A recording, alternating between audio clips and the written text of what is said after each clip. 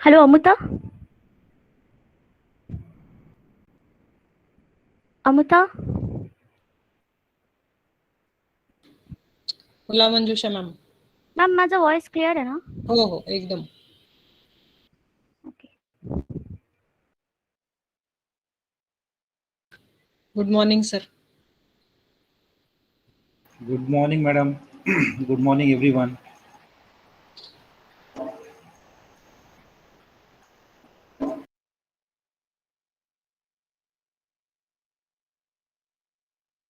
Good morning, sir. Yes, Mandar sir. Good morning.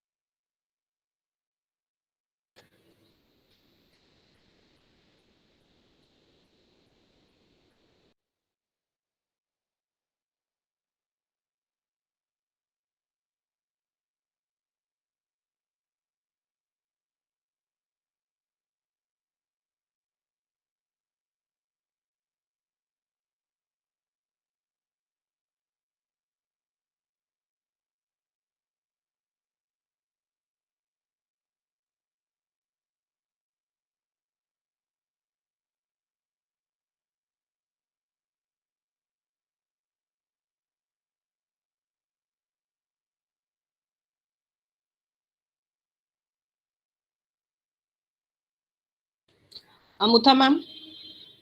Yes, ma'am. Should I start? Yes, yes, please start. Okay, ma'am.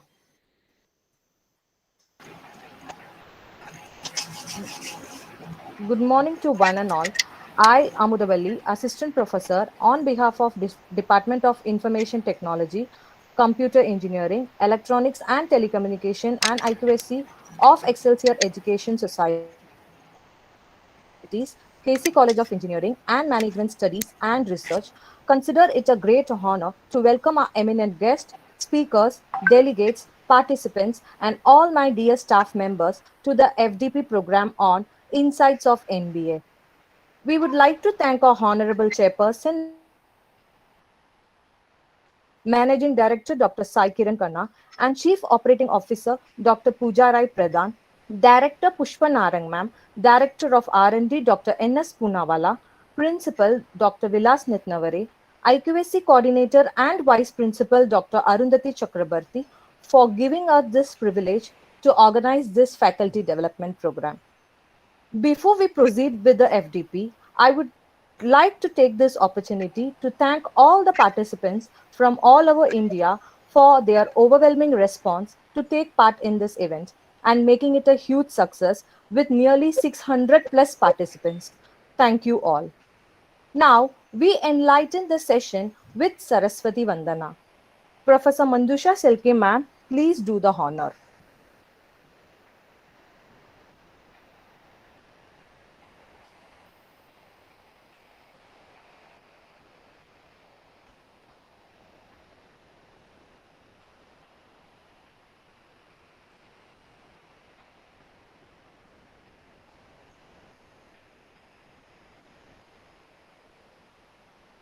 Mandusha ma'am?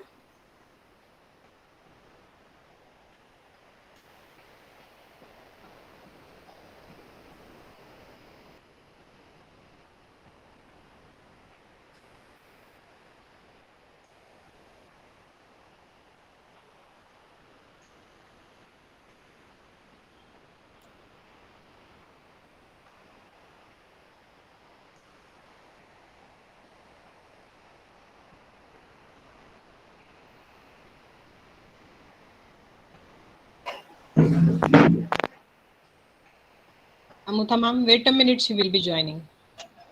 Okay.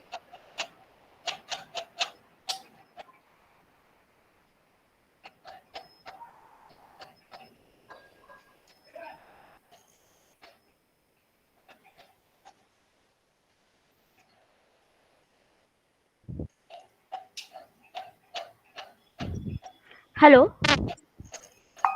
Yes, Mandusha ma'am. या कुन्देनु तुषारहारधवला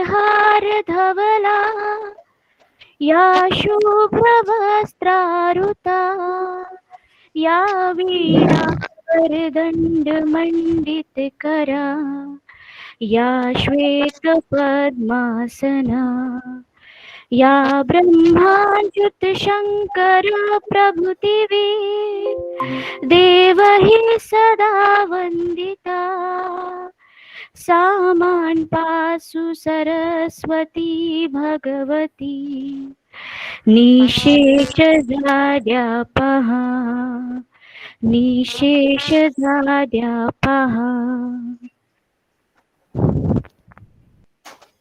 Thank you, Mandusha ma'am.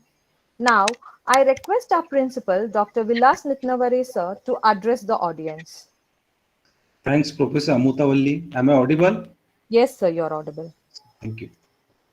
Respected Honorable Chairperson Dr. Harsh Kiran Khanna Madam, Honorable Managing Director Dr. Sai Sir, Director Narang Madam, Chief Operating Officer Dr. Pooja Rai Madam, distinguished guest and speaker for today's program, Vice Principal Dr. Arundhati Madam, heads of department, faculty members, and dear faculty participants. Good morning to you all. I, Dr. V. N. Nitnavare, Principal of KC College of Engineering and Management Studies and Research, Thane, welcome you all in 3 days online faculty development program on Insights of NBA organized by Department of IT, Computer and ENTC under the banner of IET, and CSI. I really appreciate the efforts of organizers, particularly Professor Amarja, head IT, and her team members for taking all the efforts to organize this event successfully. I also take this an opportunity to convey my sincerest thanks to the speakers of this program who gave their kind consent to guide the participants. I am truly obliged to Dr. S.K. Uprande sir, Associate Dean, Mumbai University, and Principal of KJ Somaya, Institute of Engineering and Information Technology, Mumbai. In spite of his busy schedule, Sir has given his kind consent to act as a keynote speaker for this program. I also convey my sincerest thanks to Dr. R.K. Jain sir, who is Director, Rajarshi Shahu College of Engineering, Pune. Dr. P.V. Ingole sir, Professor and Head of Information Technology, PRI, MIT and R. Badnera. Dr. Bhavesh Patel sir, Principal of Shah and Anchor, Kuchi Engineering College, Mumbai. Dr. R.G. Karandikar, COE SVU and Professor of ENTC, KJ Somaya College of Engineering, Mumbai. Dr. M.S. Ali sir, Principal of Professor Ram Meghe College of Engineering and Management, Badnera. Dr. Abhay Kumar S. Wayal, Associate Professor, Civil Environment, Engineering Department, VGTI, Mumbai. All the speakers for this FDP are eminent academicians and hold great insight about NBA and its various criteria and processes. So I will speak very less on NBA, but I would definitely take to share the definition of NBA, which was narrated by Professor S.C. Sahasrabuddhe, ex-director of IIT Bombay. He said that NBA is the judgment on program whether it is acceptable or not acceptable. To give the verdict, the committee refers the rule book. The rule book defines 10 criteria. The committee verifies whether the institute and the program applied for accreditation follow the same practices as per the rule book or not. To reach to the conclusion, they check the document evidences, facts and figures in regard of all 10 criteria. They also check the credibility of the stakeholders, that is students, whether they are acceptable in the profession environment or not. And based on that, they convey their verdict. Dear friends, I was trying to understand NBA in more detail, and one day I came across the blog which was published by ThinkPost. So I read the blog by ThinkPost, and it was narrated about the importance of NBA in the international arena. NBA at Delhi had become the permanent signatory member of the Washington Accord on 13th June 2014. This accord is an international agreement between 20 different countries and is entered into by authorities like the NBA responsible for accrediting engineering degree programs in their own countries. This enables Indian graduates from accredited engineering programs to practice in or go for higher education to other Washington Accord countries. Why NBA is critical? In the blog, it is mentioned that an engineering college that has NBA accreditation carries the stamp of recognition for its education quality assurance both at undergraduate as well as postgraduate level. Colleges are periodically evaluated for stringent NBA accreditation criteria with the purpose that they are at par with international best practices. It is mandated by AICTE also that all engineering colleges need to have NBA accreditation status by 2022. Maybe due to Corona, the date may be extended, but sooner or later, all the institute will have to get the status. Dear friends, I I try to understand the post by ThinkPost further. I came across what are the key benefits the institute may draw if they get the status of NBA accreditation. I came to know that the institute with NBA accreditates indicates that it follows the quality standards which is being set by all the apex bodies like university, DT, and AICT. Foster trust in the institution. All the stakeholders will have a strong belief in the governance of the institute. If I say stakeholder, it includes parents, students, alumni, and employer. It also indicates that it has quality initiatives and that actually helps the students to improve their performance. The institutes who apply for NBA accreditation, it helps the institute to undergo SWOT analysis. NBA accredited institutes find it easy to get the fund from apex bodies. I mean to say that if the institute wants to get the fund to organize any technical events, any conference, workshops, isn't it, or any enhancement of lab equipment, so it is very easy for the accredited institute to get the fund. Age in the job market. The students who complete their course of engineering from accredited institute, they always have upper age over the students who complete their engineering from non-accredited institutes. In fact, MNCs always give first preference for campus placement to those institutes who are NBA accredited. And the last benefit which institutes get, it's a better mobility going forward. The students from the accredited institutes can move to any other country who also follow Washington Accord. To summarize, NBA is not the process to be adopted once, earn accreditation and forget, but it is the practice which is to be adopted by each institute, faculty member and students now and forever. NBA is the way if institute follows, it will help to maintain the quality and branding. Dear friends, the organizers of this SDP, FDP has been set this program in such a way that the experts will address the critical processes of NBA accreditation and hence the program will be truly beneficial for all the participants. I appeal all the participants to take each and every session seriously. With this, I conclude. I convey my best wishes to all the participants. Thanks for patient listening. Over to Professor Amuta. Thank you so much, sir. Thank you for your valuable words. I would also like to welcome our Honorable Chief Guest, Dr. S.K. Ukurande.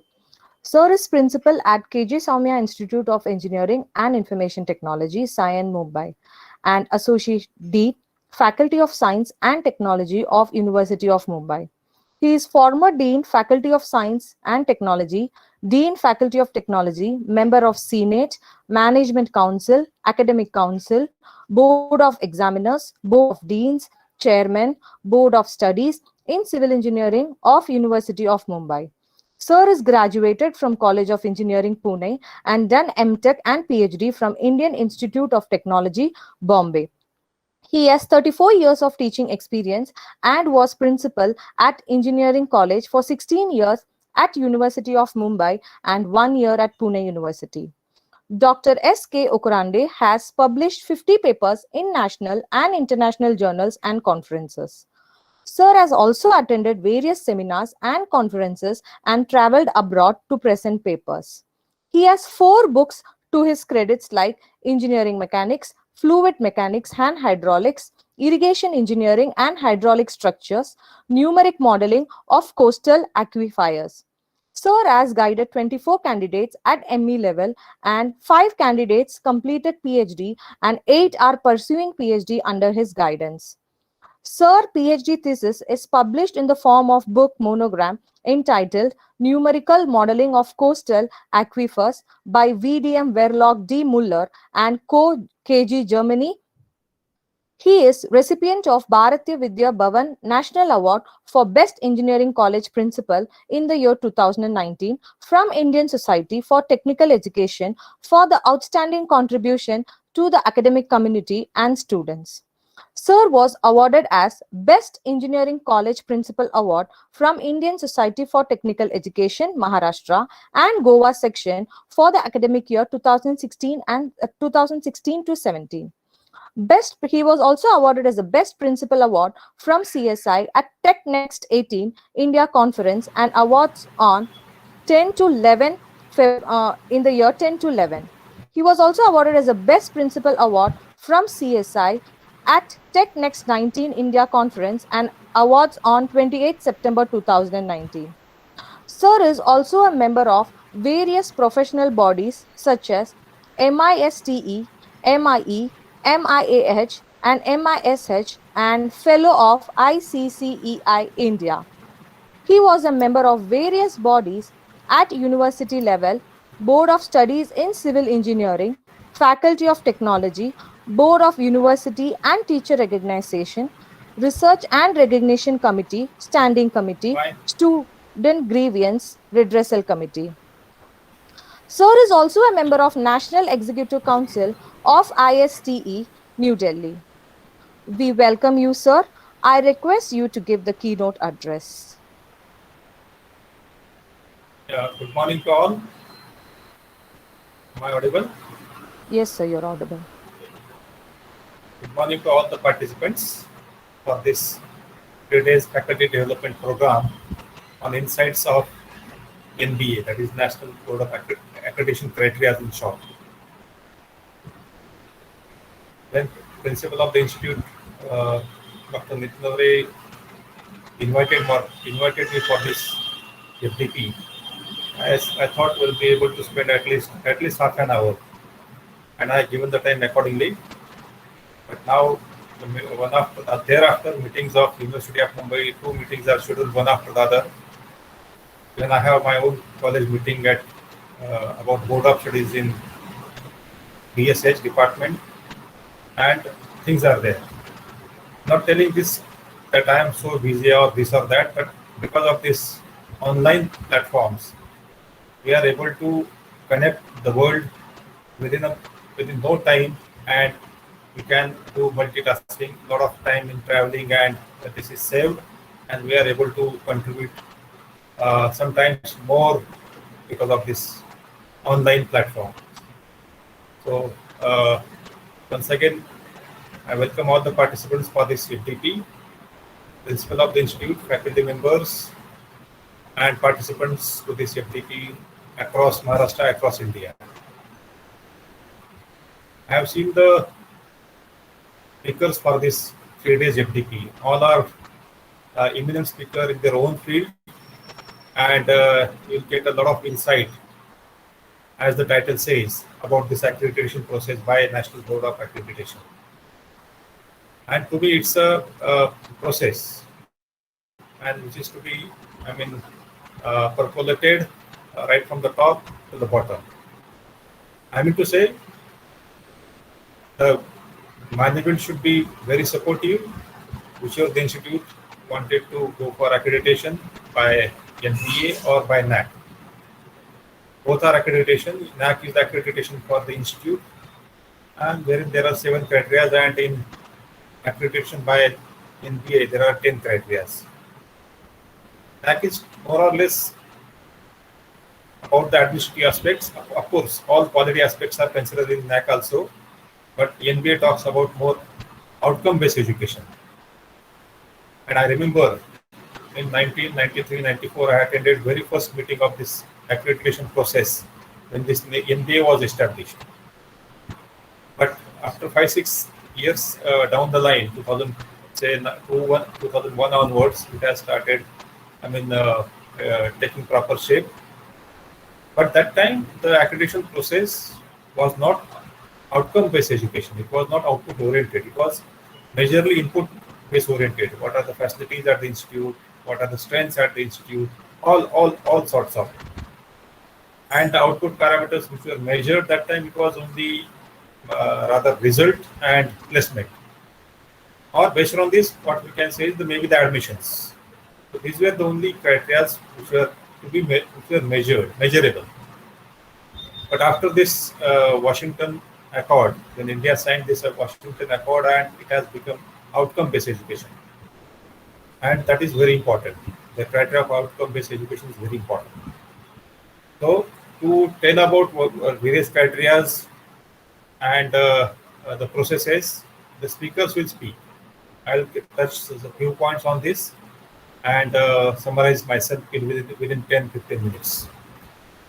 See, for any institute, I wanted to go for accreditation for the programs. The support of management very much essential, and the at college level teamwork, right from principal to all teaching staff and non-teaching staff, teamwork is very essential. And the principal being a leader of the institute, he should lead the institute, and you know the difference between leader and boss. Principal should be a leader of the institute. He or she should take all the faculties, each and everyone along with him to this mission, to achieve this mission. And every faculty, every staff and students, who is the major stakeholder, move in the same direction. The leader has to assign the responsibilities, looking at this, identifying the strengths in each and every individual.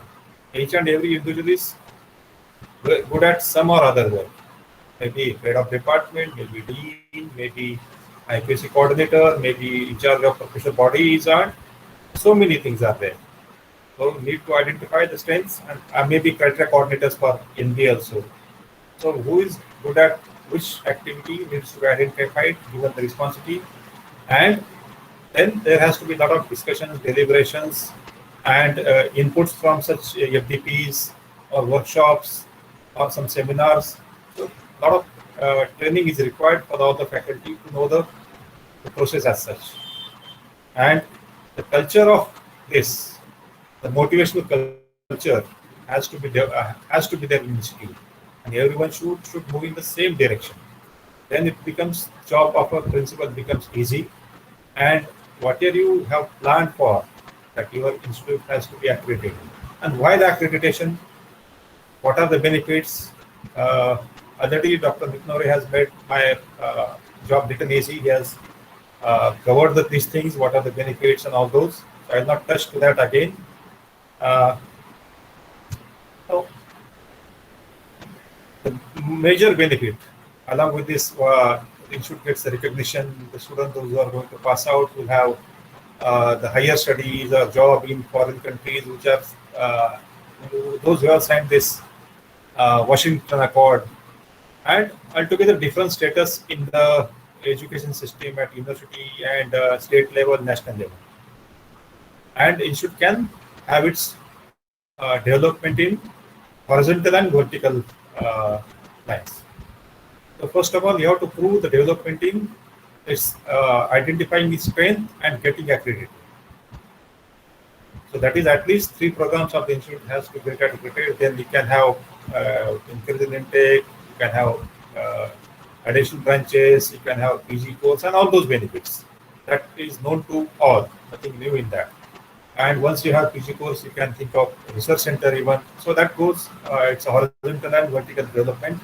And wherever this UG, PG and PhD culture is there, those institutes progresses fast. So wherein this teaching learning is strong, and this research culture is inculcated in the institute. So teaching and research are going hand in hand, and the institute progresses as it is, as per the vision of the management. And for that,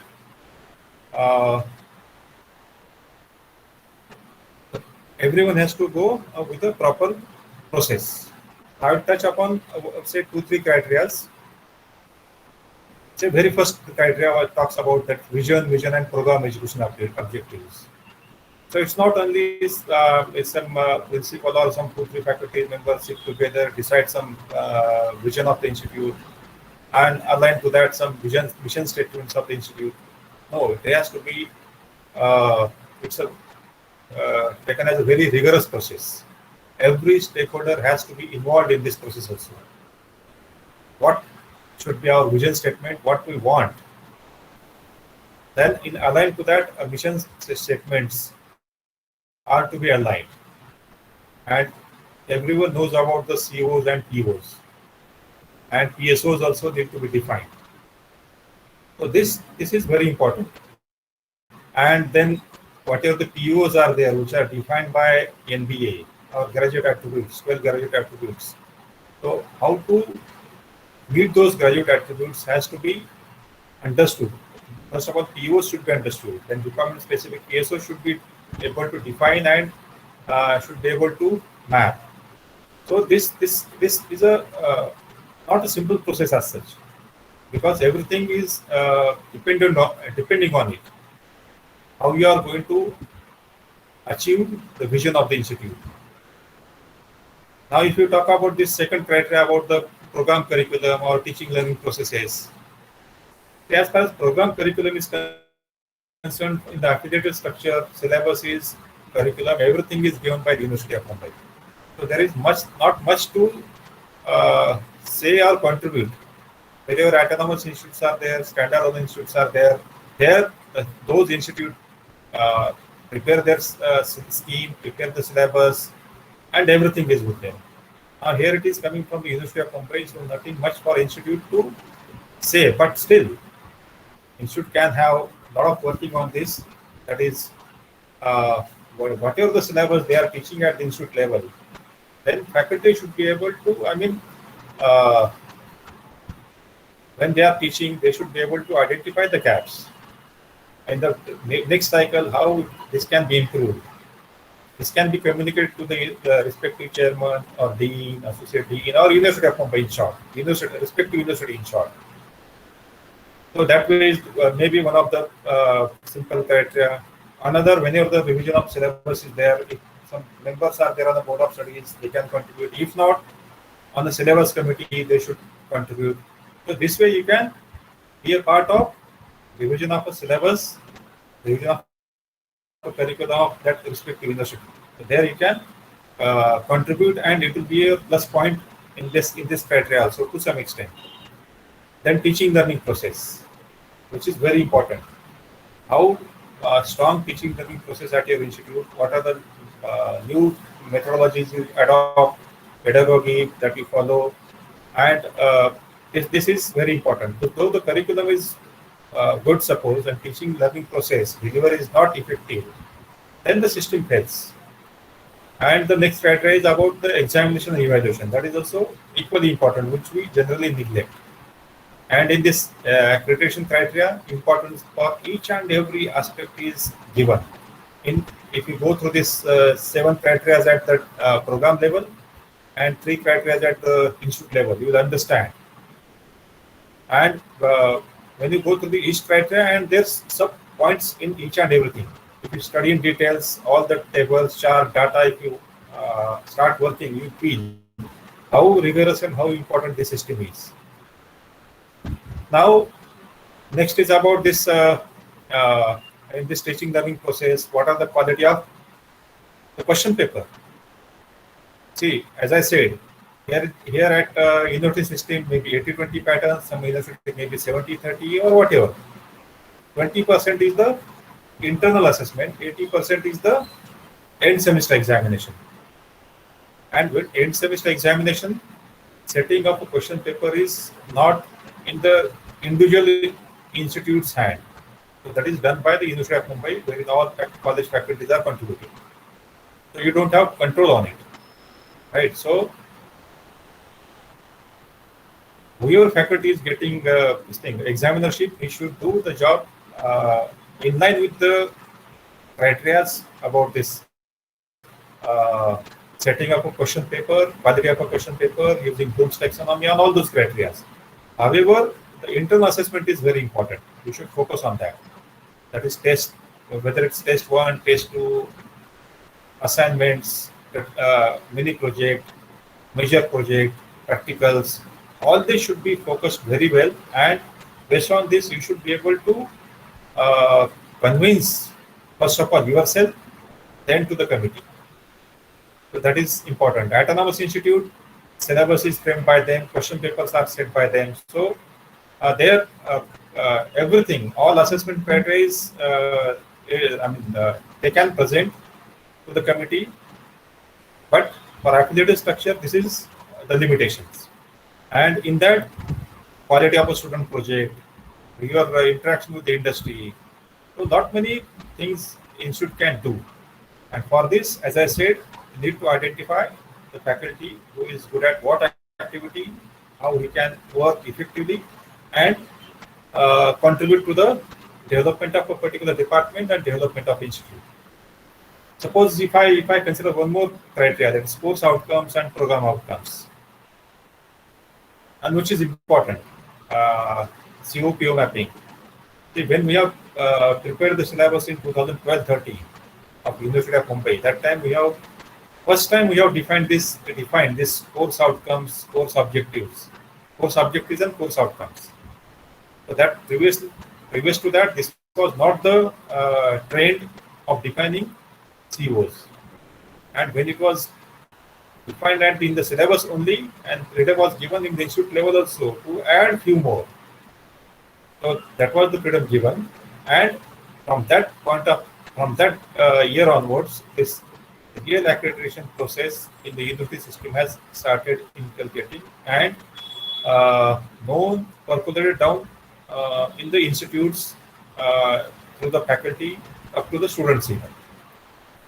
Now, in this mapping of CO to PO or mapping of CO to program specific PSOs, this is very important. And then mapping of that to the mission and to the vision. So this process is very important.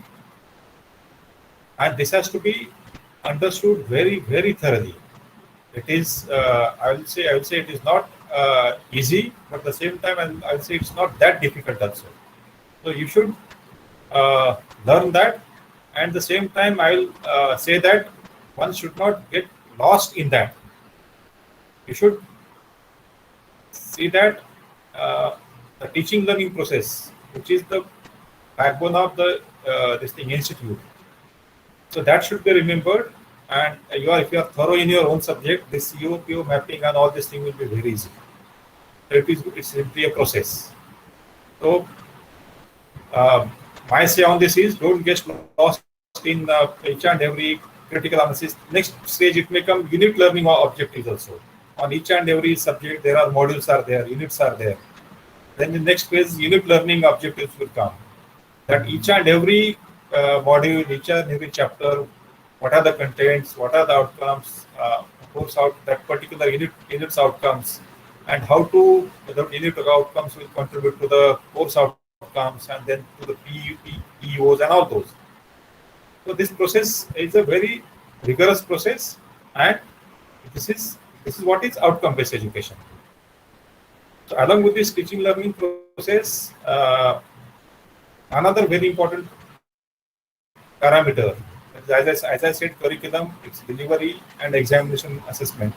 Along with that, the important parameter nowadays, which is expected by every regulating body, by universities, by DT, and more precisely, more prominently by NAC and by NBA. And even the institute, those are autonomous by UGC. And everywhere, the publications, quality of publications. That is how the research culture is inculcated in the institutes. That is, it's not only a few faculties are working on the research project. It's a process. It's not going to happen overnight also. It takes time. Start working from maybe mini projects, minor projects. Not of minor project, I don't mean that of which is funded by university. The contribution from the institute also for that. The major projects done by the students in final year, not only in final year, maybe student project groups formed right from the first year to final year, or interdisciplinary projects done by the students. So that matters a lot. Quality of projects matters a lot, and how much budget is allocated for such projects for the students, project of the faculty, research budget, how much is allocated to the department, to the institute. All these parameters matters a lot. And simply allocation of a budget. First of all, whether budget is there, if it is, how it is allocated, and then how it is utilized. So these are very important parameters. So I have just touched 2-3 parameters. There are 7 parameters at departmental level or program level, and 3 at institute level. And I'm sure the speakers for this 3 days FDP will touch on various criteria. And I have seen just now my friend Dr. Rakesh Jain, and he has delivered a very excellent session at my institute for this autonomous colleges, COP mapping and assessment strategies. So through such eminent speakers, you will get a real insight of this MBA process. And this is the way to learn the things and then implement at your respective institutes. So otherwise, who is going to do it? It's the job of not only of principal, but of the faculty members of the institutes, and well supported by the management.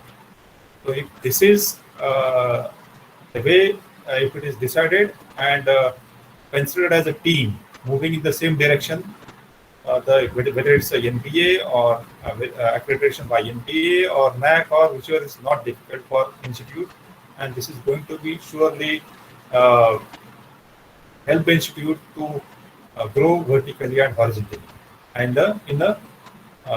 develop a quality teaching learning quality culture in the institute in terms of teaching learning process, in terms of research, in terms of innovation. So with this note, I stop here and appreciate the KC College of Engineering for organizing this 3 days FDP for the faculty members, and wish that participants will get a lot of insights in 3 days. Thank you very much for inviting me here. All the best. Thank you so much, sir, for your valuable guidance. Really thanks to you, sir. Thank you, sir. The session was informative. Thank you for your valuable time, sharing your experience, ideas, and knowledge with us. Thank you. We welcome our next speaker for the day by Dr. Rakesh K. Jain. Sir is designated and working as principal of Rajashri Sahu College of Engineering, Pune, since October 2016. Sir is graduated in Civil Engineering from R&D University, Jabalpur, post-graduated from College of Engineering, Pune, and PhD from Rajiv Gandhi Pradyogiki Vishwavidyalaya, Bhopal. He has started academic career in 1986 as lecturer at Dr. D.Y. Patel Institute of Technology, Pune, and was subsequently promoted as professor and head of civil engineering. Madam Yadav, it's too weak to Yes. just say few things, that's all, especially related to the MB. Everybody knows somebody will be lecturer, then HOD and principal. So please. Okay, sir. Not necessary, not required, really. Many of them are knowing me. Yeah, madam, please continue. Okay, sir. Okay. Sir was nominated as a member as well as chairman for expert team to evaluate the programs under National Board of Accreditation. He has visited Technical Institute for Accreditation, University Grant Commission, has identified institute as Paramarsh Institute, and Sir was appointed as an ambassador for mentoring 5 non-accredited institute for accreditation by National Assessment and Accreditation Council, NAAC, NAC. Sir has focused his research on planning for sustainable urban transport and development of cost-effective technology for payment construction and for integrating these thrust areas into classroom and project-based learning for students. He has published many international and national conferences. He has published 54 papers, 5 patents, and authored 2 textbooks under the title Geotechnical Engineering and Building Construction. Sir was appointed by the Transportation Engineering Department of Pune Municipal Corporation as member of Standing Technical Advisory Committee. He is member of various professional bodies like MIE, ISTE, ASCE, and Institute of Urban Transport, India. He has visited Germany as a member of delegation of Pimpri-Chinchwad Municipal Corporation to study tram as mass transportation system for Pune metropolitan region. Madam, thank you so much. It's yes, sir. We welcome you, sir. I request you to start with the session. Thank you so much, madam. And thanks, Dr. Prande, sir, for mentioning my name. It was really a good chance given by Prande, sir, to share OB with team of faculty member from Autonomous College. And once again, I really thank another principal, Dr. Nitnore sir, for inviting me here as a principal. And again, now I'm going to talk to criteria 2 for the faculty members from affiliated colleges. So this is tier 2 type of, NB accreditation process. So thank you, everybody. Madam, let me share my screen, okay? Yes, sir. Madam शुरू करना है, थोड़ा time है अभी. Sir, we can start. We can start now. Yes, yes.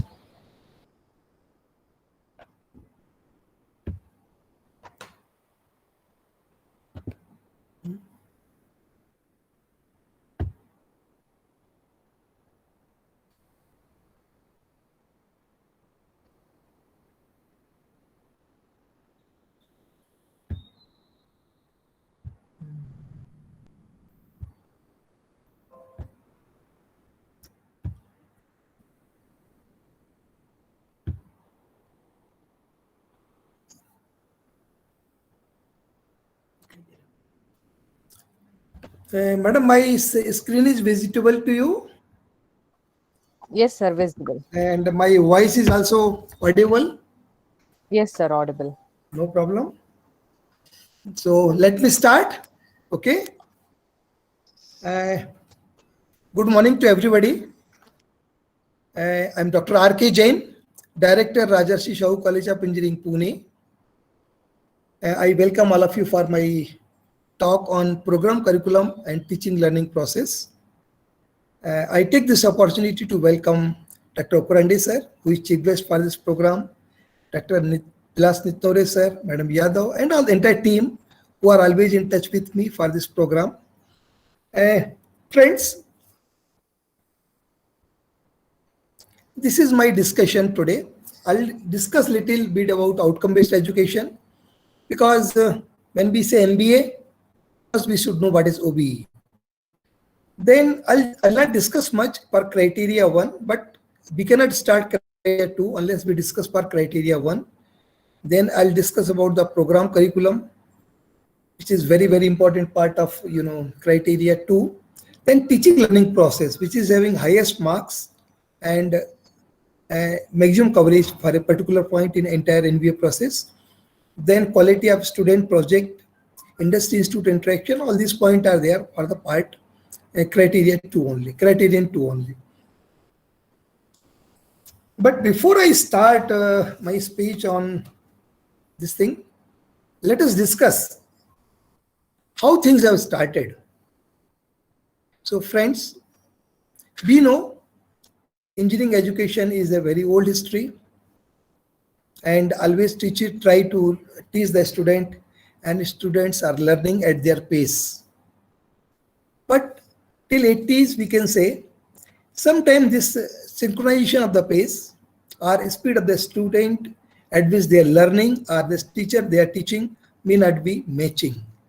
That was a fact, and it was discussed on many platforms. And slowly, institutes started finding out the way how we can assess what we have taught, whether students are learning or not. So we can say assessment movement started in 90s. Then many good institutions, they started some good practices. There was no defined methodology or defined tools or maybe techniques, but they adopted some good practices. We call them as best practices. Some started interacting with the industry, some started interacting with some other organizations, and they have MOUs started, and then we used to call them as a best practice as part of process. But that was also not adequate. Industry was not still comfortable with our product, and then there was a paradigm shift in 21st century, we can say, where AWET had decided to adopt outcome-based education, we can call it OBE, and then afterwards, NBA also accepted that as part of Washington Accord. So this is the movement where OBE started in 2000 onwards. This OB, outcome education, is a concept which is given by William Spady in 1970. And what is that OB? So it is very, very important to understand before understanding the NBA, because it is a culture, it is a philosophy, it is a something which is to be imbibed by the first faculty members. Then we have to get it reach to the students, and then we have to reach to the other stakeholders, so that there will be a culture of OB in the institution. So OB is a process that involves restructuring of curriculum. Most important thing is we have to restructure the curriculum to teach OB to the students, or to bring that culture. It is not only curriculum that is adequate. We also have to start, we have to also develop, we have to also identify good assessment tools. Then whatever we are doing, there should be a good practices of reporting the things, making the documentation, so that this can reflect achievement of high order learning, and the student will get mastery in a subject rather than accumulating of course credits. And this is what is given by Tucker in 2004. It was also told it is a learning-centric approach, a learning-centric dynamic education approach that focuses on graduate attributes, we call them now PO, of learner at and after the completion of the academic program. Please remember, OB is not only here answering the outcomes which students are going to learn in the 4 years of learning, but it also defines that how he can be a lifelong learner in his entire life. So this is what is OB is. To implement this OB in the institution, we need a framework. It cannot be implemented in isolation. We have to devise a total framework from institute level to department level to course level.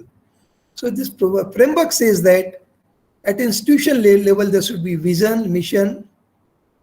We should have our then department level PEOs, then department level vision missions. We should decide what outcome we need from the students, and then we have to decide at course level COs. All these will be based on the planning of the course and its delivery. So there should be a well-defined syllabus, well-defined teaching methodology. There should be very good learning object activities planned by the teacher. And please remember, here in OB, teaching is not only adequate. We have to also find out very good assessment tools, those who can really reflect the real teaching learning process, what we taught and what they learn. So we call it continuous assessment, we call it there are so many ways of assessment, but we have to find out suitable assessment tools also. After this, making assessment first at course level, then by combining all the courses, we have to do the assessment for program level and all the programs of the institutions. That will decide the institutional assessment. After making this assessment, then we have to find out what is today, what was yesterday, what will be in future. So there will be if we need, we have to find out the ways for improvement, and then this cycle will continue. But please remember, while doing all this, what is most important is input from the industry. Please remember, unless we take input from the industry, input from professional organizations, then your entire process will be in isolation again. So what world is going, where world is moving, and where our teaching learning process is, again this is to be compared, and then if we get good answer, then only we say we are comfortable for this process. Along with this framework, there should be a good system available at the department level and institute level to implement the OB. For example, a teacher who is teaching the subject will be called as course coordinator. Then in a department, there are various specializations. For example, in civil engineering, we have got a specialization like geotechnical, transportation, water resources. So every specialization becomes one module. So teacher teaching subject similar nature, similar specialization in module will be coming together, and they are appointing one module coordinator. Then entire department will be having program coordinator. Then most important thing is assessment in OBE. So we should have good program assessment committee, and there should be a, because we are the institution which are under tier 2. So we don't have board of studies. So we should form one department advisory committee. In the department advisory committee, there should be a representation from industry, representation from alumni, and representation from our students, so that through these stakeholders, those who are external stakeholders, even some parent can be part of that if they have some contribution to do. By making all this, we can bring what is going on latest in the world. We can make our institution, our system up to date. And finally, at institution level, there will be IQAC, which will be monitoring, controlling all these activities. So this is the system required. After system, we have to come to the process of OBE. For defining the process of OBE, it was having broad goals, which is to be decided by the team of experts. From those goals, we have to decide objectives. Then we have to find out measurable outcomes for each objectives. And then we have to find out tools for review and for continuous improvement. So this is the process required for making the OBE process. Coming to a particular department for which we are here today, what is required? We should have a vision and mission of the department, which will be in line with the institutional vision mission, and taking feedback from various stakeholders and maybe suggestions from all external bodies and all those organizations which are supporting the departments. Then we can have our own PEOs. From these PEOs and vision mission of the department, then we come to POs and PSOs. POs are nothing but the program outcomes given by National Board of Accreditation. I'll discuss those. And PSO, which we define for our department, for our course or program, we can say. And from this, we come to various courses as a COs. So by making this system in process, please remember this is whatever thing I have discussed so far, a system, a process, then we should have vision, mission, all those things. Then those are the prerequisite, we can say, for thinking about the NBA accreditation. And then we can say we started following, we have made a culture where OBE can sustain. Okay. Now, after doing this, now we have to find out what is NVA. And then, as Ukrandi sir has already discussed, I think I joined late, but sir was discussing there are 10 criteria in OBE. Total marks are 1,000. I started with the first criteria, which is vision, mission, and PEOs for 60 marks. And topping given to me is, criteria 2, which is program, curriculum, and teaching learning process of 120 marks. But friends, again, I want to say a few words about NBA, then we'll go for our criteria 2. What is NBA? What do you understand from NBA? What I understood, I'll tell you. For me, it is a benchmarking process. It is a process which benchmark a particular program. It is a process of quality assurance in technical education. Please remember these two sentences before going for NBA. If a particular department, or we can say now program, a particular program is accredited by NBA, it indicates that a particular program is having, suppose all the programs, the institutes are accredited, then a institute is having human resources and all other resources at per norms. at for requirement of that OB process. It also indicates that we are making compliance of all the requirement which are needed by various stakeholders. Stakeholders may be our controlling authorities, maybe your NBA, maybe NEC, maybe AICT. We are fulfilling all those norms. At the same time, we are satisfying all the stakeholders, maybe our students, maybe our industry partners, maybe faculty members. So this is what indicates by NBA. It also indicates that whatever competency our students are gaining in the institutions, please, this is again very important for us.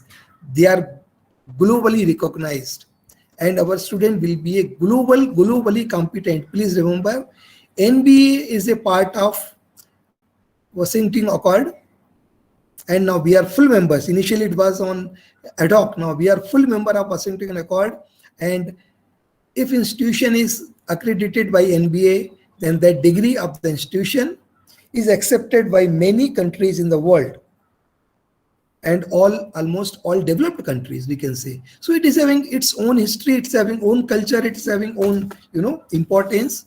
So that's why, and please remember, NBA accredit the program, even not the department, not the institution. So it is a very minutely understood process. We have to understand entire department as a whole, then we have to go from whole to part, and from that deep understanding of the department only department get accredited for.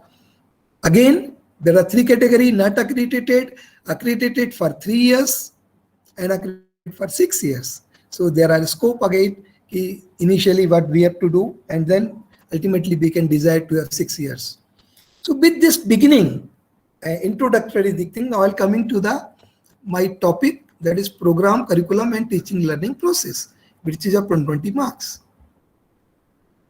As I told, before going for criteria 2, I have to understand criteria 1 in detail. So what criteria 1 says, it is here. Criteria 1 means vision, mission of the department and institution should be ready. We should define PEOs for the program for which we are going for the MBA. This vision, mission and PEOs should be well disseminated and published at all desired levels, at desired locations, and should be disseminated among all the stakeholders, so that they must be knowing that why we are here, why this institute is existing in a particular environment, what is the purpose, and for what teachers and students, everybody is working. So that is very important, disseminate that. We should have well-defined process of defining the vision, mission of the department and PEOs, and even process for redefining also. And last but not the least, the criteria 1 is we have to make a well-defined consistency between PEOs and mission of the department. So please remember, whenever we defined mission and PEOs, they should be consistent with each other. So with this background, with this understanding that department is having all vision, mission and PEOs, now we are going to go for second criteria, criteria 2, that is program, curriculum and teaching learning process. As I told, it is of 120 marks. Friends, I'll give you first entire overview of the this particular criterion, then I'll take point one by one. So what is there in this criterion? First is, since we are affiliated colleges, so first we have to understand curriculum which is given by the university. What is that? And after understanding the curriculum, then we have to map this curriculum with POs given by NBA and PSO defined by the program. After understanding the curriculum, then we can make this curriculum into different groups like core courses, selective courses, basic science courses, humanities, project, internship. So what are the various components of the curriculum? We have to group them in proper groups. Then we have to find out mapping of this curriculum with the POs and PSOs. Then after doing that, we have to understood whether all the component of the POs and PSOs are properly attainable with the curriculum or not. If it is okay, then there is no problem. If not, then we have to define the curricular gap. Then for implementing the curriculum, there should be a well-defined academic calendar. We should have proper well-defined instruction methods for every subject. Pedagogical initiatives to be taken by the teachers. We have practical, so there should be quality of laboratory experience for the student. We know that all the students in the class are not learning at the same pace. So there should be a category like bright students and weak students if they are in the class. Then whenever we are conducting our internal examination, so we have to ensure that there should be a quality semester examination, assignments and evaluation system. We have to find out how we can ensure the quality in the entire thing, and then how our project, which is very important component I'll discuss later, and how these projects are fulfilling POs and PSOs. Last part of this criterion is how we are attached with the industry, whether we are having some experts coming to the department for delivering some courses partly or fully, and whether we have a culture of industry sponsored to the students, maybe summer training, maybe visits, maybe tours of the student visiting the industry. So all these will be covered in criterion 2. Now I'll take all these in detail point by point. So this is the whole structure of the criteria 2, which starts with the curriculum and ends with the how we are connected with the industry. Here at the heart is a project. So I'll discuss why I'm telling it is at the heart and why it is important to get connected with the industry.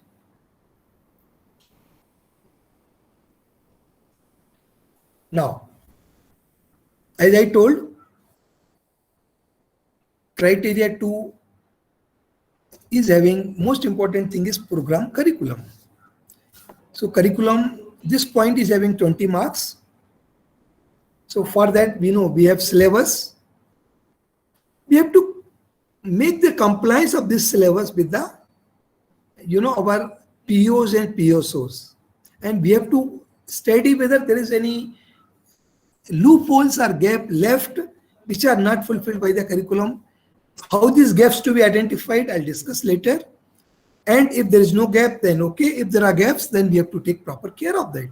So what we have to do here, we have to study the curriculum in detail with reference to POs and PSOs, which we have set, and then we have to find out list the gaps which are there for attainment of the POs, PSOs. Now, so first point, program curriculum, how to work on that. So first we have to study. Please, I'm just giving every point in detail, try to understand. So first what we have to do while answering the answer of 2.1.1, first we have to say details of our affiliating university. Okay, so my university is Mumbai University, and then curriculum is set by Board of Studies of Civil Engineering or Mechanical Engineering or Computer Engineering. And then when this curriculum was recently modified, or whether it is running for 4 years or earlier also there was some revisions in the curriculum. So that some details to be given in the beginning. So details of the affiliating university and curriculum. Then we have to prepare a detailed structure of the curriculum. That is to be attached with our report also, where semester-wise course code, course title, then lectures or tutorial or practical and total hours and how many credits are there. For first year to final year, we have to make this table. First table is like this. Okay. After making first table, then we have to go for we have to divide our curriculum in various components.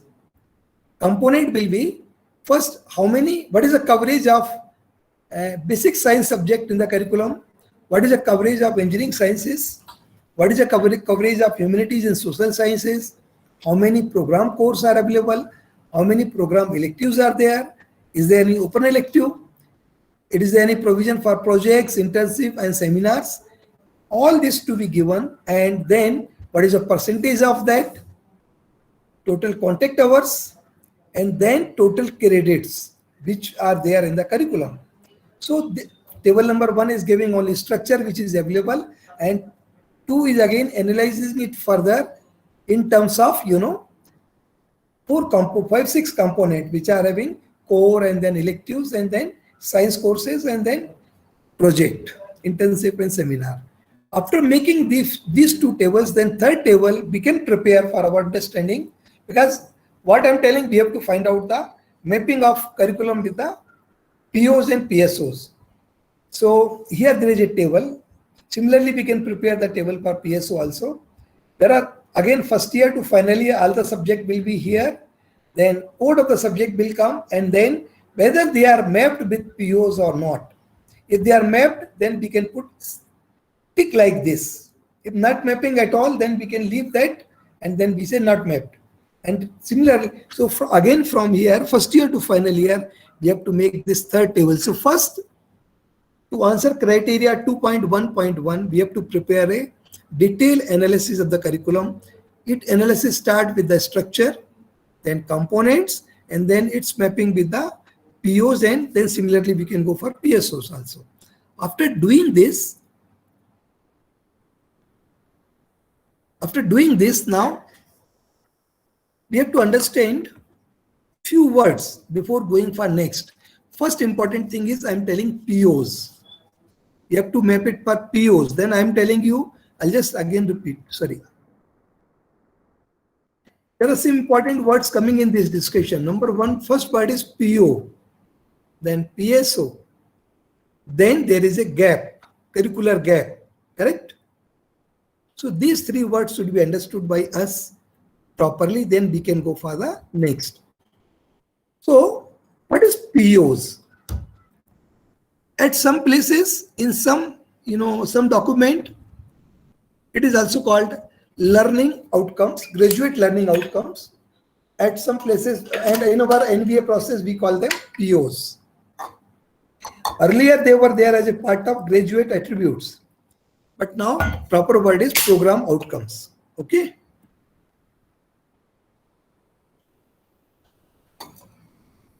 Now, please try to understand what these POs are. POs are the statements about the knowledge, skill, and attitudes, or sometimes we call it attributes. So KSA, knowledge, they are the statement which are giving detail about the knowledge, skill, and attitudes the graduate of a formal engineering program should have. Means these statement shows that after completion of a particular program, how student is getting KSA, knowledge, skill, and attitude. That defines the profile of the graduate. Okay. And as I told, these are given by NBA in India. And defining these or understanding this PO should be a beginning of our teaching learning process. Okay. Now, how this PO should be properly mapped with our curriculum. So I'll discuss that. It is again a process, very nice process is there. So there are 12 POs. So suppose I'm talking about PO1. What is PO1? I'll discuss later. Okay. Now this PO will be correlated with first, what are the competencies attained to get this PO? Those to be defined. Okay. Again, I'll discuss what those are and things are there. But so to fulfill this PO1, we have to first understand competency requirement. To fulfill those competency, we have to define proper performance indicators. We call them PI. And after making this performance indicator, we have to decide some assessment tools so that when we assess these indicators with those tools, we can say whether we are getting the attainment or not, or for performance is fulfilled or not.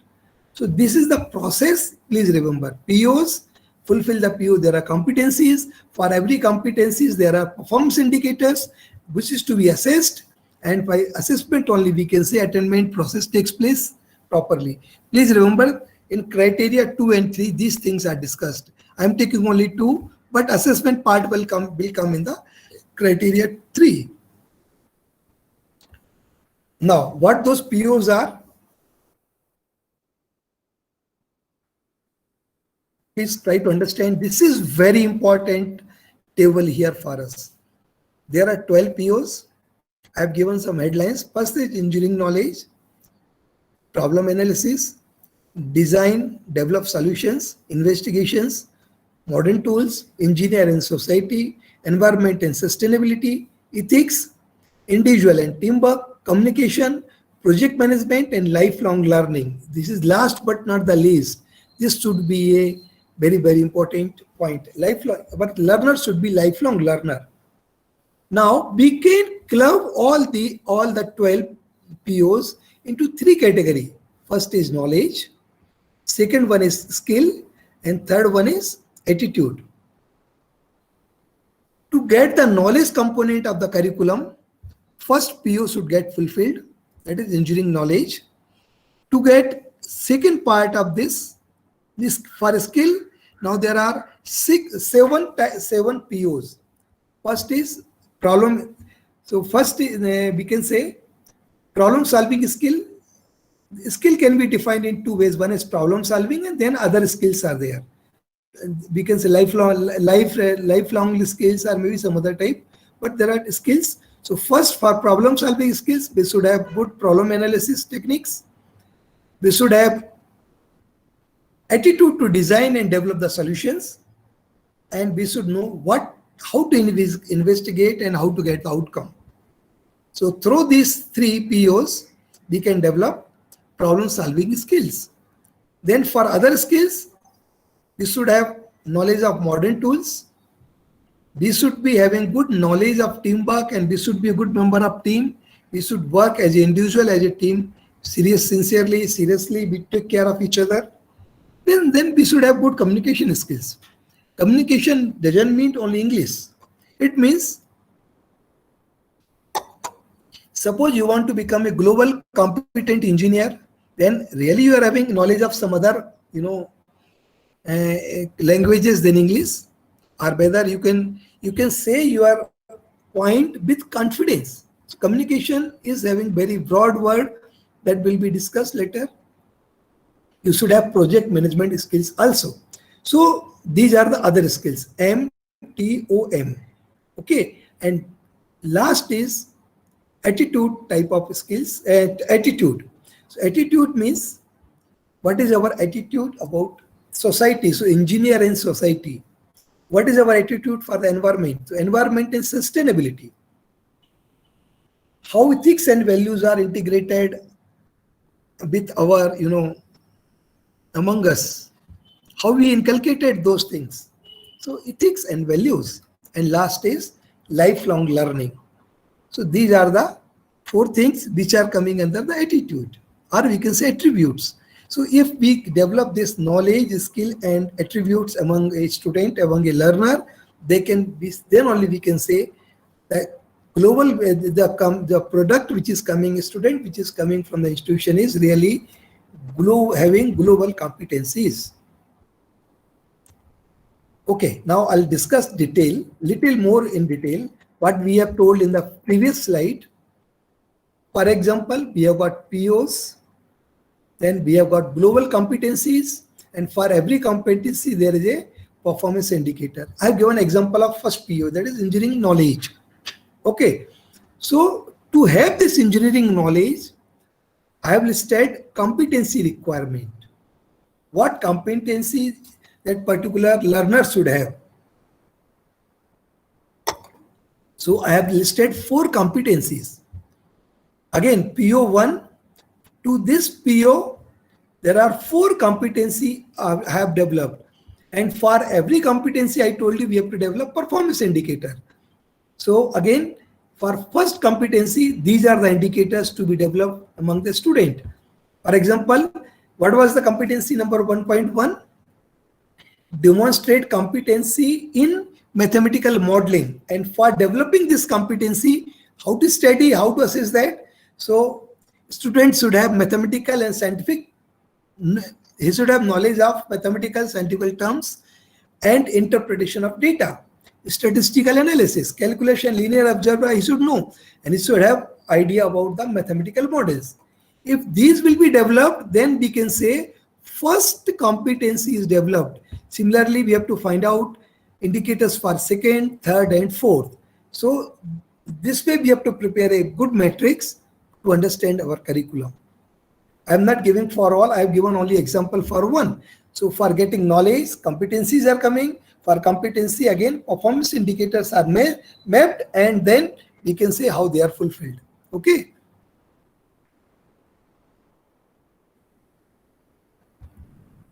Okay, friends. Now this is very important slide for us as a teacher, as a principal, as a institution whole.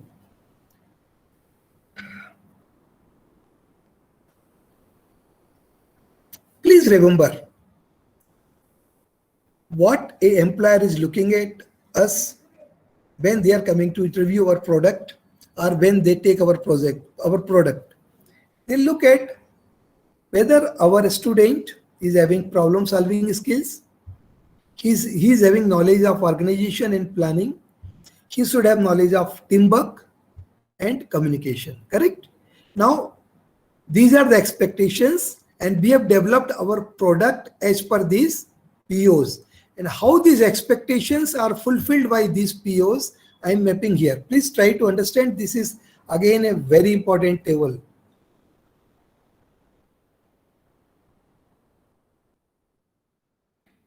These are the expectation of, this is a employer, my students are getting interviewed, and what he is looking, problem solving skills. So what he should have? Should have knowledge, problem analysis, we have discussed already. Then for knowing organization and planning, he should have these type of POs. For teamwork, there is a one PO, individual and teamwork, and for communication, there is a PO which can set communication at place.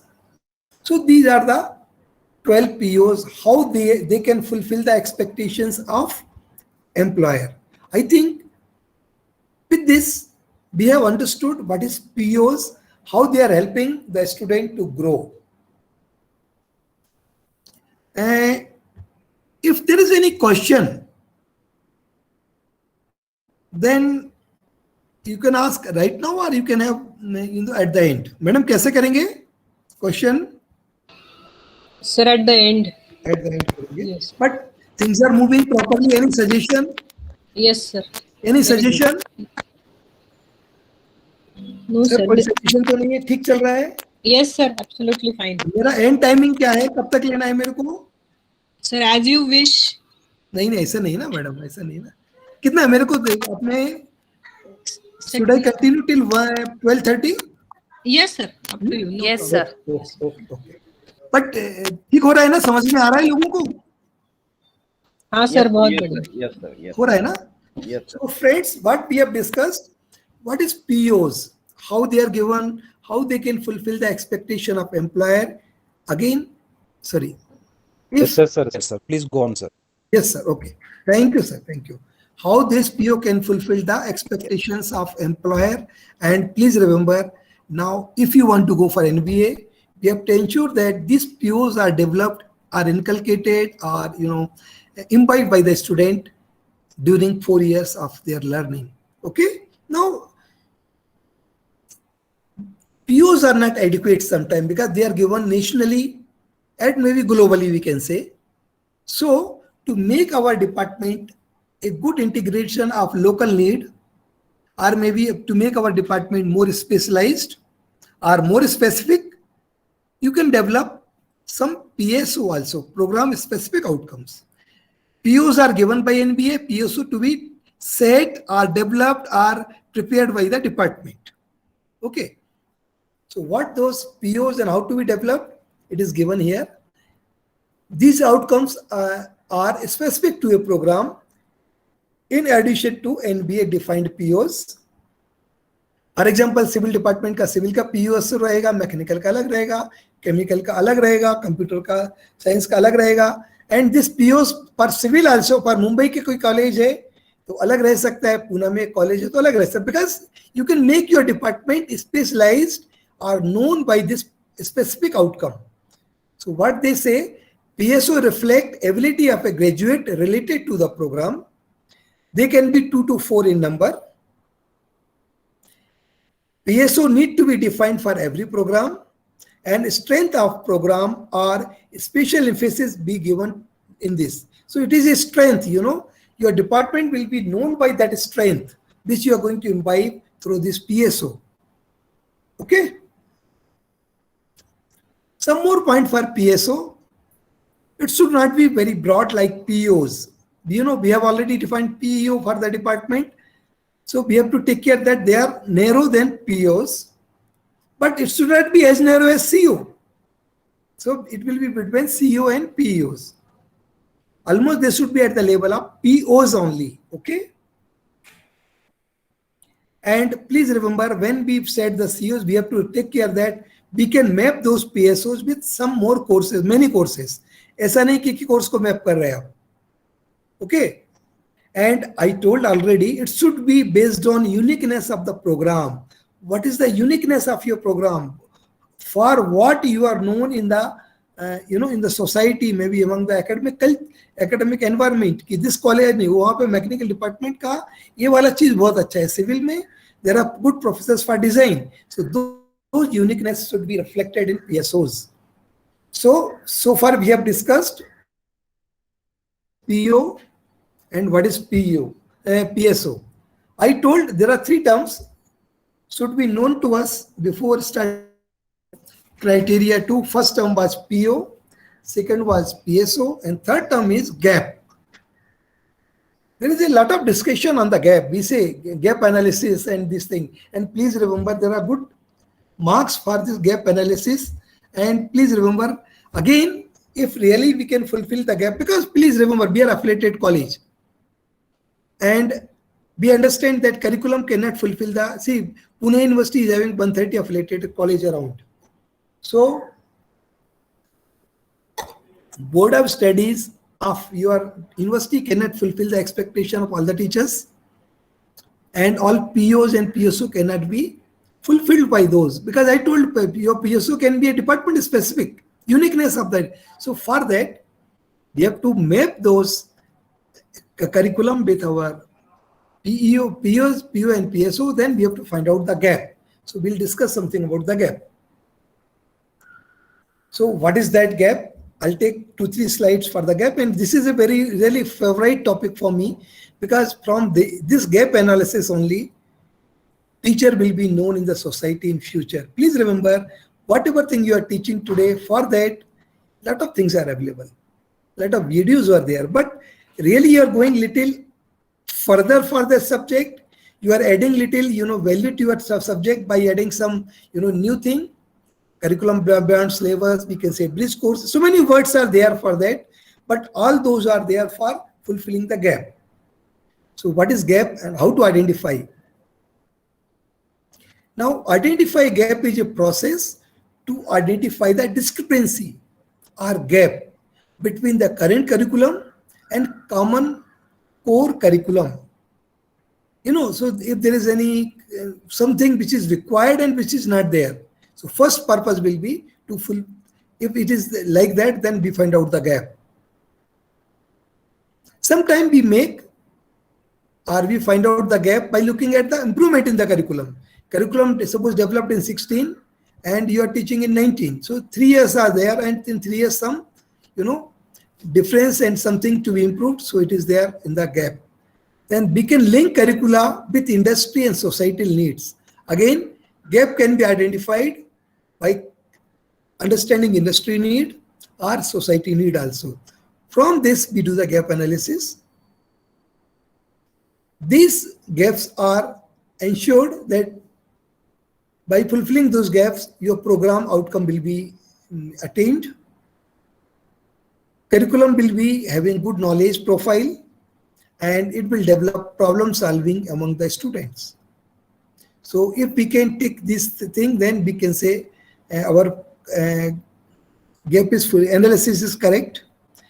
In simple word, there is one, three circles are there. First circle is what is there in the curriculum. Okay, how we find out the gap that exists and need to be filled. If you make these two together, then what could be done for the students? So what is there given by the university, what is the gap identified, and these two will be taught to the students, and then we'll get our product, which will be really very good product.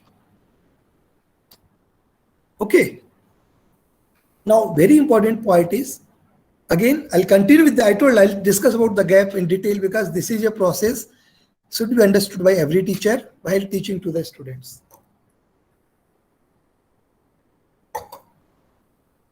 These gaps will be at requisite level of a course. Please remember. So before you start a particular course, something which is not taught so far, but needed in this particular course. So that is one gap. Okay. So it is called prerequisite gap. Second gap is there. Before starting one unit, particular unit of a course, you need something to be covered.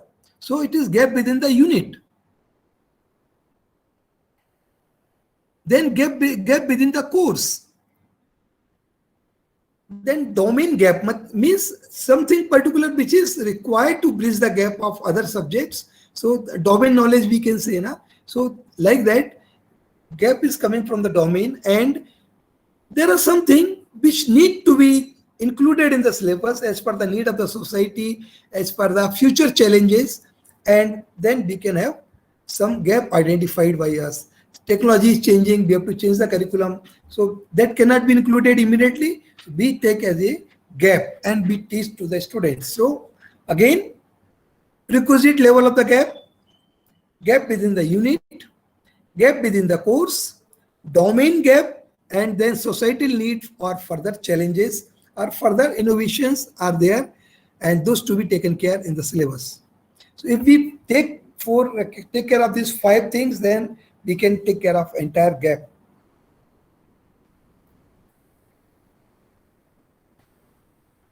I'll continue discussion on the gap analysis. How we can add those. First, inadequacy of the syllabus to reflect the industry need. That is, can be a one, gap. For that, what we can do? We can design new courses, modification of existing curriculum, addition of some experiment as a, not in the syllabus, we can add it. You can make some bridge courses. For example, we know that when students are coming from diploma, lateral entry students, they have they have knowledge of few things very nicely, but for some subject they have a problem. So we can define some bridge courses so that those gaps can be fulfilled.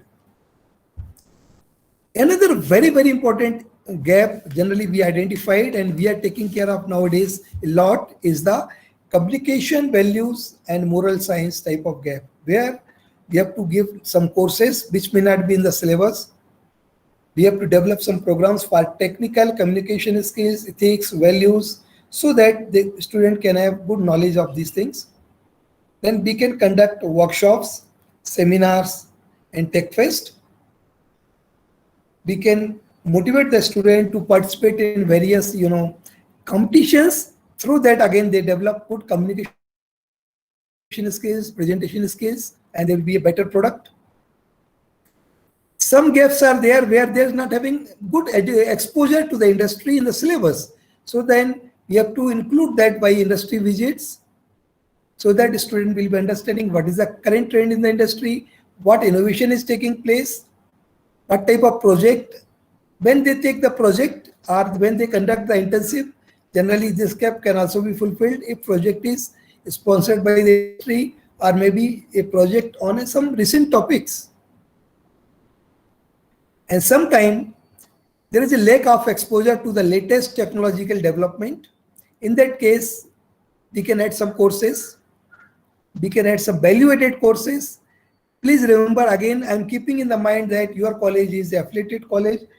You cannot add anything in the curriculum, but you can certainly motivate a student either by self-learning, or you can add some courses, weekly courses, maybe for 1 month you can have some particular course where you can motivate them to learn particular technology.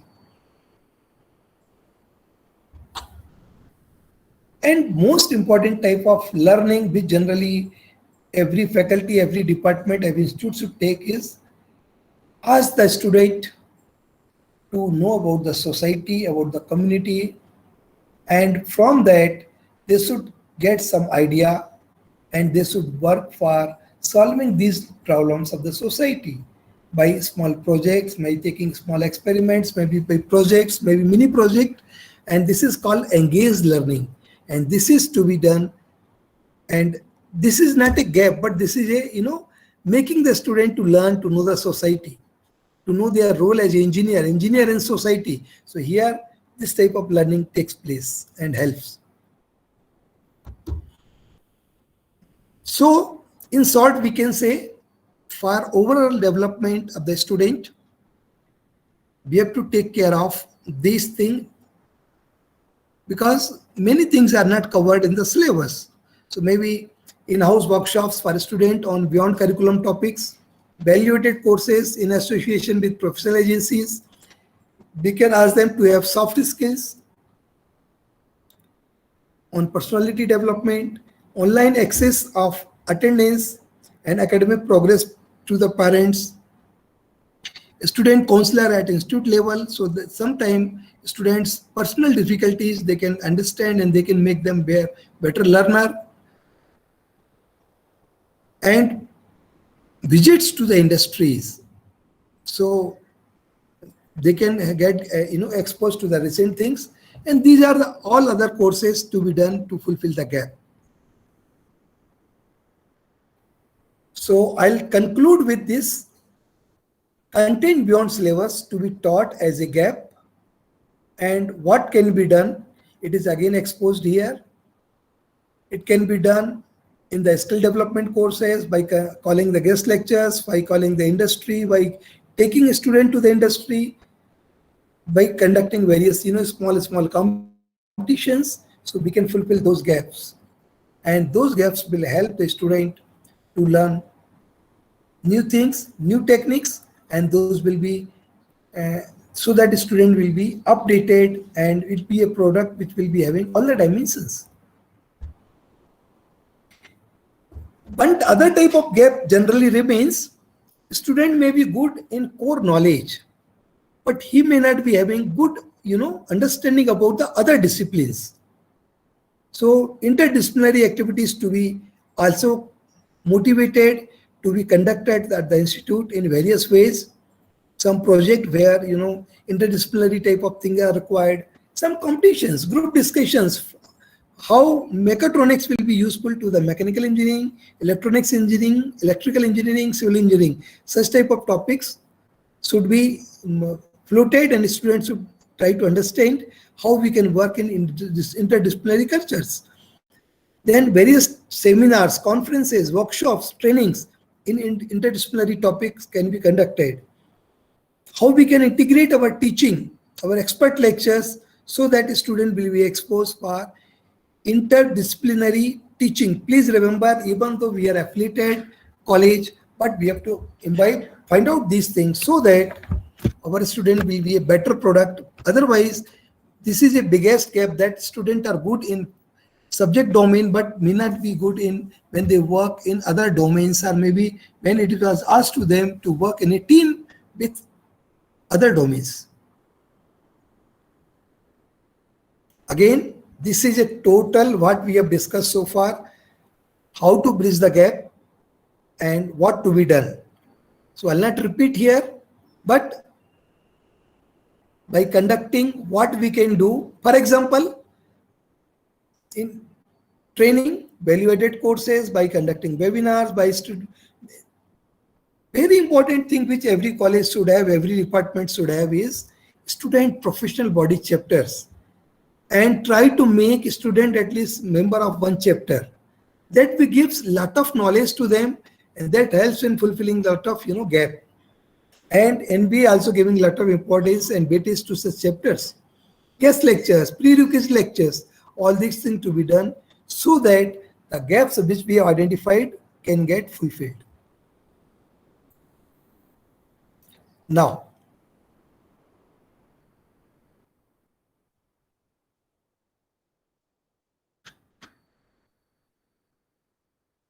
yes. So far we have discussed what is the meaning of gap in the curricula, what are the various activities we can conduct, and what are the various ways to fulfill those gaps.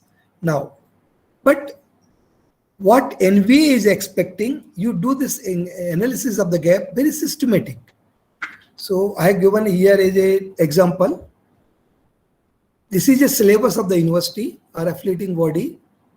First, you break the syllabus in various modules, and try to understand module of every and objective of every module. Then you try to do the compliance of this module with the POs and GC, means global competencies, and then performance indicators. You map all these things properly. By mapping this only we can find out really gap. Because why I'm telling you to take care of module, I'll discuss in the next slide. But in place of finding out the gap by subject level, it is suggested that you can do all. AICT has suggested, in fact, this in their literature. If we do this way, this is better. Okay, and then we identify the gap, and we can bridge this gap by importing various things, and we ensure that all the COs are getting fulfilled. From these COs, POs will be getting fulfilled, and then we can meet all the expectations. Okay. So this is the process, and how this process takes place I'll show you in the next slide. For example, I prepared a module of structural engineering. Module I'm talking, okay? So it is a civil engineering subject. I'm a civil engineer. I can give better example of civil engineering only. I'm sorry for that. So for a structural engineering module, I have brought 8 courses together from first year to final year. All the courses which are related to this specialization I brought together. So module coordinator along with all the course coordinators will discuss about that, will define the objective of this module. Means after knowing all these modules, what should be the objective, what you are expecting. And if you want to become an expert in suppose structure only, then it is better that we'll do this analysis. Okay, so what is given? Module name, courses in the module, and module structure. Now what is next? Again, this is repeated already from previous slide. Now we'll find out how these objectives are getting mapped with various POs and PSOs. Okay, and then we find out which PO and PSO is not getting complied because of this. Okay, so when we find out this particular thing is not complied, then from that we can find out the gap. So this is the gap listed, application of software in structural engineering. That is not there in the syllabus. A comparison or maybe case study. So from this analysis, subject-wise analysis to module level to PO level, and we came to know that there is a gap in this subject. Okay, again, so this is the gap which we have identified in previous slide. Now from this gap we find out the action plan, how to fulfill this gap. So some activities are listed here. We can conduct some training, we can have some field assignment, we can visit to some buildings of infrastructure, and then case study can be prepared. And not only action plan, so this is the gap, this is the action plan to fulfill, and then how to assess that gap. Please remember, whatever thing you do, you have to assess it by one way or the other, maybe by rubrics or maybe by some COs or maybe some tests or examinations, but some assessment techniques should be prepared. So these are the assessment tools so that we can say whether it is attained or not. Okay, So this is the way to identify the gap, to prepare the action plan, and to prepare the assessment tools. Okay, so far I discussed in detail what is the gap, how to prepare the gap at module level, then how to map it with the POs and PSOs, how to find out the various ways to fulfill that, and how to find out the assessment to fulfill the gap. So I think we have discussed in detail about the gap in curricula and how to fulfill it. Okay, I'm going to the next point now. So far we have discussed 2.1.1. Okay, it was only for 10 marks, but please remember, program curriculum is 20 marks, and previous which we have discussed 2.1.1 is only 10 marks. But suppose after this analysis which we have done from curricula to the gap analysis, suppose there is no gap identified by you, then 2.1.1 will be of 20 marks and 2.1.2 will not be there. Okay, if you identified some gap, then 2.1.2 will come in the picture. Okay, now come to 2.1.2. What is that? Delivery of content beyond syllabus for the attainment of POs and PSOs. How to do that? It is 10 marks. If there are gaps, again no gap, then this will be 0 and previous will be of 20 marks. Okay, so there are 3 steps for doing it. First step is, suppose you identified some gap, then first duty of the teacher is to inform to the university and BOS that I identified this gap in our curriculum. If we can integrate this gap with the curriculum, then entire the community of the university level will be getting benefited. Okay, if it is done, then your role is over. Not done, then what you have to do, then you have to deliver that content beyond syllabus at your level. You cannot say just by writing the letter is not, your duty is not getting fulfilled. So you teach this to the students, and for teaching that, now then you have to, this table required. How to do it? So this table is serial number, then what gap you identified, what action you have taken, when you delivered this gap to the students, who did it, either you did it, teacher, or you brought some resource persons with this detail, how many students attended. Please remember, this is very, very important. Generally, there is a discussion in NVA always. There are 120 students in a particular division. And then for such courses, for some extra lectures or maybe some programs, only 10 or 15 students only attending. Then we are fulfilling the gap only for 10 to 15% students. Others are having syllabus which is having gap. So please ensure that maximum students are getting participate, and then how this particular gap is having relevance to the PO and PSO. So mapping of this with the PO, and then only we can say we have fulfilled this PO and PSO. So this table to be prepared, and after preparing this table, right from analysis of the syllabus, finding out the gap, and fulfilling the gap by teaching it, by importing it to the students, your 2.1, that is program curriculum of 20 marks, is complete.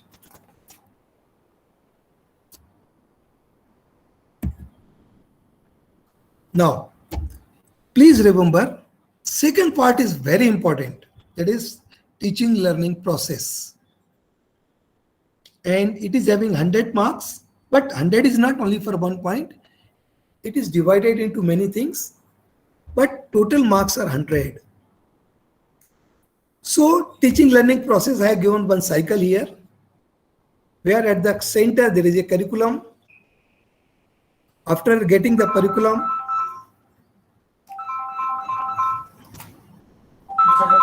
sir, I'll just wait for a while. Huh? Hello? Sir, yes, sir. Hello, sir. Yes, sir. Please, sir. Yes, sir. Sir,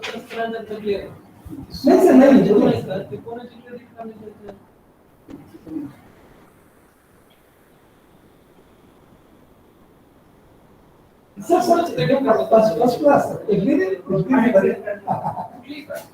अच्छा चल रहा है, college भी अच्छा चल रहा है, हमें प्रॉब्लम नहीं है, कॉलेज तो चल रहा है। Yes sir, yes yes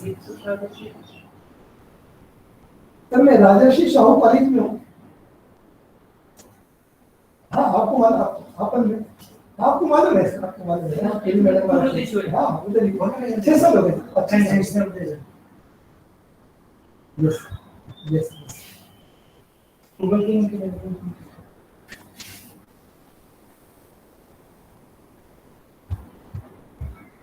yes sir, yes sir.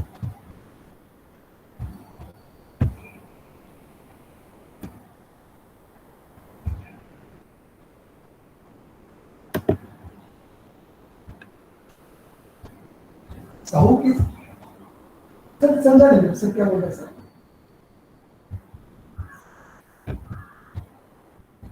Sahu की हमारे जो कॉलेज है sir,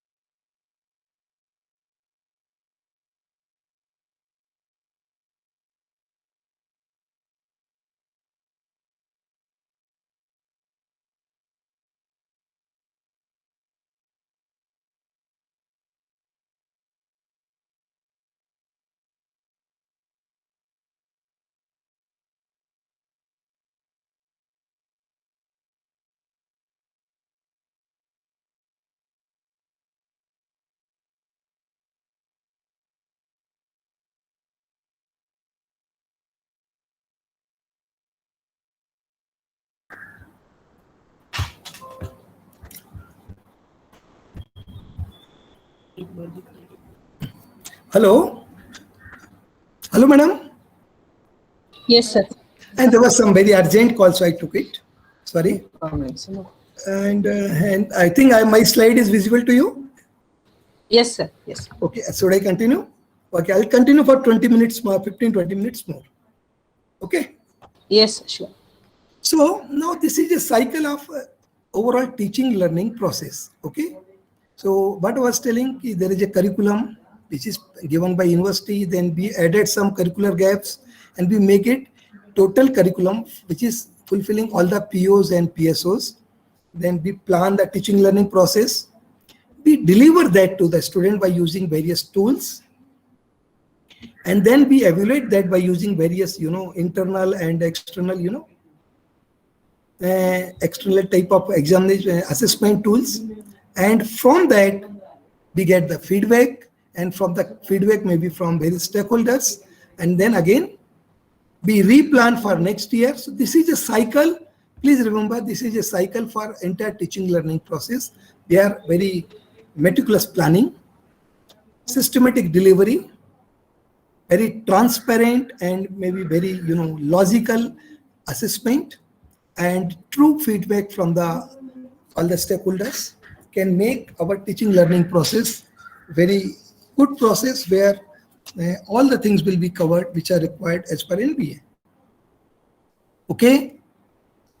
Now, so what should be the planning and what is to be implemented, that is given here. I'll not take much. Planning should be right from academic calendar to examination, and for implementing there should be a system where the system should be in place. And how the subject content will be prepared, how files will be prepared by the teacher, some details are given. Because please remember, file of a teacher is not just a file, it is a document which indicates, I'll tell you, like mirror. File is a mirror of a particular teacher.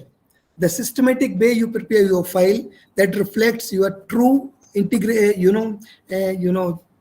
true picture of the teacher, how seriously he is taking interest in teaching learning process, and what efforts are making to make teaching learning really good. So I've listed some parts, there may be some more, but if we can prepare these things, then that will be good. So if you take this teaching learning process 2.2, so in that there are a first point is 2.2.1, which is process followed to improve quality of teaching learning. It is of 25 marks. Okay. In this 25 marks, it is divided into 6-7 components. And in the 6-7 component, first component is academic calendar. So we should have well-defined academic calendar which is available to all the stakeholders. Calendar should be meticulously planned, disseminated. It should be coordinated in a way that everyone in the institution will be following it. All the departments, all the program teachers, all the course teachers will be following it. Then we are also, adhering to the dates. And if suppose because of some one way or the other not followed a particular date, then it should be effective in compliance. This date is not possible. So what will be the next and reason for not compliance? All those things should come in the calendar. So a good, nice calendar where all the component right from beginning of the semester till examination will be there, and all other activities can also be included in that. So first part, and this calendar will be based on university calendar. Okay. After making a good calendar, next part comes, what are the various instructional methods or pedagogical initiatives taken by the teacher? How we are making our student to feel and teach real life examples. For example, first point is that I'll be really making them to understand real life problems. really we are making aware about the what is the present state and what will be in the future. If we can teach those things, then only we can say, then we are the whatever thing we are importing to the student, that will be useful. I had given one here one small chart, that is I want to show. Why I'm telling that real life examples are more useful, because it was told about 70% student remember if they see.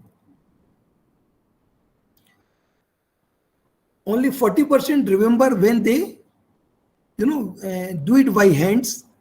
10% is only by listening, and only 4% around by other ways. So if really you want to make them a good learner, then we have to ensure that they should be doing things by their own. They are visualizing it. By visualizing only they can be better learner. Second type of learning, that is called collaborative learning. And collaborative learning is very important, because that also develop the teamwork. For example, when they work on the projects, mini project, seminars, they are doing collaboratively. So it is collaborative learning. And there are very good, 20 learning tips for collaborative learning they are given here. And first important is right from setting the goal to how those are fulfilled or not. These 20 ways are there. I'll not discuss here, but this way we can define collaborative learning, and we can make our learner learning other type of skills also. Okay. So first I told, we should ensure student will be visualizing what he is doing, experiencing real life learning to be done. Second is they should work in the team. They should have, teamwork. They should have, good spirit of team and learning. Next part is we should use ICT enabled teaching learning process. We make our learner a best learner. And for that, I have given various, ICT tools. We study here. And if we can get those ICT tools fulfilled, 1 minute.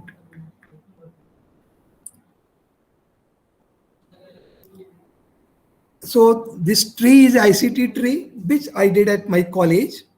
We prepared one platform called, for example, RS Clip, and all this platform, on this platform, we put all type of, tools which we can use for teaching learning process. And I'm not here to tell you really what is the best use of ICT tools, because today in the lockdown, because of ICT tools, learning and experience only, we are able to survive for almost 1 year. Okay.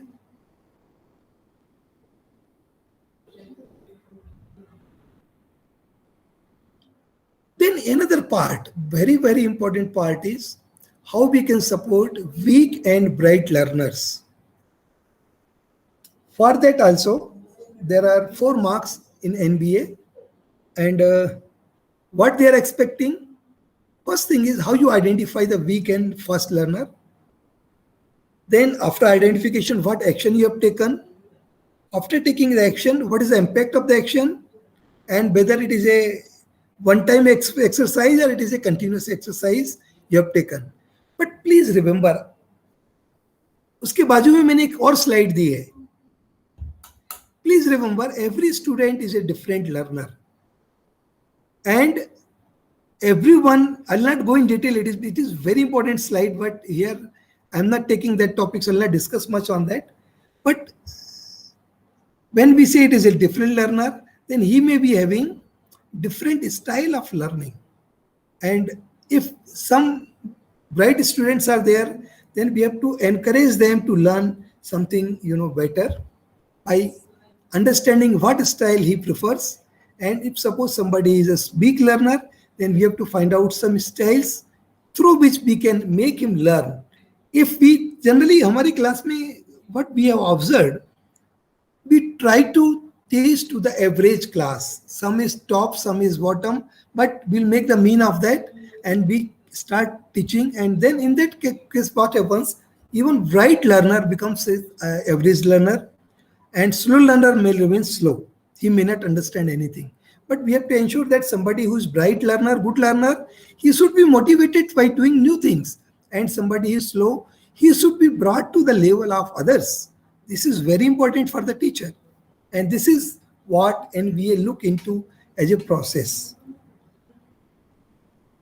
I've given some process. Again, till this we have discussed already, different type of learning, all this thing. Now, but for me, learners are two type, bright and weak. What we do for bright learner, this is given on one side. And what is to be done for weak learners, this is given on other side. If we make these learners together, we make them at same pace, then only we are doing justice with the teaching learning process.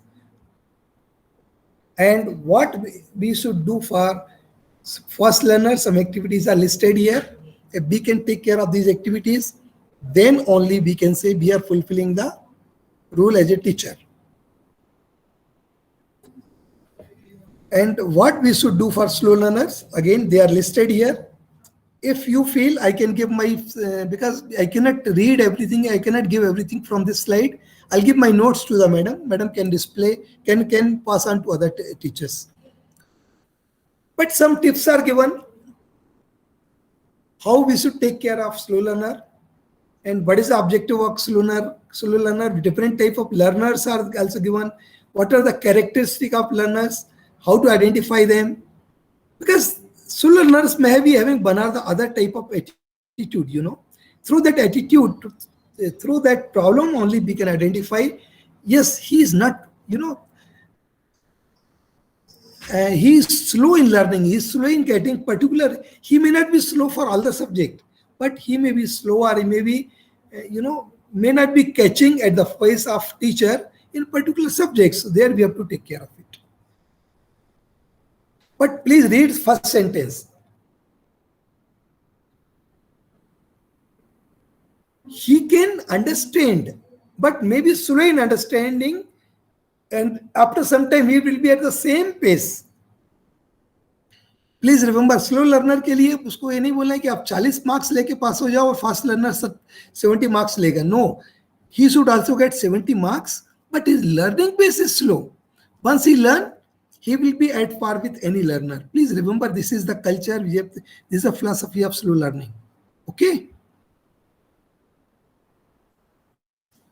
Now, next point in this is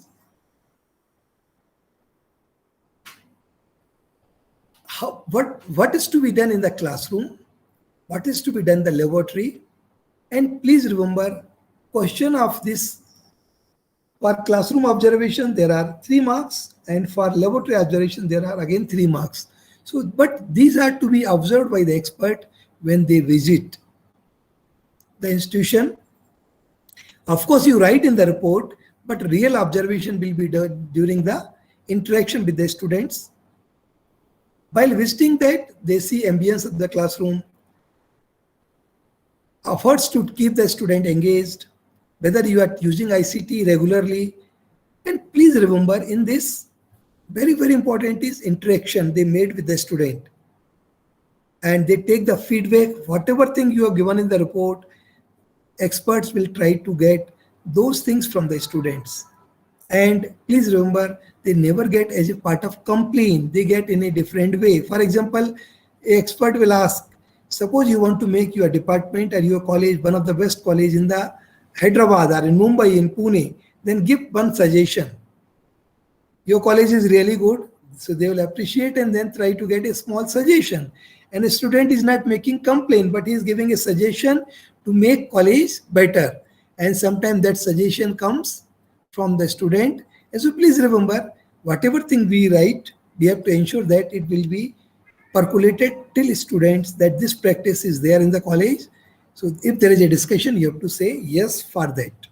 Similarly, for laboratory, we have to find out the laboratory experience.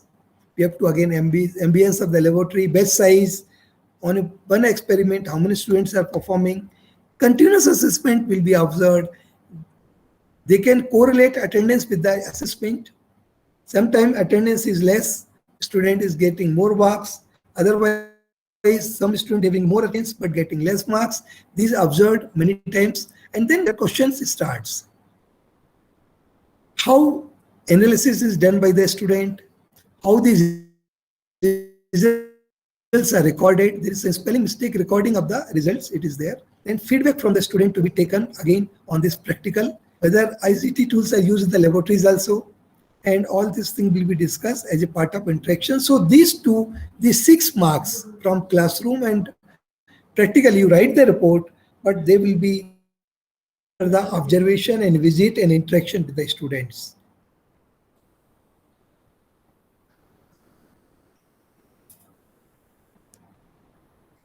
Another point is student feedback in the teaching learning process. So we have to take, this is again a very, very important process.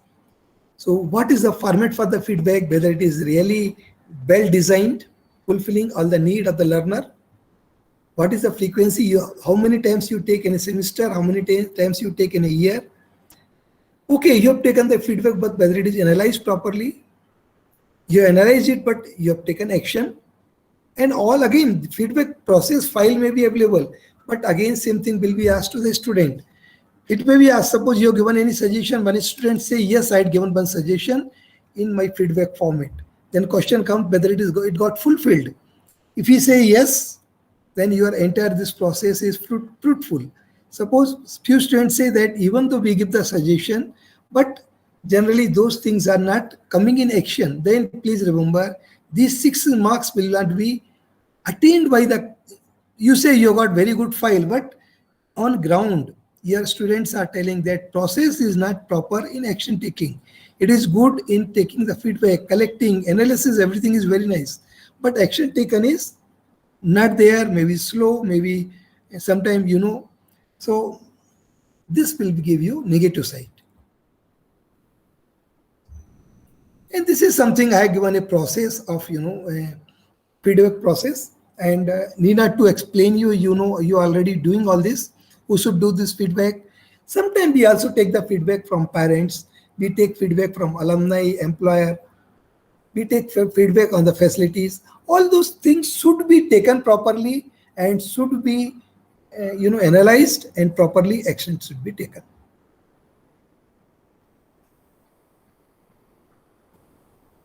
So far we have discussed about the teaching learning process in that 2.2.1 of 25 marks, which start with the calendar and end with the feedback. Okay, now I'll take 2.2.2, which is quality of internal semester question paper, assignment and evaluation.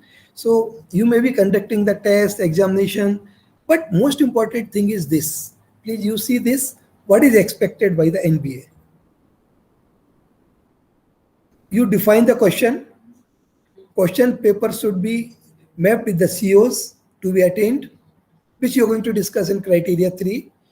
This should have mapping with the Bloom's level, and if possible, you can also correlate with the performance indicators also.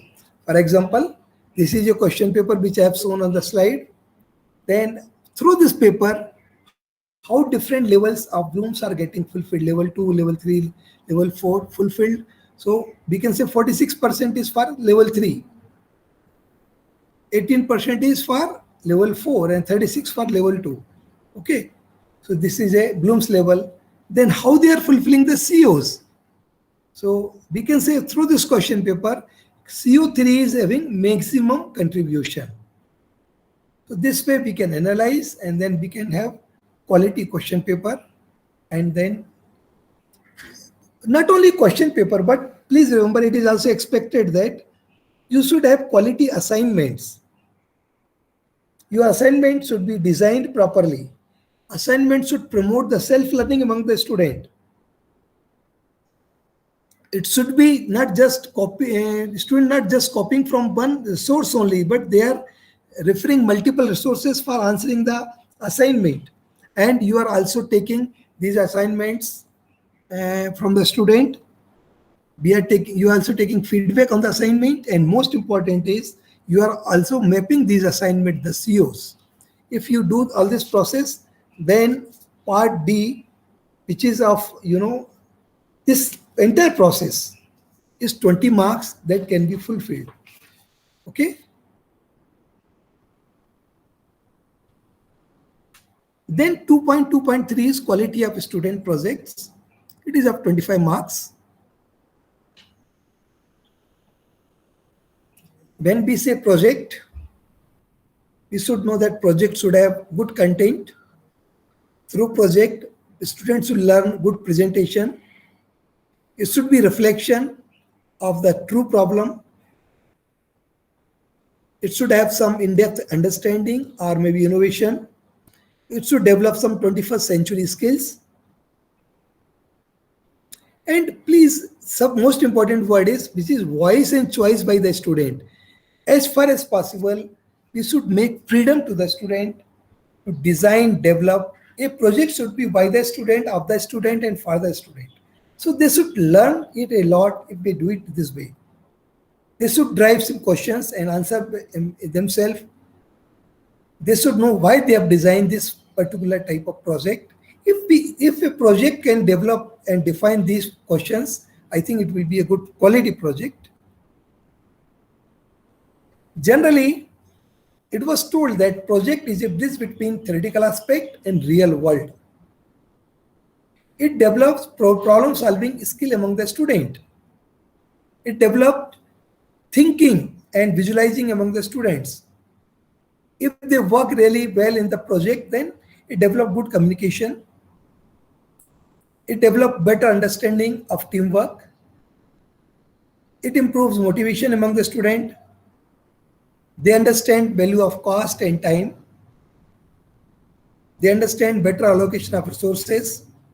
And students create their own rules, they create their own expectations, and they try to imbibe with some responsibilities. So project is really a phenomena where students learn a lot. So I again honestly request everyone, even though project is having only 25 marks, but it set the level of a particular department. How teacher student are gelling with each other for making a project.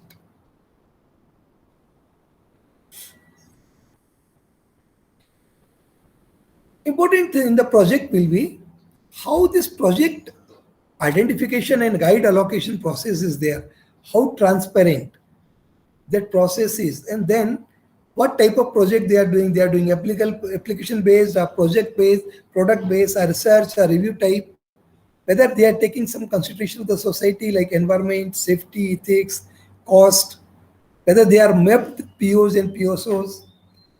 And important, continuous monitoring is there, or some mechanism is developed by the department and every teachers. Try to understand a contribution of every individual student. And lastly, if this is a good project, then quality of paper published.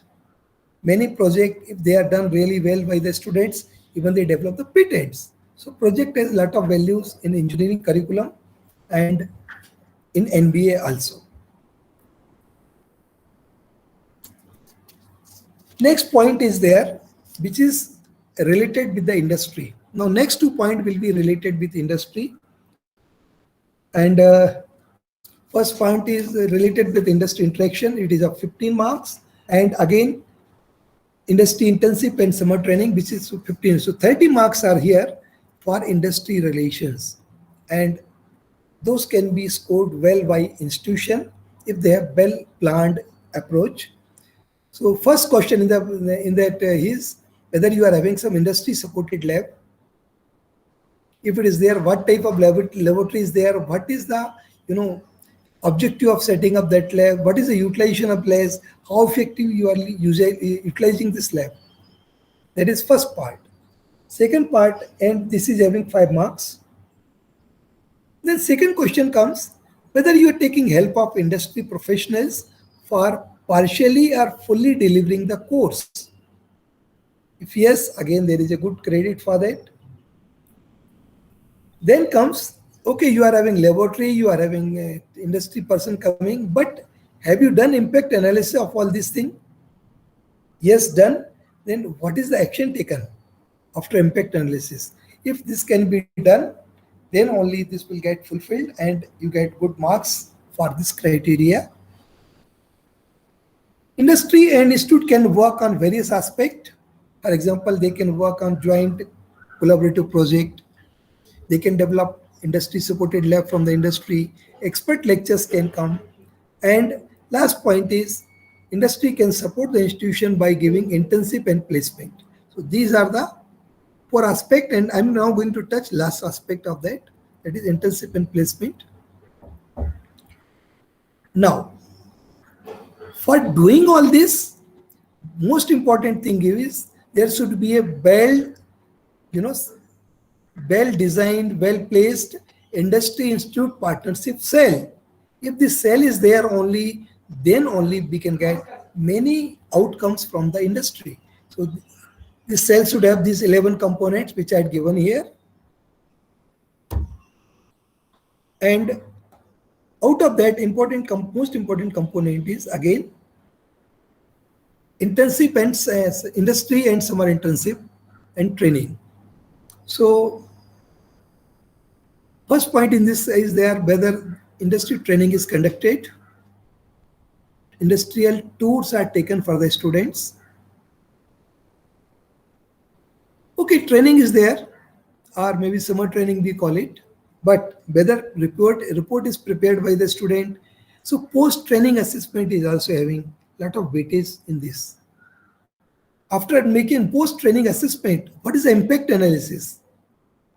Whether students are really getting good knowledge after going to the industry, they are getting good placement after the training. That is to be assessed, and that is to be done by taking good feedback on this and taking action taken on the feedback. I've given here importance of industry training. We all know. I'll not repeat here, but please remember, it is a very good platform where students try to understand the corporate culture, they get the motivation, they boost their confidence, and then really they become more responsible towards the society. So these things are really imbibed if we plan industry training. So with this, I'm ending my presentation. Thank you very much for entire team for inviting me. I thank all the listeners for listening to me seriously.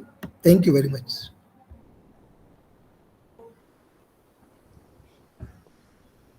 Thank you, sir. Madam, thank you. Thank you for sharing the insights on criteria. Yes, sir. Thank you, sir, for sharing insights on criteria too about the outcome-based education, vision, mission, about the educational objectives, about the curriculum, teaching, learning process, and the quality of student project regarding the industry-institute interaction. So Thank if you. anybody wants to ask questions, the platform is open. Sir, already there are some few questions. So from the YouTube participants, so I'll read out some. Yeah, madam. Can I ask one question? Hello? Yes. You can go forward, madam. Yes, you can ask question. Yes, sir. Hello? Are you able to hear me, sir? Yeah, madam, आपकी आवाज आ रही है. Aarti madam, Yes, please Aarti speak. Sir, I want to ask one question. What will be the procedure I supposed to follow to find out for the gap analysis? What should be the procedure? I told that only right now. I told that only. Na? Yes. I discussed that in the gap analysis totally in detail. I'll give you the literature. It is already given properly what is to be done. First, try to understand your curriculum. Okay. Try to understand need of the industry and what is not there. Not only, sir. What kind of document we should be prepared for this? Documentation. Because we can be asked for the documentation also, no, sir? हाँ madam वो भी मैंने दिया है ना आपको. आप जब मैंने जो प्रेजेंटेशन दिया है ना उसमें डॉक्यूमेंट दिए क्या क्या डॉक्यूमेंट कैसे करना है. There is a table given. There is a table given, and so you can understand from that. Okay, it is given in the presentation. I request Yadav madam to share those so that they will understand. Yeah. Yes, sir. So one question from the YouTube participants. Huh? Can you please clarify with the evaluation pattern of Arts and Science College affiliated to university, autonomous and non-autonomous colleges? Madam, I'm sorry. This question is not belonging Okay, to, sir. but at least today's number one, because we are not discussing for art science. Number two, assessment part is not there here. Assessment will be in criteria 3. Unless I teach you, I cannot answer that. Okay? Sorry. Okay, sir. So one more question. Yeah. Will PSOs be different for MMS program in specialization like marketing, finance, HR and operations? Yes. PSO, again, see, please remember, for a program, there will be PSOs. For a program, not for a specialization. So suppose there is a MBA, MMS degree, na? You are telling MMS, correct? Yes, sir, MMS. Suppose MMS is going as a NBA accreditation, then they'll be having only 3-4 PSOs only. Okay, they cannot develop 3 for marketing, elective wise or maybe specialization wise, they cannot develop. Because most of the specialization will be coming in POs, but something specific which may not be there in POs. For that, we have to develop PSO. Please remember, for one program, there cannot be 9 PSOs or 8 PSOs. Okay, understood? Yes, sir. Yes. Okay. Yes, sir. So anybody wants to ask the questions who are there in the meet participants? Yes, sir. One question is there. Myself, Dr. Baban Urinde. Sir, actually, in NB also, in NAC also, we are talking about the slow and fast learner. What about the average student, sir? Correct. What about the we have to take the tests about the average students? Those are in between of the slow and fast learner. Yes, sir. Sir, whatever thing we are doing in the class regularly, that is for average. Please remember. Okay? Okay. And somebody who's doing really extraordinary, more than average, उसका care अलग लेना है. जो below average है, उसका care लेना है. Average वाले को तो हम पढ़ा ही रहे ना. हाँ, we have to take care. Average should become fast learner. उसके लिए कुछ extra ले सकते तो आप लीजिए. But regular teaching learning process is for average student. For above average and for below average, we have to take care. Correct? Okay. Yes. Okay. Thank you, sir. So one more question. How to identify weak and bright students other than academic marks? How to quantify other parameters? Yeah, it's a really very good question. And generally, we identify our weak and bright student by taking academic standard only. But yes, we can take other parameters. There are 2 ways. One is weak or other. See, somebody is really weak in learning, or somebody who is not weak but not taking care. See, somebody is having more interest in the sports. Okay, so he is giving more time to the sports. So he is giving less time to the learning. Correct? So he is not weak, but he is not attentive. Please remember, there are 2 different words. One is weak, one is inattentive student. So for this, it is not weak, but we have to take care of that. But somebody is really weak when you take a particular concept. Despite of all the efforts, he is not trying to get the pace of the teacher. Then he becomes weak. So parameter for teaching, if you take in teaching learning, our academic standard will only be the parameter. Because we are doing weak in learning this thing only for academics. But when it comes to non-attentive, then we have to take other parameters in the concept. Somebody is good in music. So we know that he is not weak, but he is not giving 100% attention because he has got priority different. So need not to waste our time by identifying him weak and bringing into extra class. He will do it, but he will not do the way you want. He will do at his own pace. Okay, so please try to understand non-attentive students or non-priority students, those who are not having priority of learning, For them, even though you make them weak, they will not. See, हम बोलते हैं ना कि अगर कोई सो रहा है उसको जगाएंगे, कोई सोने के लिए सिर्फ एक ऐसा दिखा रहा है तो उसको कैसे जगाएंगे? तो ये जो बाकी बच्चे रहते हैं ना, जिनका बाकी जगह इंटरेस्ट ज्यादा रहता है, जो आप बोल रहे हैं, है ना, उन बच्चों के बारे में हम कितना भी कोशिश करेंगे, वो बोलेंगे सर मैं बी लेना है तो मेरा हो जाएगा, but I am not going to get my degree to the way you want. I want to get the degree the way I want. So this is a different category. Yes, madam. Yes, sir. The next question is there any difference in assessment of colleges from rural regions? No, madam. No.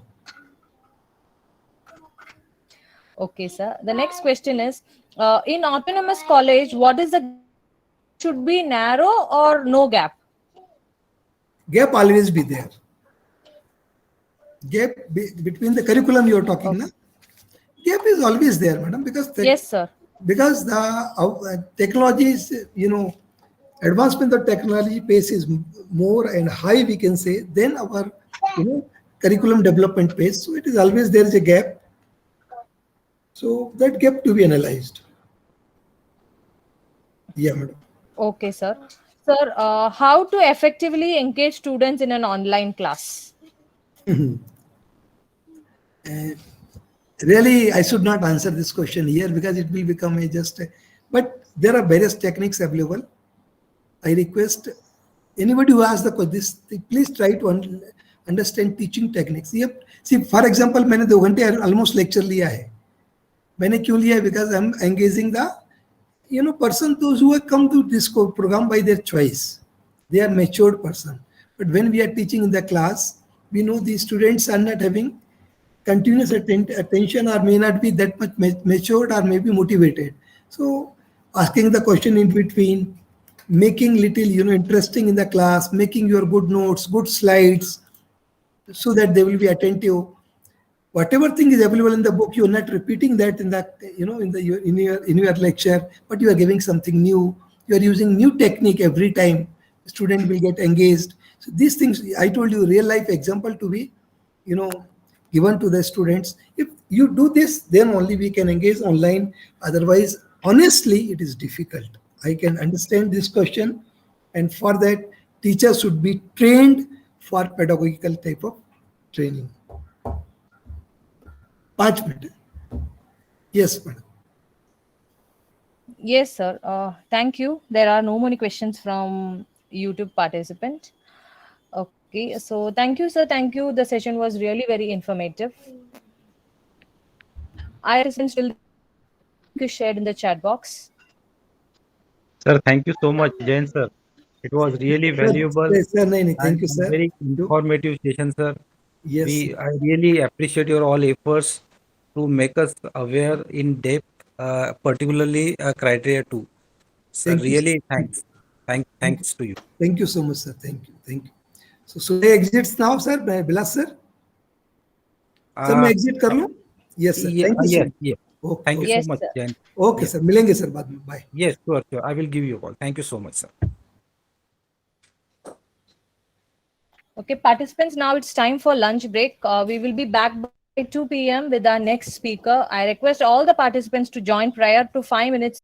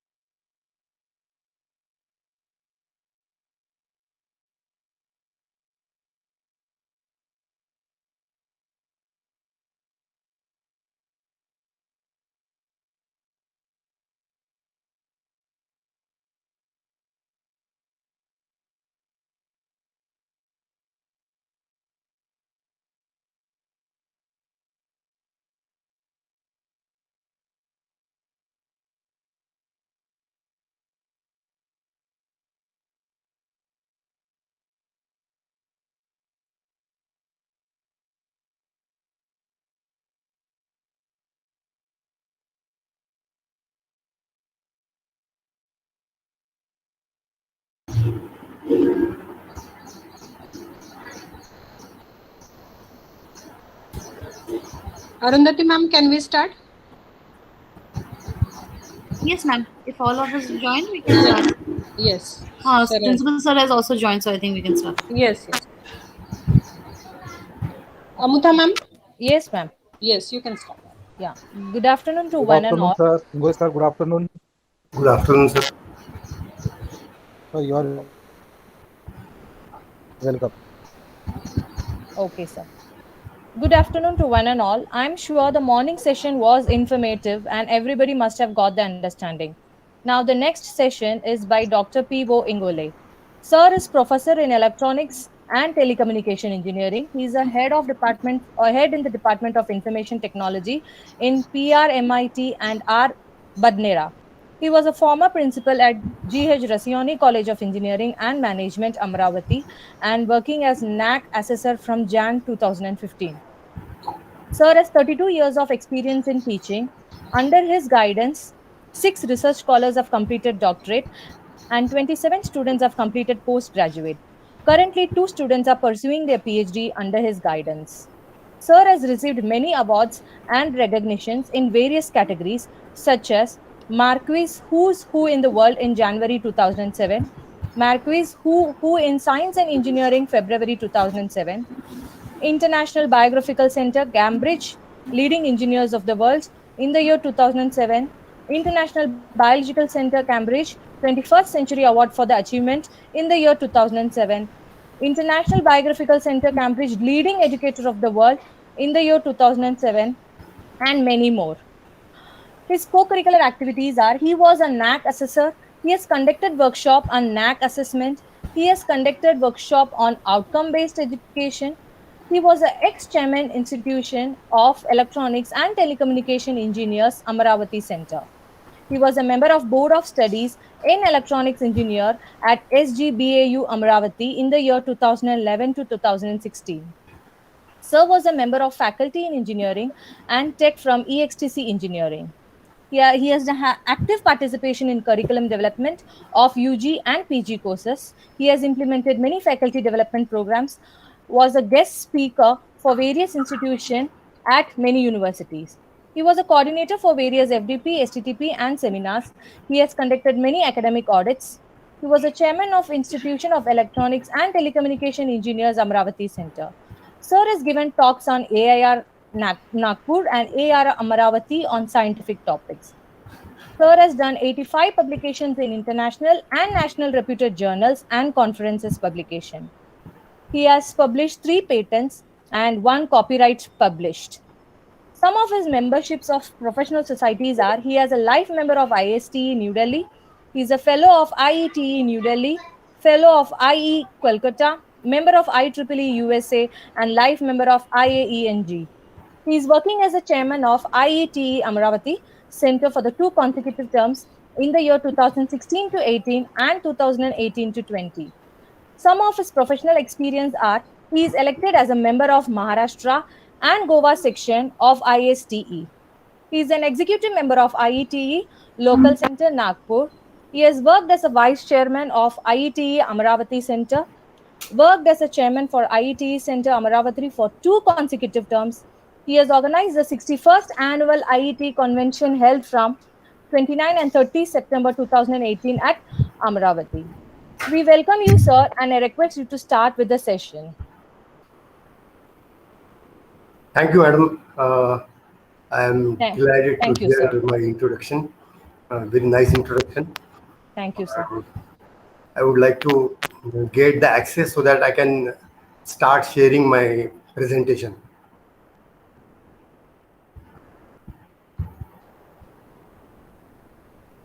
So the access must be given to you. You can start sharing the presentation, sir. Vishal sir, access is given, na?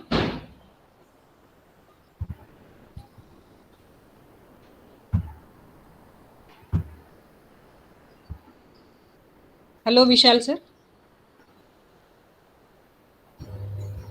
Ma'am, access must be given, ma'am.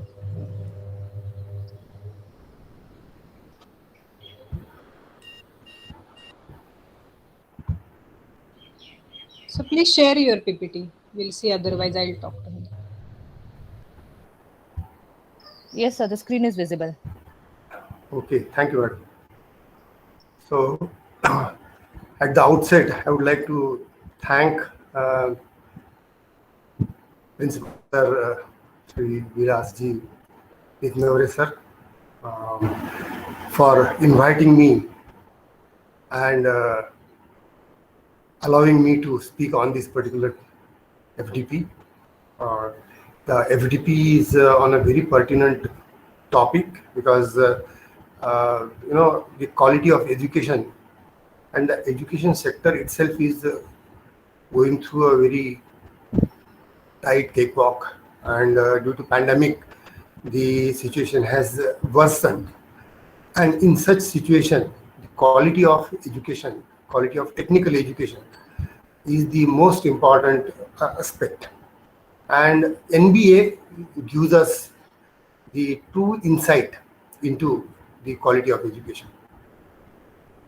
So I thank the organizers of this online FDP on insights of NBA and the college, KC College of Engineering, Management Studies and Research, Thane.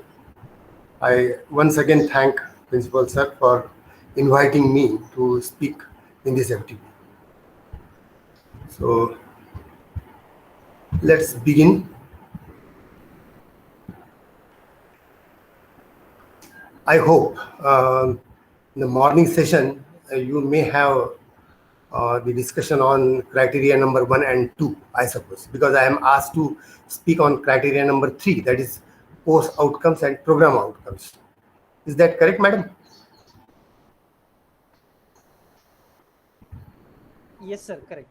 Right. So we will go through this very important topic. As you can see from this evaluation criteria sheet, that course outcome and program outcome forms important aspect of the evaluation criteria, and because it has 120 marks. It's a total of 1000 mark evaluation, and out of that we have 120 marks allocated for this particular topic. Now, NBA accreditation is a process, and it is a continuous process which forms the important guiding points, that is formation of vision and mission, formation of PEO, formation of PO, and formation of CO. Out of that, the top management, principal and head of the departments decide these two important things, that is vision and mission. Then in line with vision and mission, PEO is prepared at the institute by various departments together, and that importantly tells that in consonance with the vision and mission, how the objectives of the education should be fulfilled. Then comes the role of the department, that is program outcomes and course outcomes. So program stands for the curriculum of a degree, such as bachelor's of engineering or master's of engineering. So for that program, it is a bachelor of engineering program or master's of engineering program. So for that program, 4 years of program of bachelor's or 2 years program of master's. Excuse me, sir. Sorry to interrupt. Yeah. Only your first slide we are able to see. I changed the slide, madam. But we are not able to see, sir. Your screen is visible, but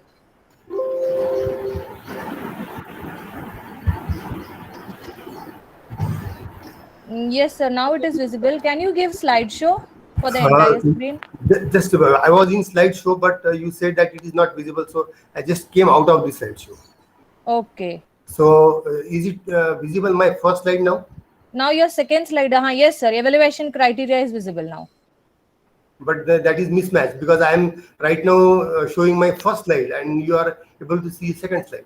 Sir, yes, sir. Wait, ma'am, Amutha ma'am, just a second. Ha. Sir, when you click on present now, no? Yeah. and when you select a window option, Mhm. there you can see two PowerPoint. One is slideshow mode and other is non-slideshow mode. But that option was not there when I clicked the window. Sir, then you have when you have started slideshow after your present now screen. You just stop present now. Yeah. Keep slides in slideshow mode and then select the window. Yes, now click on present now. I have to stop presenting first. Yes, sir. First stop presenting. Right. I did it. Then now click on present now. Present now, yes. Click on a window. A window.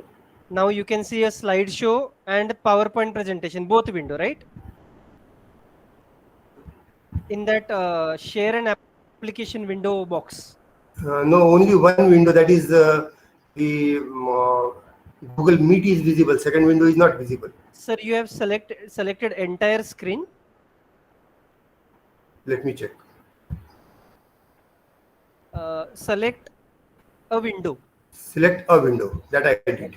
Right. Then select a PowerPoint presentation. Google Meet is visible. My presentation is not visible. Sir, your presentation is minimized, I guess. Please maximize it first. Okay, okay. Yes, yes. Then Alt tab, press Alt tab, Alt and tab. Then again come to Meet window. Now click on present now. And you may select a window and then you may see a presentation also. Now presentation is visible. So yes. share application click on window. It. Yes, yes. Share. Click on share button.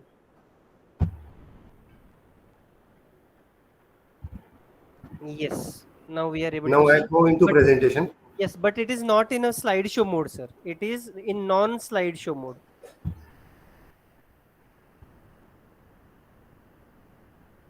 Or sir, else you can see what you can do is you can select your entire screen.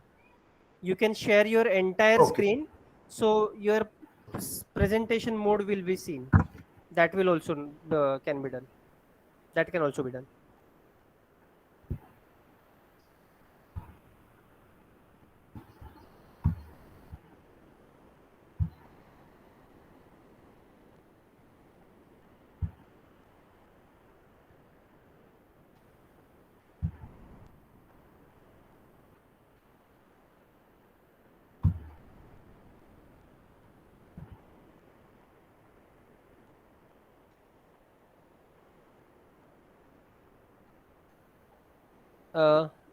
By keeping my presentation on, I am not able to go to the controls of Google Meet.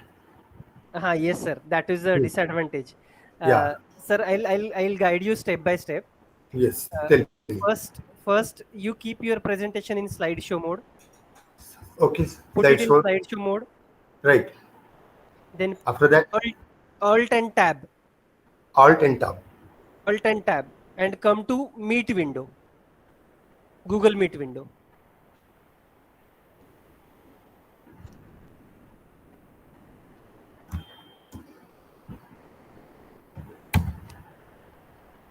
Are you there now?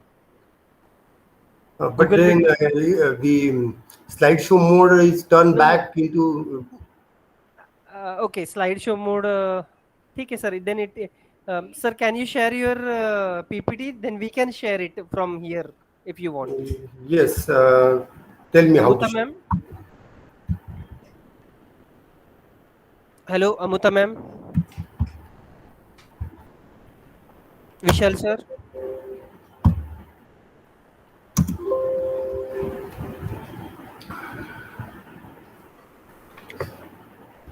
Amutha ma'am, Vishal sir, come in.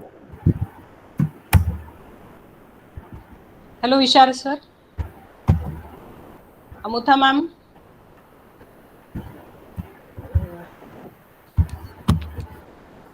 Okay ma'am मला माझ्या mail ID वर सरांना पाठवते मी share करतो. हां, chat box मध्ये टाक mail ID. हो हो.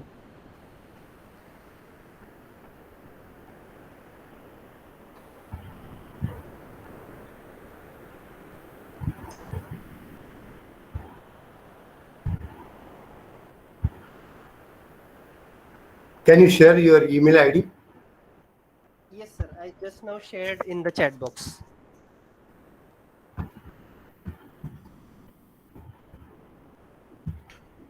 Chat box मध्ये शेअर केलाय sir. Okay, okay.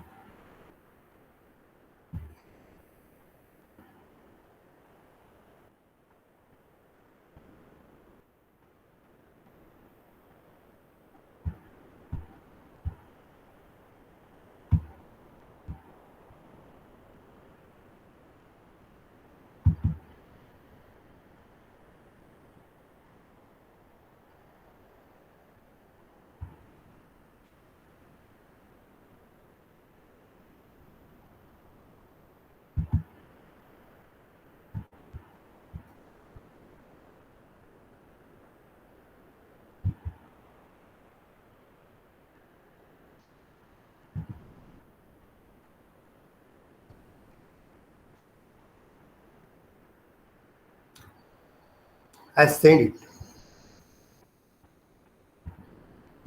Okay, I'll check, sir. Just a second. Give me a second.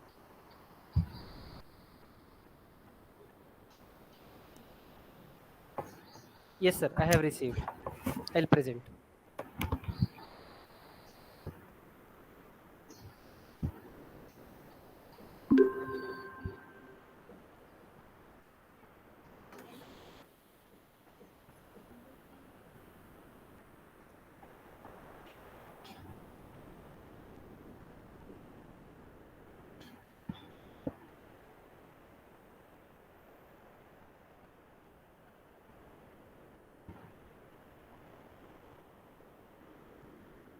Hello.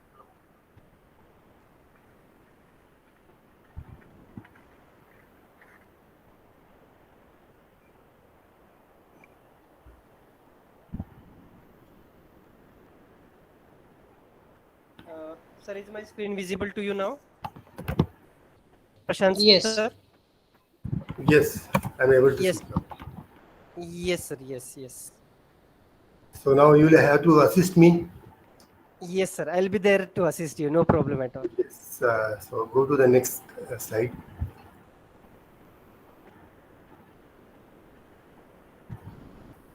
So I was talking to you when we interrupted last regarding the evaluation criteria. The evaluation process for NBA consists of 10 evaluation criteria. Out of that, every evaluation criteria has got importance, and according to importance, they have been given marks or weightage. So you can see that the criteria that has been asked to talk on today is course outcomes and program outcomes, and it comprises of 120 marks. Will I be able to point my screen on the slide, or it will not be possible? Yes, Mandar? Yes, sir. Sorry. I can Um, point. I can point on your screen. Suppose I want to point my pointer on the screen, will it be possible by No, sir. sharing? Sir, what we can do is we can also present it in a non-slideshow mode also. That will also do, but it will look somewhat font will be smaller. So on YouTube it Yes, will yes. be So, it will not be look good. That was the only okay, concern. okay. So let us move ahead then. Yes, sir. Yes. So we will be looking for the breakup of these 120 marks and how they can be, very easily scored. Now, next slide. NBA accreditation is comprising of aspects.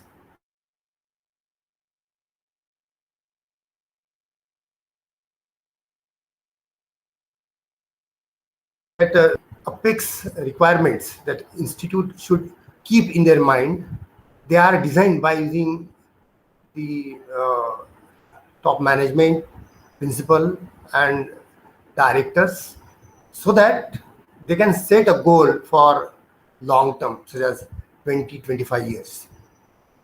Then PEO is program educational objectives, that is decided by using the number of professors at higher position, industry people, principal, head of the departments, so that in consonance with the vision and mission, how educational objectives should be.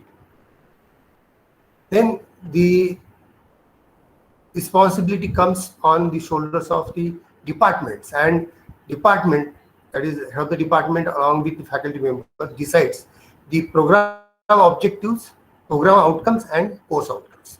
So this program outcome and course outcomes forms the most important part, because ultimately for an institute to carry out that flag of vision and mission, that can be fulfilled only by fulfilling the program outcomes and course outcomes.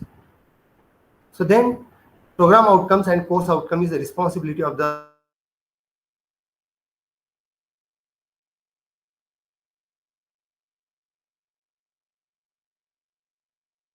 year long number of courses. So program outcomes are 12 in numbers plus additional program specific outcomes, and course outcomes are written for a particular course. So you must have taken a preview of the program outcomes and course outcomes in your second criteria also. Our job in this particular third criteria is to have a good correlation between them, right? That is also called as mapping.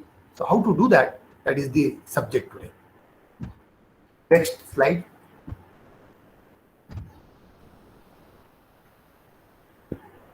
So on the basis of the vision and mission given to the institute by the top management, program educational objectives are designed, and they are the broad statement that describe the career and the professional accomplishments that the program is preparing graduates to achieve within 3 to 5 years after graduation. This is very important. That is, just after they learn, everything is not possible. But in their career, how they advance, how they will achieve the near future career goals, that is defined by the program educational objective. And in association with the program educational objective, there are student learning outcomes. We are aware that there are POs which are also called as graduate attributes, and in line with that we have student learning outcomes. So student learning outcomes are narrower statements that describes what students are expected to know and be able to do by the time of graduation. That is, within 4 years, what different skill they must obtain, and these particular skills are related to the knowledge of various subjects, various problem solving solution and so on. Then technical skills, wisdom and character. So knowledge is related to the technical subject, skill is also related to technical subject, but wisdom and character are behavioral skills. In those 4 years, they would try to get those important traits in their character to handle various societal problems. That is wisdom, that is based on the knowledge they obtain, in what situation that is to be applied or not applied, and the character. Character forms the most important thing today in industry. So these things must be acquired by the student throughout their undergraduate course. Next slide, please. Now, in order to get those things such as knowledge, skill, and behavioral skill, the way of acquiring the knowledge is presented in the form of a pyramid or in the form of ladder. So that is very much related to Bloom's taxonomy. Bloom's taxonomy, it is about 100-year old, but you would find that they have very systematically arranged all those things that you will have the first level of learning called as remembering. Simple facts about the subjects are to be remembered, such as definitions, acronyms, and so on. Then understanding the thing. Defining is one thing, and understanding that particular thing is a higher level. So recognizing and recalling the facts is called remembering. Understanding what facts mean. If you have some fact and then what exactly that means, what is the scientific principle behind it, is called as understanding. Now, once you know something, then you apply it. So applying those facts and rules that you understood as a concept and solve the simpler problems. Then analyze. Now you have the acumen to solve simpler problem. So you can break down the bigger problem into parts and solve them one by one. That is called as analysis, right? So analysis is nothing but breaking some bigger problem into smaller entities, or understanding it at the smaller level or in steps is nothing but analysis. Then you must be able to evaluate, that is judging the value of the information or idea. That is, suppose you are dealing with a particular problem, then evaluating that particular entity on the basis of various facts and knowledge that you know. So in order to understand that a particular problem can be solved you have 10 various methods. Evaluation means to understand that it can be solved in a quickest possible manner by which method, that is evaluate. So judging the values of the information and idea, you have say 10 methods, but out of that one of the method is best suited for that is nothing but evaluation. So it is a judgment of the learner, and that becomes evaluation. And evaluation definitely is a higher level, because evaluation also means assessment. So you become such a matured so that you become available, or it becomes possible for you to evaluate something, good thing, bad thing, or on the lines of the technical theorems or procedures, that which is better and which is not better. That is called as evaluate. And finally, the last and the apex level of the knowledge is known as create. You have now host of the knowledge. You have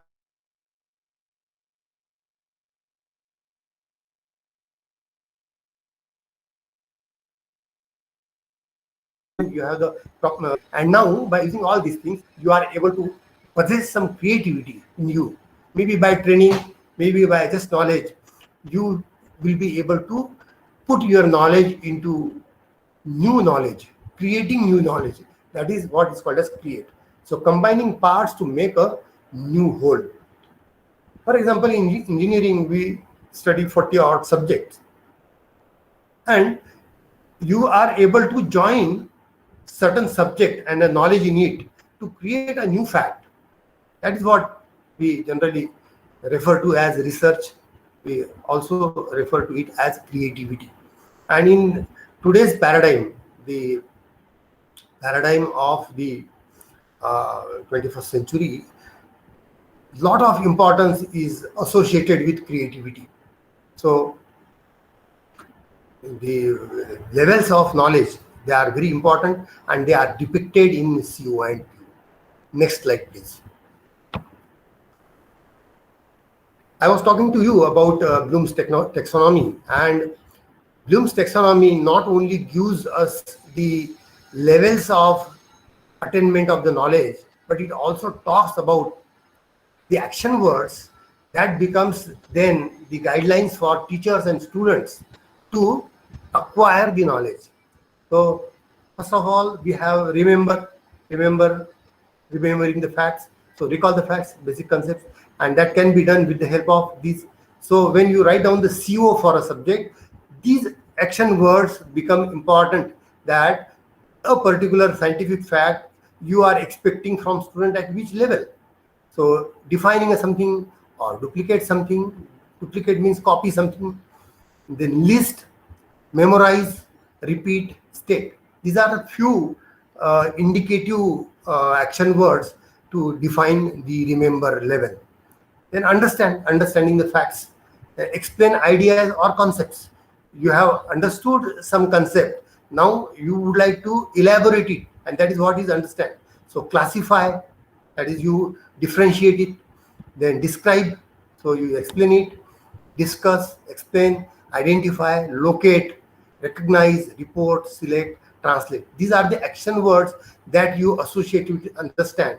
So these are the one level higher than the define, list, memorize, and so on. Then next level of knowledge, having known to the definition and having understood the fact, you are now suited to go for application of that. So use information in new situation. You have studied and you must be aware that in mathematics what we do, we study one type of problem with one set of values, and then we use another set of values and solve the problem. So that is what is applied. You already know how to solve a particular type of problem, and then you solve that problem with new values or new set of values. That is what is applying. So execute, implement, solve, use, demonstrate, interpret, operate, schedule, sketch. These are the action words that are associated with apply. Then analyze, differentiate, organize, relate, compare, contrast, distinguish, examine, experiment, question, test. These are analysis action words. Similarly, evaluate has the action words such as appraise. Appraise means you are supposed to inform others. That is what is appraise. Argue. Argue means you should be able to discuss the fact on the knowledge level with someone in which you would be able to authenticate the argument by someone that it is correct or not. That is evaluate. Then defend, judge, select, support, value, critique, weigh. All these are the evaluate. And if you see the meaning of all these words, you will better understand the level what evaluate is. Then similar to that, the apex level is the create, in which we write design, assemble, construct, conjecture, develop, formulate, author, investigate. So all these things are either report writing or designing some new entity or writing a research paper, or you are doing some new design, so you probably can file a patent. So all these things are in the blue taxonomy. The action word form a very important basis for studying the COs and POs, and that's why I included these two important slides. Next slide, please, sir.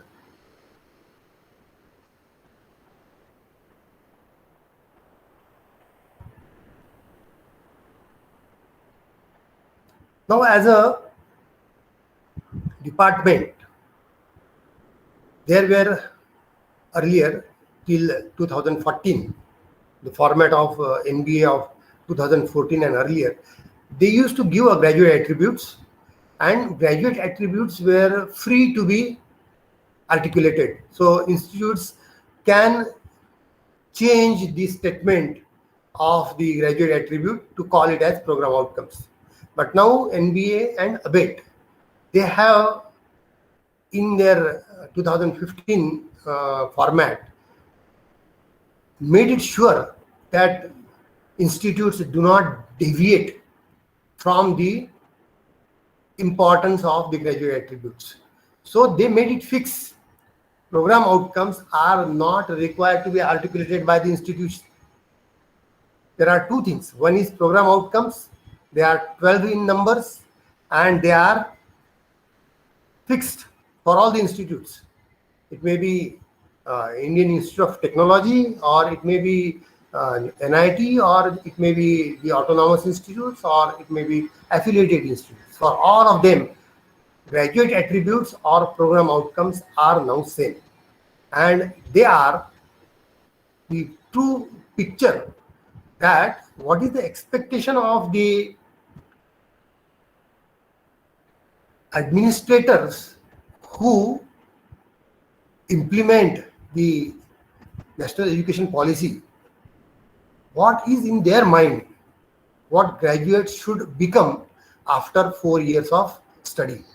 So I hope the morning sessions must have taken a very good look at this, and I just recall all of them: engineering knowledge, problem analysis, design and development of the solution, conduct investigation and complex problems.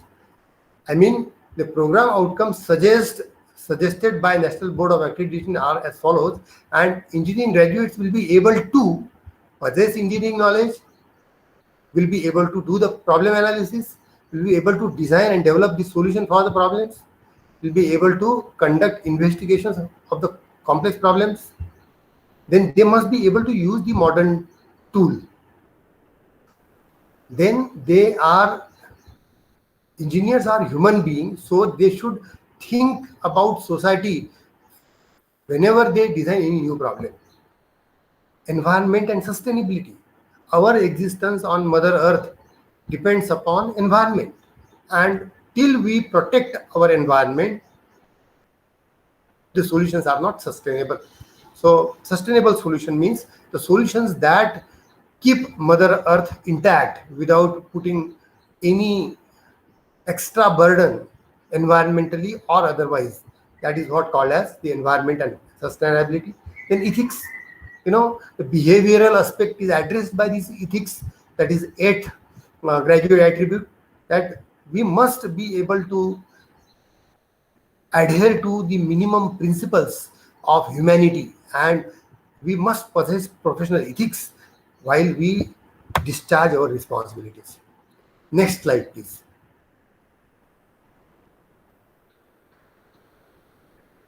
Then 9th is individual and teamwork. You should be able to work individually, contribute individually, as well as you must be able to work in a team, because many tasks that goes on in engineering, they are not the task to be done alone, but they are to be done by using a team.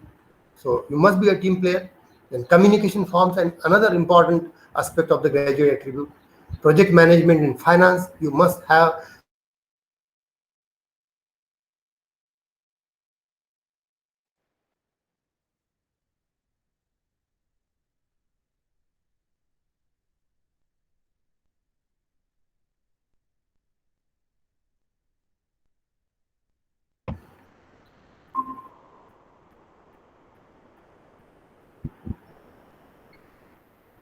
Okay, I'm sorry, there was some power glitch, and that's why we were temporarily disconnected. Are you able to hear me? Yes, sir. Yes, sir. Yeah, it was temporarily disconnected. So 9, 10th, 11 and 12th, these are the remaining 4 outcomes. Apart from these 12 graduate attributes or the program outcomes, they are common and general in nature, and they are for any discipline. It may be electrical engineering, mechanical engineering, civil engineering, computer engineering, electronics, or any branch for that matter. These 12 graduate attributes are same, and these graduate attributes are supposed to be adapted as program outcomes through a proper channel. So here you can see program outcomes are adapted as the graduate attributes are adapted as program outcome, and followed by that, at the department level, you must have a proper meeting. For that, you have to have a program assessment committee, and at the department level, this program assessment committee is at the institute level, which assesses various programs, and there must be a departmental advisory board, that is DAB. So at department, head of the department and all concerned professors sit together to create some program specific program outcome. So it's called as PSPO. And then for a particular branch, they will key down or articulate some program specific. So for my department, that is Information Technology Department, these are the program specific outcomes. Apply core aspects of information technology, networking and Internet of Things, as well as security to pursue successful career in IT industry. This is the program specific outcome for the graduates coming out from the Information Technology Department. And PSPO2 is develop, analyze and find IT solution through programming paradigm, web designing and cloud computing. So these two slides gives us a preparation to start working at the department level. So we have the responsibility of creating the PO, PSO and CO. Out of that, PO is ready-made given by NBA. PSO are to be designed and after discussion finalized at the department and approved by DAB and finally accepted by PAC. So this is the flow, right? PAC is at the institute level, DAB is at the department level. The professors and head of the department decide this and get the approval from DAB. In department advisory board, we often have the alumni, the people from industry, and our senior professors. So we can discuss and articulate it to be finalized so that it can be submitted to the institute and finally decided. Next slide, please. So this is really the topic on which our today's discussion is centered upon, that is program, the course outcomes and program outcomes. Of course, program outcomes comes first and then course outcomes. So course outcomes are related to individual course of the program and program outcomes are common to all the courses. So program outcome is one at the department level. Course outcomes are one per subject. Next slide, please.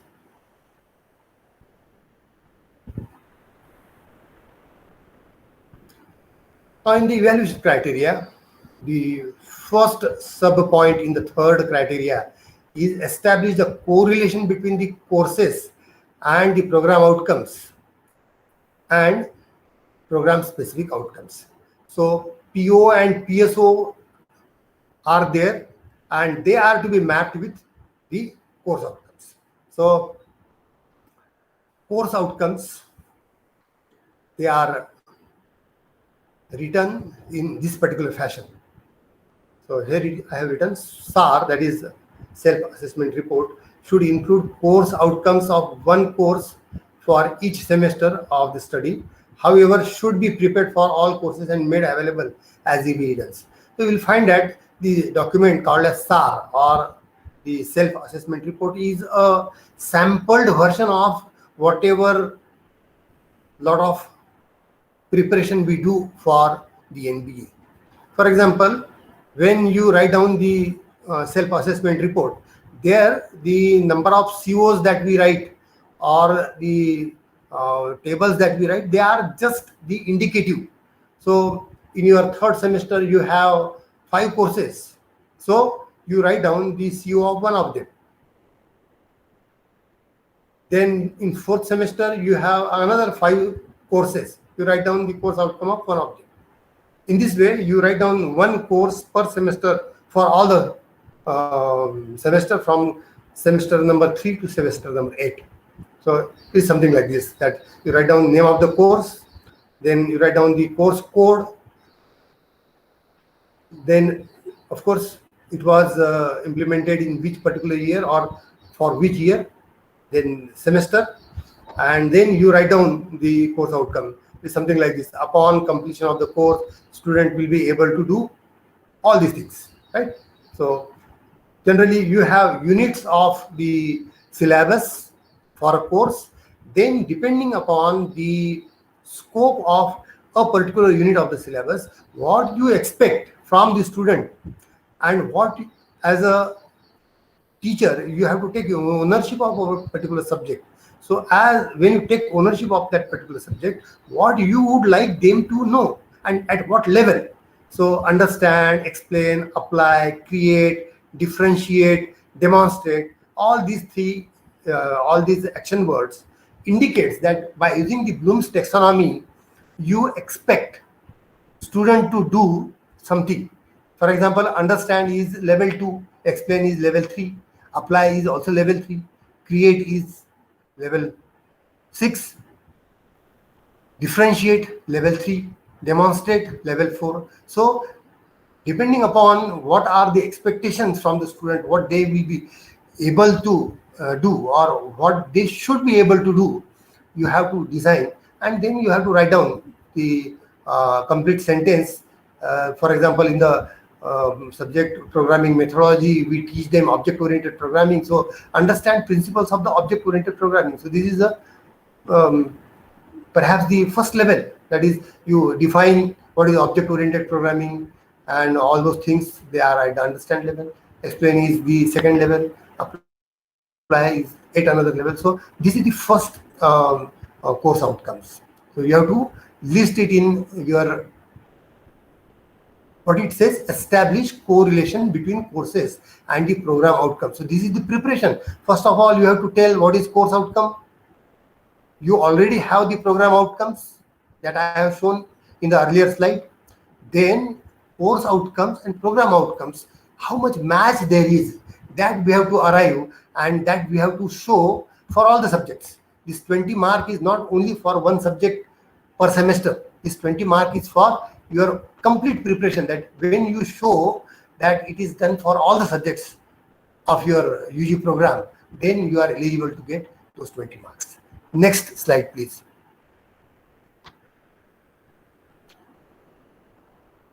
Then we have the fourth semester subject, data structure, and in that we have the course outcomes. CON stands for the course outcome, and N is the code of our university for IT branch. CON, that is the course outcome IT. 401 indicates the subject of fourth semester, subject number 1. So 4 is semester number and 01 is the subject number, and 0.1 means the first course outcome that is related to perhaps our unit number 1. Then course outcome number 2, course outcome number 3, 4, 5 and 6. So in this way the course outcomes are written. This is to be written by a group of professors who are teaching this particular subject, and a senior professor in the DAB should sit in the discussion to channelize the discussion in a proper manner, so that from a particular unit, what level of understanding, what level of demonstration is expected from the student is written in the proper manner, so that it indicates the, or it reflects the knowledge in the given subject. And in this manner, like in our earlier slide, we have seen 302. Here it is 401. Similarly, you can randomly select any subject, such as for next semester 501, then 6th semester you can select 603, 7th semester 701, and 8th semester 801. So all these things are to be written one by one. Go to the next slide, please. So here in this slide it is written, similarly prepare your CO for all courses in all the semesters, and include CO of one course from each subsequent semester. So from semester number 5, you will have CON 501, CON 502, CON 503, CON 504, CON 505. Out of these 5 subjects, you can include CO of any one subject in your SAR. Then semester number 6 will have subjects CON 601, CON 602, 603, 604, 605. Out of these, take one CO, indicative CO. It is just like a sample, that is at 6th semester level, what is the level of expectation from student from you, that they will be able to study just from your SAR. Then from the 7th semester, you have subject CON 701, 702, 703, 704, 705. Out of that, you take one subject and write it in the SAR. And finally, for the 8th semester, CON 801, CON 802, CON 803, CON 804, CON 805. And out of that, you take one subject and write its C. Next slide, please.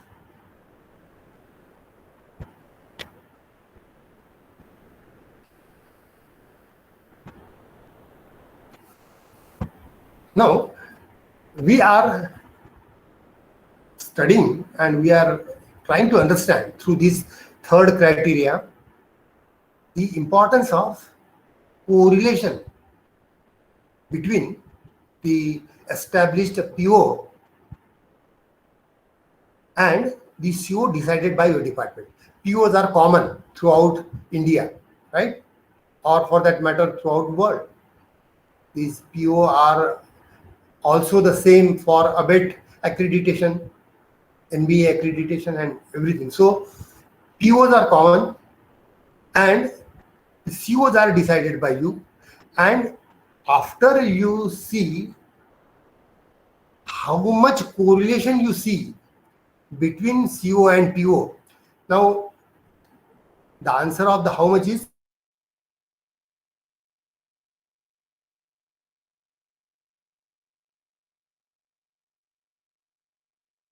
then it is 2. Correlation is weak, that means correlation is level is 1, and there is no correlation between a particular PO and your CO, then it is indicated by dash. So this particular table indicates that your subject 301 has a correlation with POs, right? Whatever POs you have here, actually this 3 indicates that between the first course outcome and the first PO, you have a very strong relationship. Then between your course outcome 1 and PO2, there is a weak relationship. And there is no relationship between PO3, PO4, PO5, PO6, PO7, PO8. If you see the POs, you will understand that there are some items such as communication, ethics, those things perhaps are not addressed by a particular subject. So naturally, they will be indicated by dash. Then again, there is some POs that are related to, I mean, CO are related to the PO. So here we have a strong relationship. So in this way, for each course outcome, you will mark by sitting together at least 2-3 teachers who are teaching this particular subject, sitting together and deciding by making an argument that what is the level of the correlation, that you can decide the strong correlation, more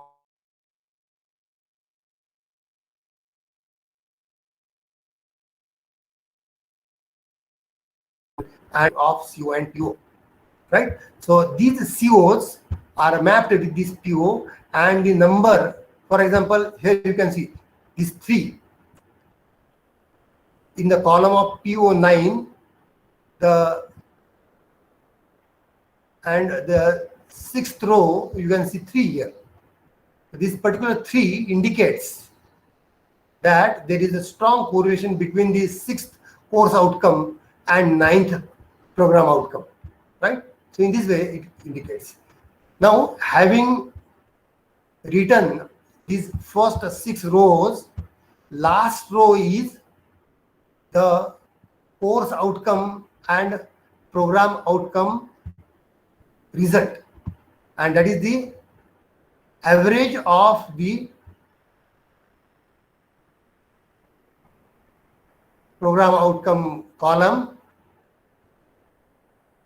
where there is assignment. If there is a dash, that is not to be considered. So here you can see the first column of PO1. You can see all of them are 3, so you get 3 here. Then you can see here PO2 is 1, 2, 3, 1. Now out of the 6 rows, you have values for only 4. So add these 4, you get 1 plus 2 is equal to 3, 3 plus 3 is equal to 6. 6 plus 1 is equal to 7. 7 divided by 4 is 1.8. And so nearest number 2 is assigned here. Right? It is to be rounded off. Then PO3, you have 2 and 1. Right? That means there are only 2 rows. And 2 plus 1 is 3. 3 divided by 2 is 1.5. You round off, you get 2. Then here you have 2 and 2. So there are only 2 values. 4 divided by 2, you get 2. There is only one assignment, 3. So you get 3. Here you have dash because there is no correlation. Then here you have out of 6, you have 5 in PO9. Out of 6, you have 5 values. So 5 3s are 15. 15 divided by 3 is 3. You have this. 15 divided by 5 is 3. So you get 3. Similarly, here you get 3. Similarly, here you get 3. And you get 2. So from this table, by taking the course outcome of a particular subject, course outcome number 1, 2, 3 to 6, all 6 are written together to get course outcome to PO relationship in the form of the last row. Right? So for all further assessments, we use this last row. Next slide, please. Any difficulty in understanding this? If anybody would like to know or have any difficulty, may ask.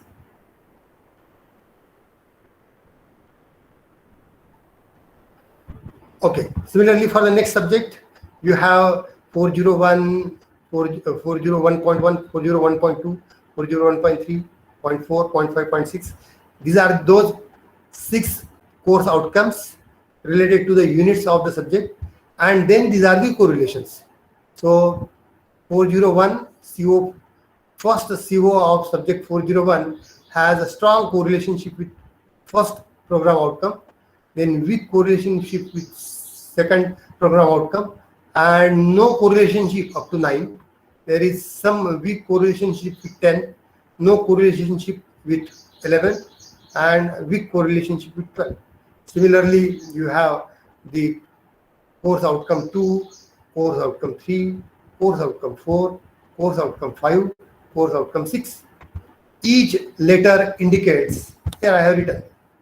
Please note the correlation levels that 1, 2, 3 indicates 1 that is slight or low correlation, 2 is moderate or medium correlation, and 3 is substantial or high correlation.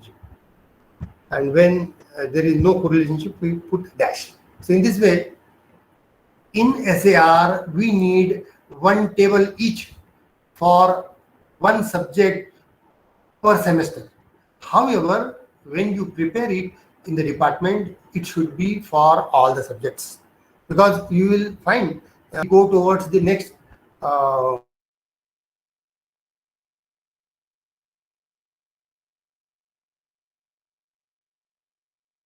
the subjects. Go to the next slide. Now, similar to the PO, we also have PSO, program specific outcome. It is called as PSO, or it also called as PSCO. That is program specific outcomes or program specific course outcome, right? Program specific outcome. So you have this again for a particular course. We always have the program specific outcomes. So we will write, when we studied graduate attribute, at that time I have shown you that there are POs, and according to their number 1, 2, 3 up to 12, we have written the POs in our earlier slide, and followed by that there were 2 PSOs, PSO1 and PSO2. So your course outcome, how they map or how they correlate with the PSO1 and PSO2, that is indicated in this particular table. So 3, 3, 3, 3, all three indicate this is 3. And here 1, 3, and 2. You will find that 1 plus 3 is 4, plus 2 is 6. 6 divided by 3 is 2. So we get this. Go to the next. This is for subject 301. Next slide, please. Mandar sir, yes. For the next semester, that is 401, again, the course of earlier slide, please, Mandar sir. Yeah. So this particular subject, we have 6 course outcomes, and we have common program specific outcomes. So how they map, you can see it here. 1, 2, 2, 2, and 2, and average is 1, and then 1, 1, 2, 2, 2, 2, and average is 1. So now go to the next slide.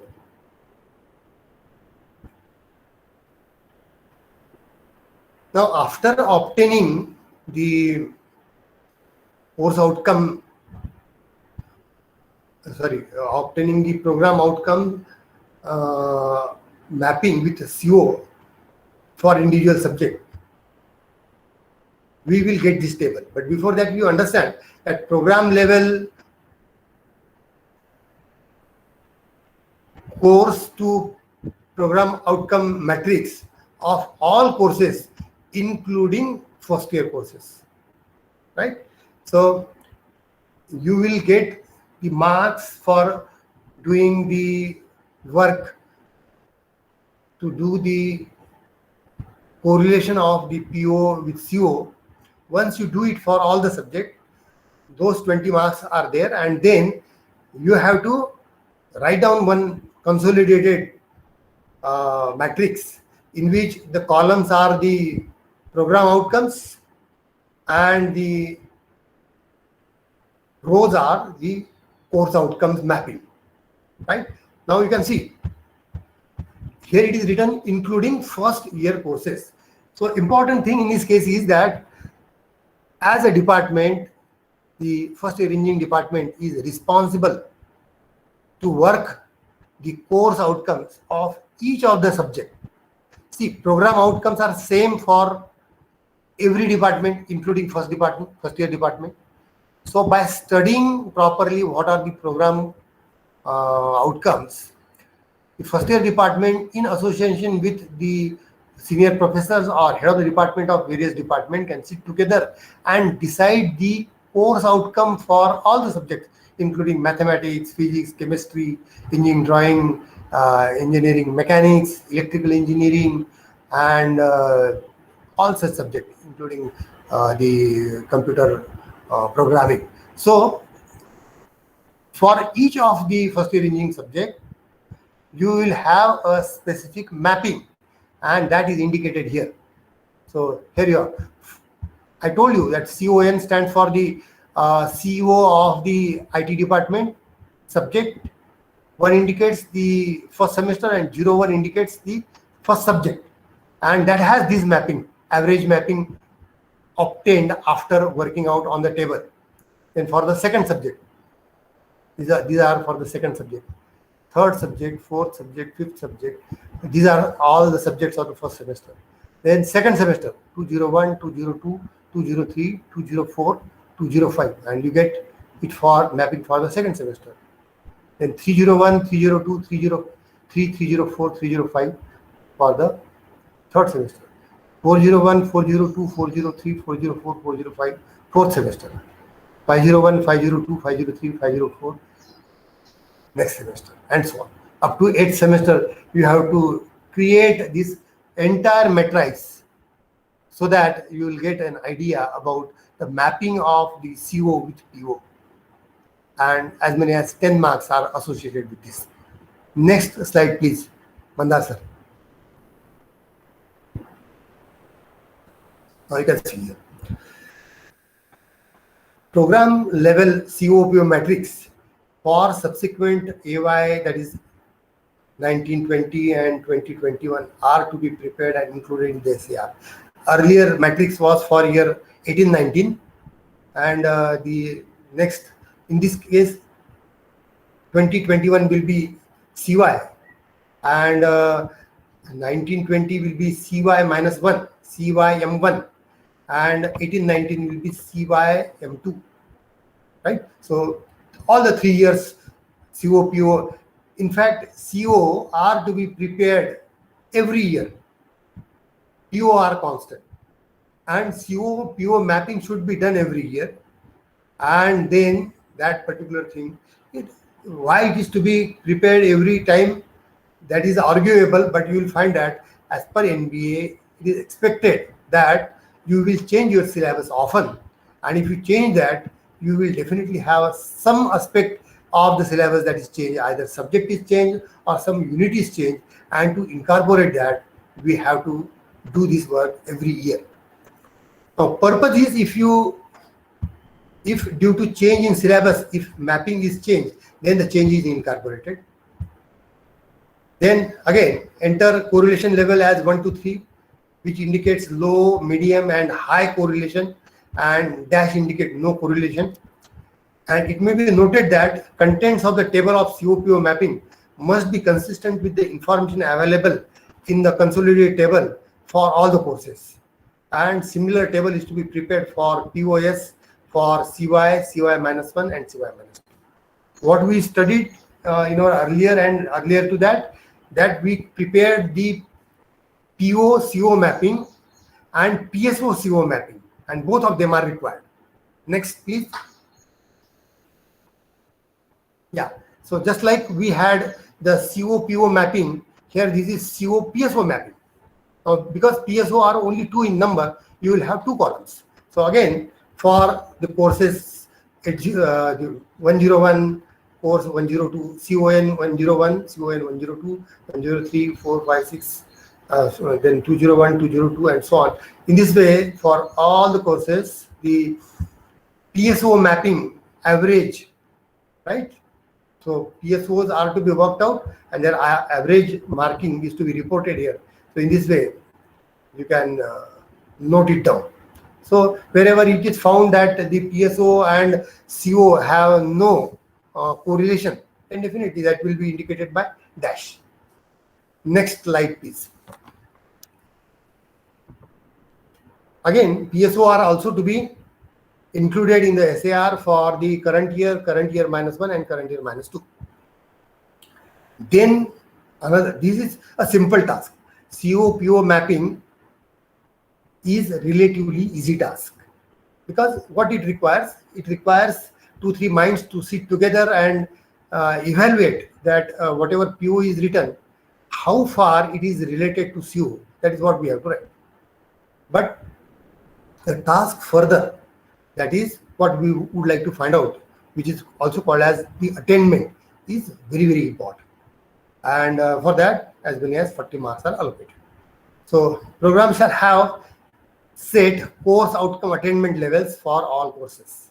And this particular thing, that is the very first sentence, that program shall have set course outcome attainment levels for all courses. Now what happened, that you as internal assessor must decide certain level, work out everything, and find out that our attainment is at what level. Now definitely the target should be, the attainment level that is selected for the department should be slightly higher, and we should be looking to achieve it, right? So our parameters, that is attainment parameters that we obtained for CO PO relationship, and the targets or the attainment levels that we are looking for, there should be some gap between them, and year on year we must go and try to go and reach that particular level. And also every year we must update the attainment levels so that they are kept always on the higher side, so that we will get a target. So programs shall have set course outcome attainment levels for all courses. The attainment level shall be set considering average performance levels in the university examination or any higher value set as target for the assessment year. Attainment level is to be measured in terms of student performance in internal assessment with respect to the course outcomes of a course, in addition to the performance in university examination. So it is always considered that university examination is slightly tougher than our internal examination, and in that our targets, I mean the attainment values, should be more close to our university examination. However, the performance that is indicated by the attainment level is to be measured for internal assessment as well as for the external assessment or university examination. Then measuring course outcome attained through university examination. Let us understand it. Targets may be started in terms of percentage of students getting more than the university average marks or more as selected by the program in the final examination. This is very important. So our target must be stated in terms of percentage of students getting more than the university average marks. See, if you take example of a subject, let us say data structure subject. For data structure subject, how many percentage of students get marks above the average marks of the university? So let us consider that the data structure subject, in data structure subject, on an average 60% students get more than 60% marks. 60% students get more than 60% mark. So for understanding the level, attainment level, let us say 3 or 2 or 1, we will have this 60% as the first level, right? So those number of students that you would like to have, suppose you have 80% student in your class that they get more than 60% mark, then your performance of the student is very good, and that means your attainment is very high. 80% students are getting more than 60% mark. 60% is the average percentage of students getting the 60% mark in the university exam. But in your college, you are getting 80% students scoring greater than 60% mark. That means the level of attainment of your student and your department is high. And so you should allocate 1 as far as the attainment is concerned.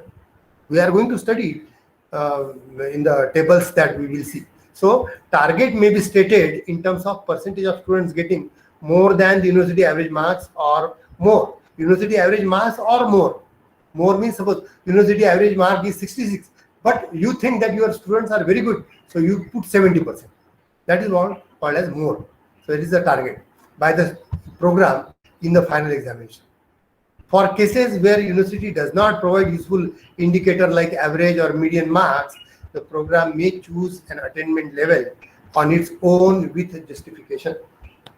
You have to justify that the top 6 colleges or top 5 colleges, the percentage of students passing is more than 60%. So let us assume that university average is more than 60, and then accordingly you choose it for your college and your department. That is what is the attainment. So in attainment level, before actually we go for attainment level, this primary preparation is very, very important, that what you consider as attainment. For example, suppose you say that you write your attainment is you are writing your 80% student gets more than 40% mark.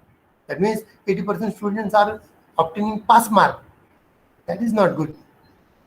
That is not good. And if you decide to have something like that, then the assessor will definitely point out it that you are not expecting from the students to do well, and that's why your performance is not good.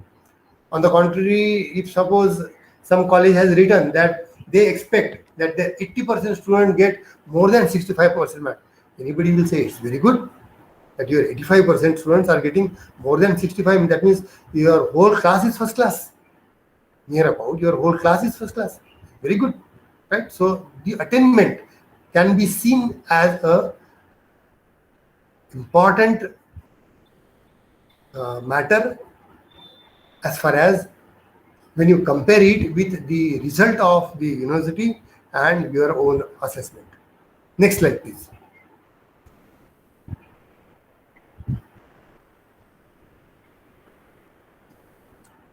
Record the attainment of course outcome of all courses with respect to the set attainment level. Now, once you have decided that what is the attainment level, then you can set the target. So, example related to attainment level versus targets, that is the example indicated are for the reference only, and the program may appropriately define the level. So, it varies from university to university, it varies from department to department that you would, for example, if the student entry in your department is not satisfactory, so naturally the results of your department will also not be very promising, and in that case, suppose you are expecting from a average class, you are expecting extraordinary results to come, then your attainment will be very poor, right? So setting the attainment levels is very, very important, and that is indicated here. You can see attainment level 1, 60% students scoring more than university average percentage marks or set attainment level in the final exam. So that is called as attainment level 1, and this is minimum. Then attainment level 2, 70% students scoring more than university average percentage marks or set attainment level in the final examination. And third, that is attainment level 3, that is the highest level, 80% students scoring more than university average percentage mark or set attainment level in the final examination. So you can decide that what you would understand as a better level, right? 60% students scoring more than university average percentage. University average percentage is suppose 55%, but your college is very good, so you may put 60% as the bar, and then you say 60% students scoring more than 60% mark is my attainment level number 1. Then 70% student securing more than 60% mark, the attainment number 2, and 80% students scoring more than 60% mark is attainment level 3, right? This is what is called as deciding the attainment level. Next slide, please.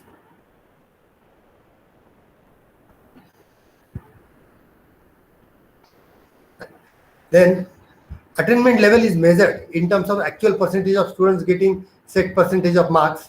If targets are achieved, then all the course outcomes are attained for that year, right? Program is expected to set the higher targets for the following years as a part of continuous improvement, right? Year on year, the target should be higher. Suppose you are already getting the target fulfilled, then that means there is something wrong, right? That means your target was kept low, and that's why it was very easily fulfilled. So you raise there is nothing wrong. It happened in one particular year, but then following year you raise your target so that there is a quest for quality. Your students will be pushed. Your students will be asked to perform better so that you can get better attainment. So programming is expected to set higher targets for the following years as a part of the continuous improvement. If targets are not achieved, the program should put in place an action plan to attain the target in the subsequent year. There are both the things, that either your target is low and then it is very easily achieved, you need rethinking. Your department advisory board and your departmental meeting should suggest a remedy for this, and either your target should be enhanced. There is another thing that can happen, that is, if the target is not achieved, you have set a target very high, but your target is your students are well below the target. So if the targets are not achieved, program should put in place an action plan to attain the target in the subsequent year. It is also possible that if you think that it is absurd to have a target very high, you can even lower the target. But then there should be a proper justification that why you have lowered the attainment level. Then measuring CO attainment through internal assessment, the example indicated are for the reference only, and every department can individually have their own assessment. Go to the next slide, please.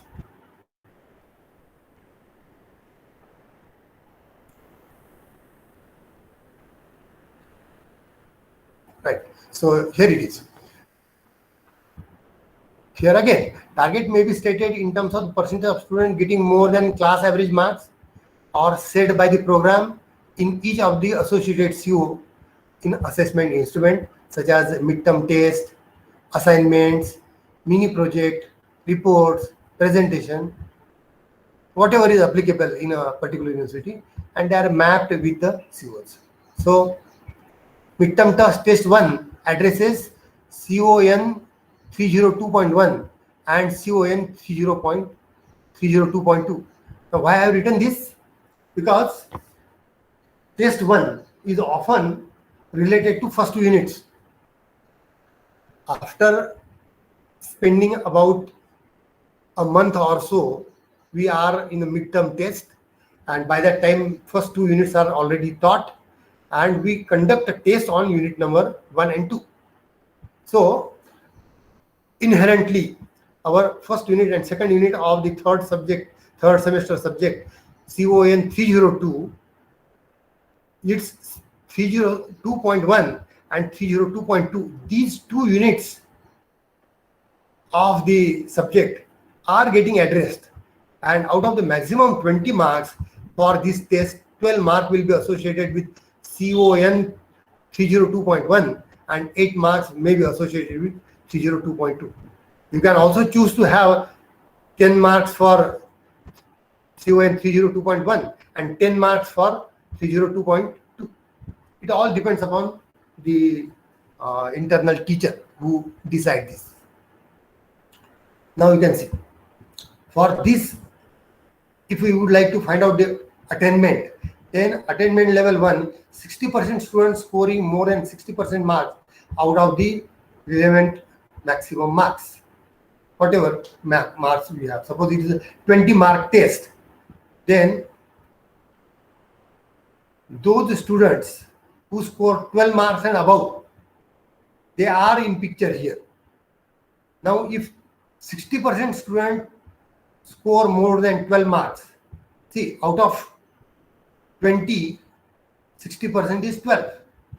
So the 60% student out of your class score more than 12 marks, you are the minimum attainment level of 1. Then suppose the attainment level 2 is to be set, then you can see 70% students scores more than 12 marks out of 20. And lastly, 80% students scores more than 60% mark out of the maximum marks. So you can see here larger number of students are scoring more than 12 marks, and so attainment is better. Here more than 70% students are scoring more than 12 marks, so it is moderate attainment.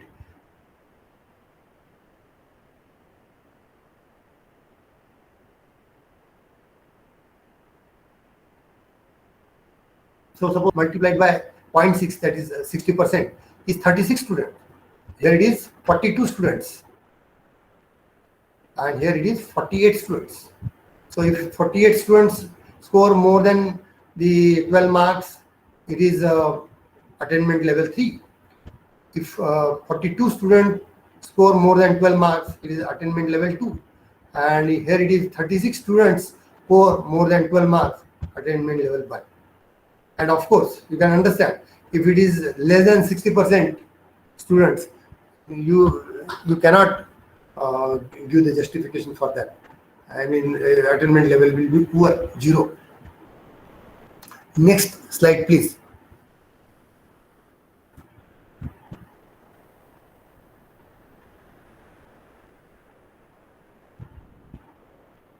Attainment is measured in terms of the actual percentage of the student getting set percentage of mark. If targets are achieved, then CON 302.1 and CON 302.2 are attained for that year, right? Then program is expected to set higher targets for the following year as a part of continuous improvement. If targets are not achieved, then program should put in place an action plan to attain the target in subsequent year. So that is why the NBA is a continuous process, and for every subject, for every CO, you should take a review for every year and see that the attainment is done. See, if you do the CO wise attainment, then your ultimately the subject attainment will be obtained, and then we can say PO, the attainment of CO, course object outcomes, is achieved. Then similar targets and achievements are to be stated for the other midterm test, internal assessment, and so on. Next slide, please.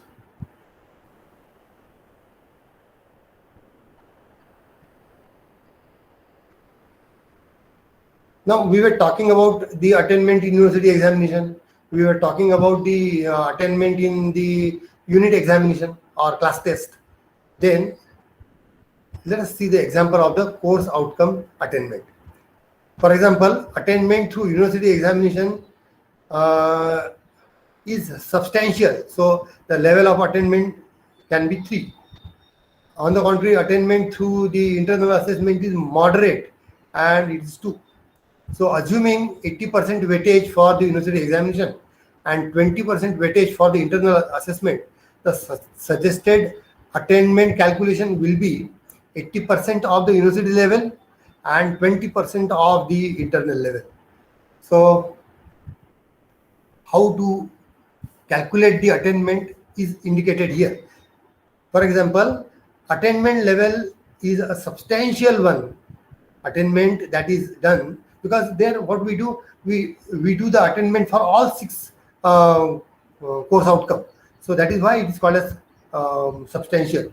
On the contrary, the attainment in the internal assessment is moderate, because either you do only test and there is a separate oral or something like that. So we call it as 0.2.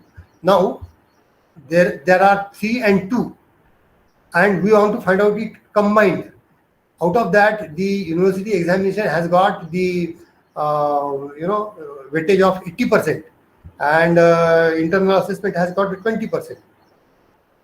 Attainment of the university examination is 3. Attainment of the internal assessment is 2. So 80% of 3 and 20% of 2. 80% of 3 is 2.4 and 20% of 2 is 0.4%. So 2.4 plus 0.4 is equal to 2.8.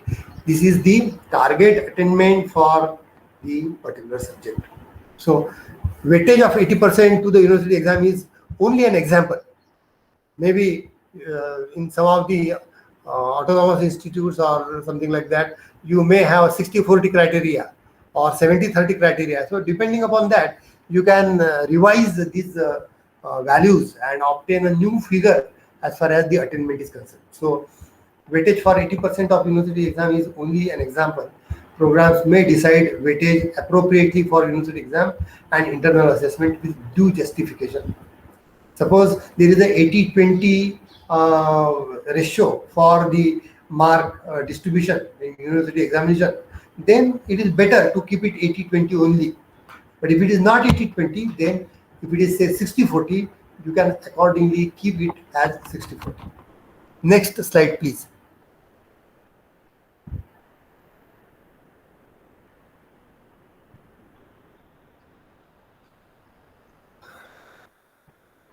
Now, setting the attainment level as a first step in all courses. All courses are classified in 3 categories based on their difficulty level. This is another important step. See, attainment level is okay.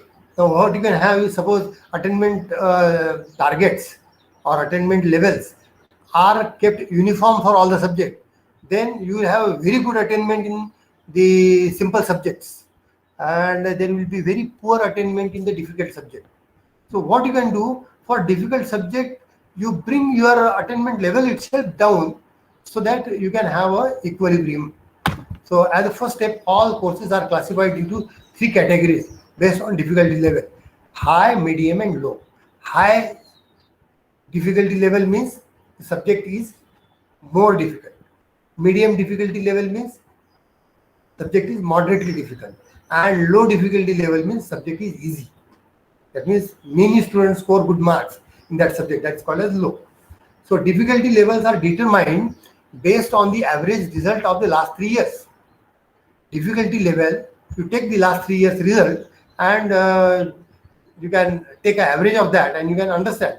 Suppose, for example, there is a subject in first year called as engineering mechanics, right? So often this particular subject in our university is one of the tough subject, right? And due to that, the results of that particular subject are less.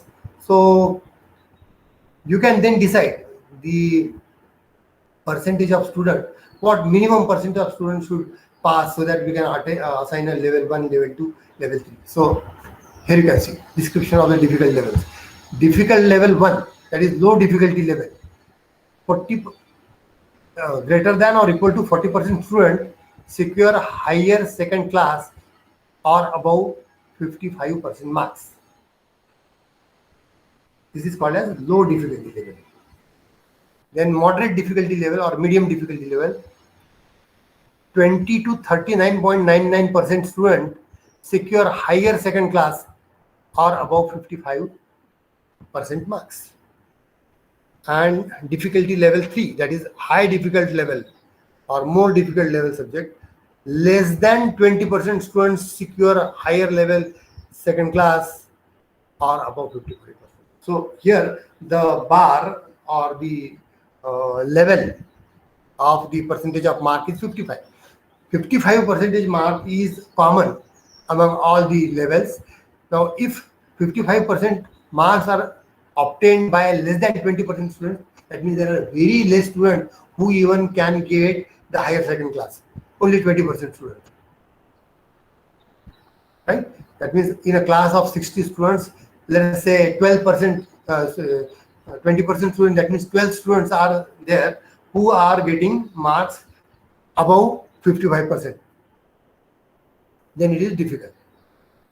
Between 20 and 39.99, that is moderate level, the students getting more than 55% mark.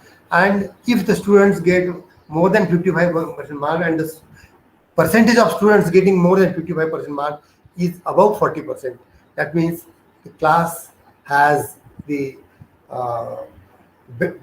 handful number of students that score the higher second class. So that particular subject can be called as the less difficult or low difficulty level subject.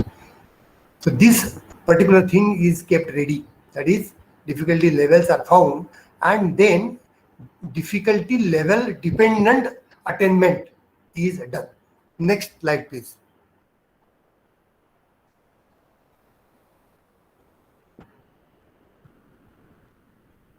Now attainment level, you can see of attainment level of the difficulty levels as approved by DAB. DAB means departmental board, academic board, and here we are observing here, you can see. Now, goal based on marks obtained by the students. So that goal is 55% and more. Now, 55% and more marks, if they are obtained by less than 60% student, then level of attainment is 1. If it is obtained by 60% to 80%, then it is 2. And more than 80% student, it is 3. So here what we did, we have now mapped the attainment level with the difficulty level. So if the difficulty level is 1, their attainments are seen like this. and this is for online examination, right? This is for online examination. Next slide, please. Similarly, for a class test, you keep the same thing, right? 60%, less than 60% attainment number 1, between 60 and 80% attainment number level 2, and more than 80% attainment level 3. Then next slide, please. Again, difficulty level 1, term work mark. Again, the mark obtained is 55%, and if the number of students getting 55% mark is less than 60%, attainment level is 1, 60 to 80 is 2, and more than 80 is 3. Next slide, please. Then comes the semester in examination. Difficulty level again here is given, and students scoring the semester end exam, written examination greater than 55% mark are 60%, less than 60%, attainment level is 1. If it is greater than 60 and less than 80, it is level 2, and if it is greater than 80, attainment level is.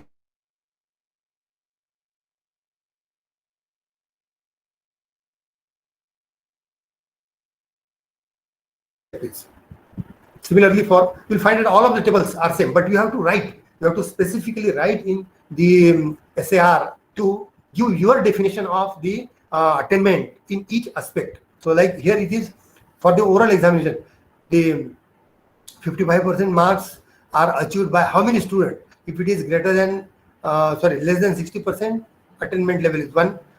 If it is 60% and 80%, attainment level is 2. And if it is greater than 80%, attainment level is 3. Next slide, please.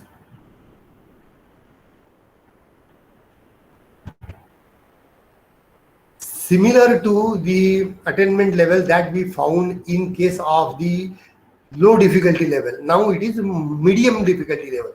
Medium difficulty level, now medium difficulty means it is greater difficult than the low level. In low level, getting 55 mark was easy, but here it is moderate. So it is getting even 50% mark is not easy. So if the goal is 50%, right? 50% students getting 50% mark that we are assessing for the medium level.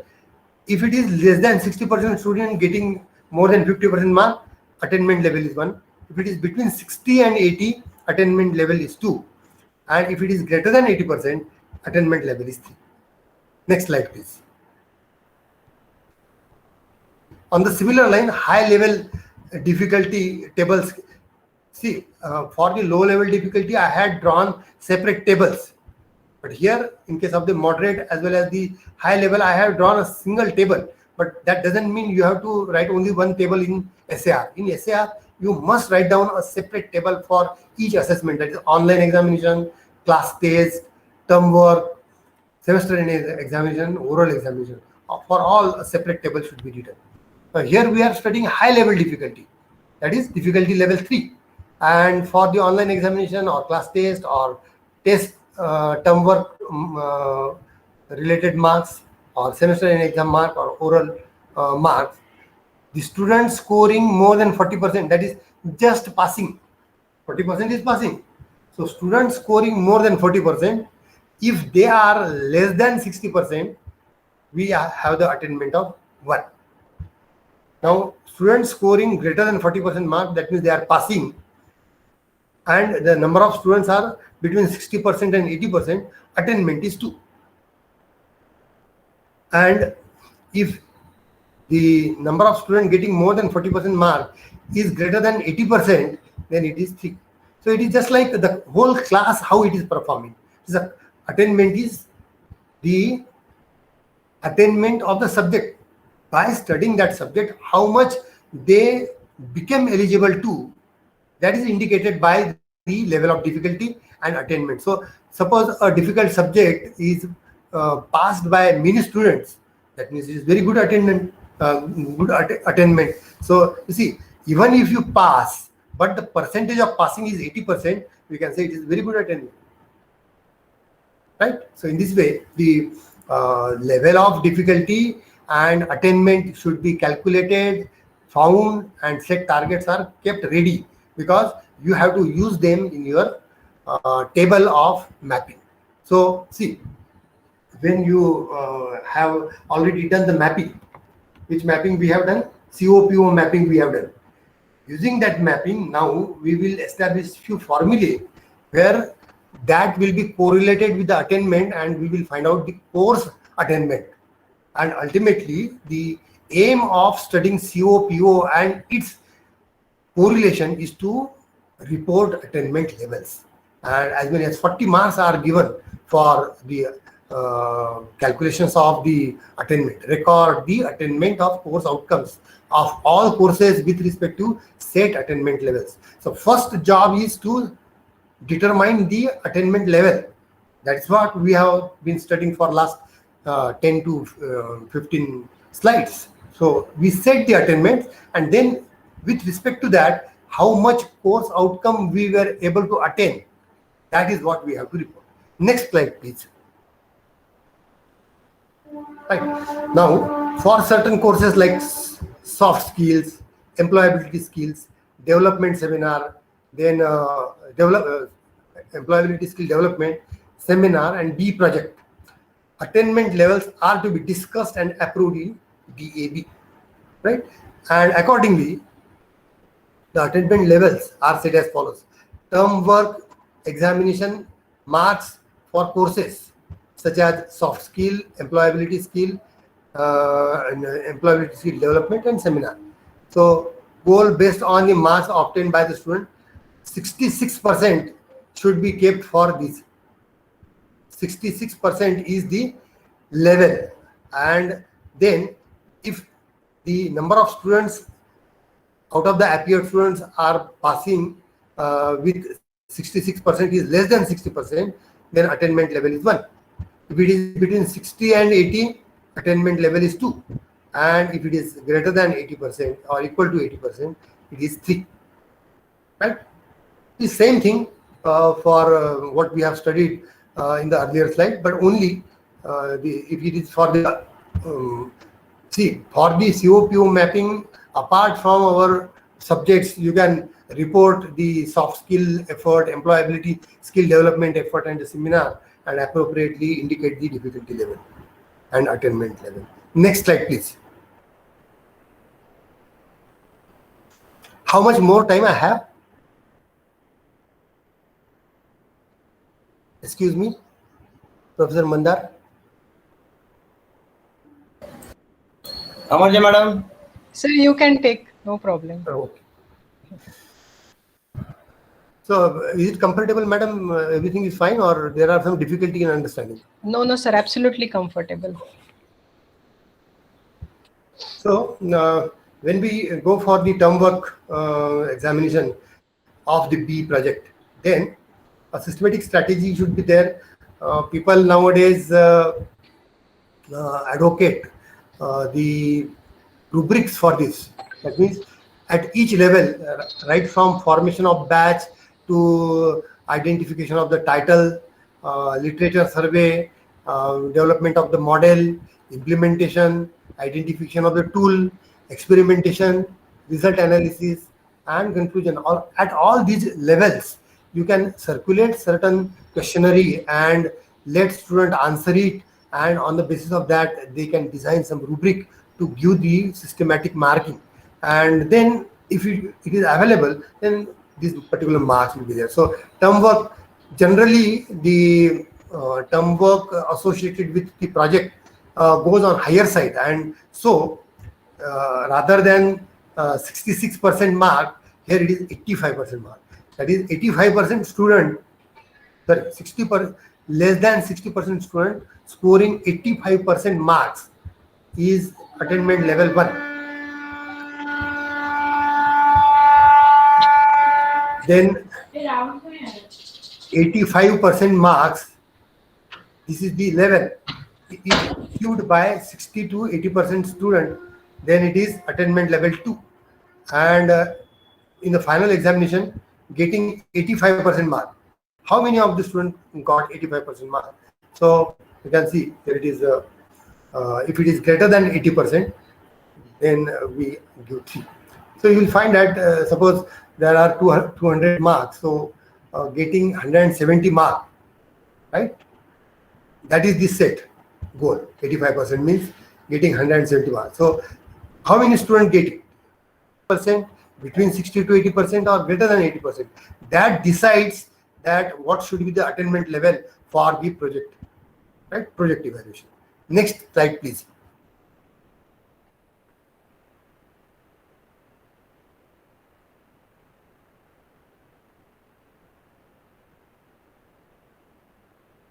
Similarly, for the oral examination of the project, the same table, more than 85%, and then less than 60% attainment 1, 60 to 80 attainment level 2, and more than 80% attainment level 3. Although it look like repetitive, but it is very important, and one when decides these tables for our department should see the data for last 2-3 years, and depending upon that you can articulate these values.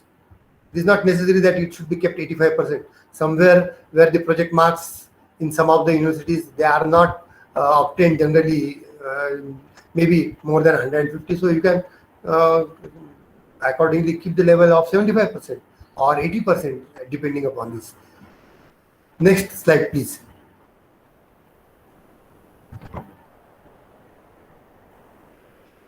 This slide is really challenging because the figures are very small. However, let me tell you that when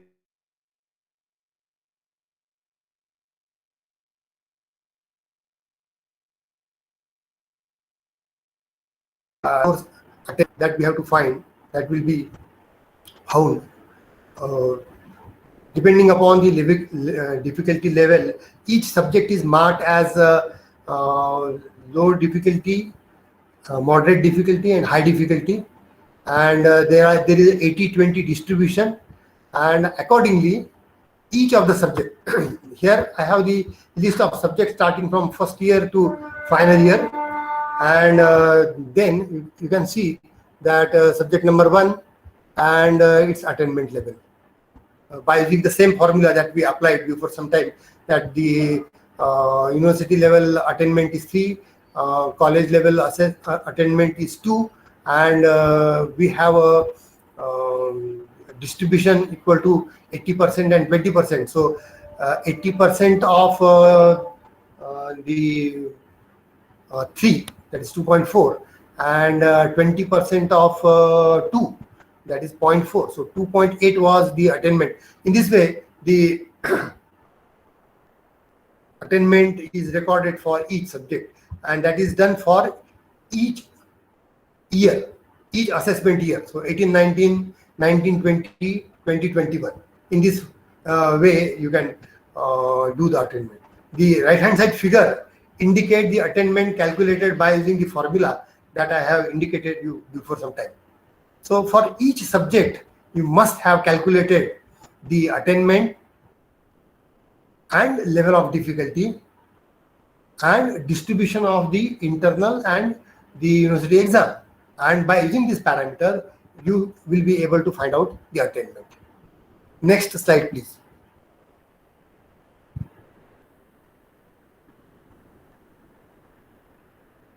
This is for 17-18. Next slide, please. 16-17. Right. Then finally, see what is given by NBA, what is common for all and what is given by NBA to us is that we are required to satisfy the program outcomes and program specific outcome. Out of that, program outcomes are given by NBA and program specific outcomes are decided by you. These two things, how they are addressed by the 40 odd courses that you are taught to your students. So the attainment of the PO and attainment of the PSO, how that is done by using the attainment of the CO that you have done, that is to be recorded in a table, and that completes our whole exercise of understanding the PO's mapping and PO/CO attainment. So this is the last point in the criterion number 3, that is describe assessment tools and processes used for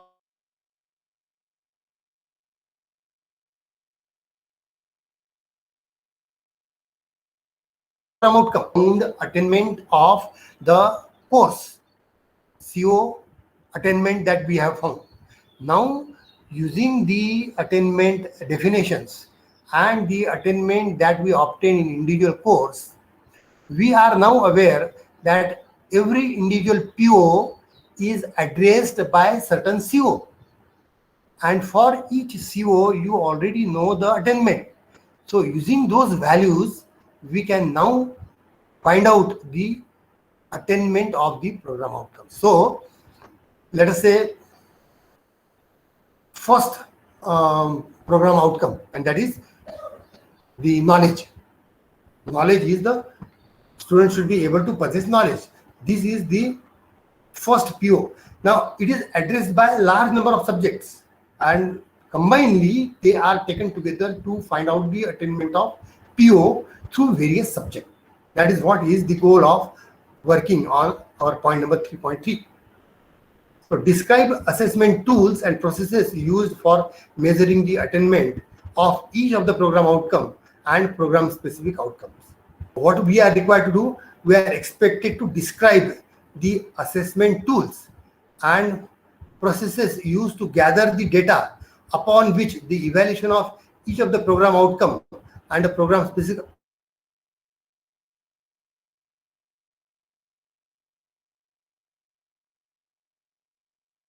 getting the frequency of the subject. Some of the subjects directly satisfy the PO, some of the subjects do not. So depending upon that, or whatever evaluation we do, we are expected to describe the assessment tools.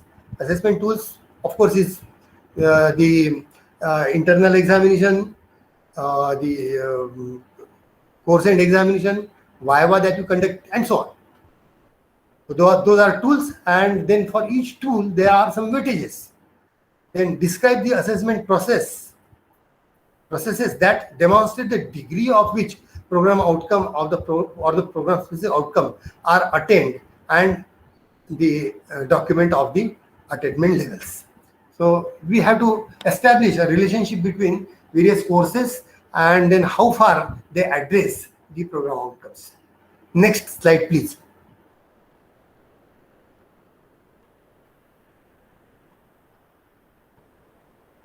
Next slide, please. Next slide. Yeah. So we have earlier one. Yeah. So assessment tools and processes. Assessment tools means evaluation methodology. It is so simple. So PO attainment levels were divided into two parts: direct attainment or direct tools, we can say 80% weightage, which is our university pattern or the semester end examination, 80-mark examination, and that includes CO attainment of all the courses. In this way only we have found out the CO attainment of all the subjects. And then there is indirect attainment, that is 20% attainment, which include attainment of the exit survey, internship feedback from the company. Following are the description and the attainment levels. So go to the next slide now.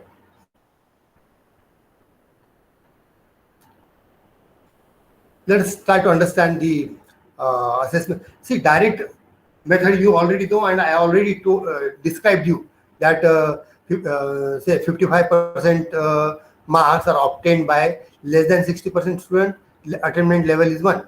55% is obtained by between 60 and 80%. This is level number 2, attainment level number 2, and 55% mark were obtained by more than 80% student. Then attainment level 3. This is the evaluation pattern for the university examination, which is having 80% weightage, right?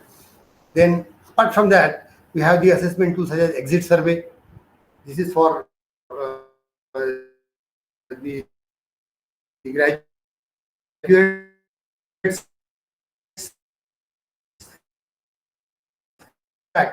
and depending upon that, we can do the evaluation. Now you can see goal based on option chosen by the student. Now suppose there are 10 questions, 20 questions, 30 questions, whatever in exit survey. There are 3 or 4 level for which student answer. So they are like excellent, good, average, and poor, right? Excellent, good, average, and poor. So suppose 60% it is chosen, this particular option is chosen by less than 60% student, then attainment level is 1. Whatever low it can be, less than any value less than 60%, attainment level is 1. Any value between 60 to 80%, they have chosen the excellent and good as the option for the questionnaire that you have put in exit survey, then it is the attainment number 2. And suppose 80%, more than 80% student chosen or have chosen the option of excellent and good, right? Then 20% may be anything, but 80% students have remark or given remark, then the attainment level is good because you have satisfied them, right?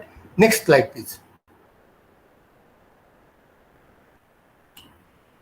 Then assessment tools and processes. The second tool is internship feedback.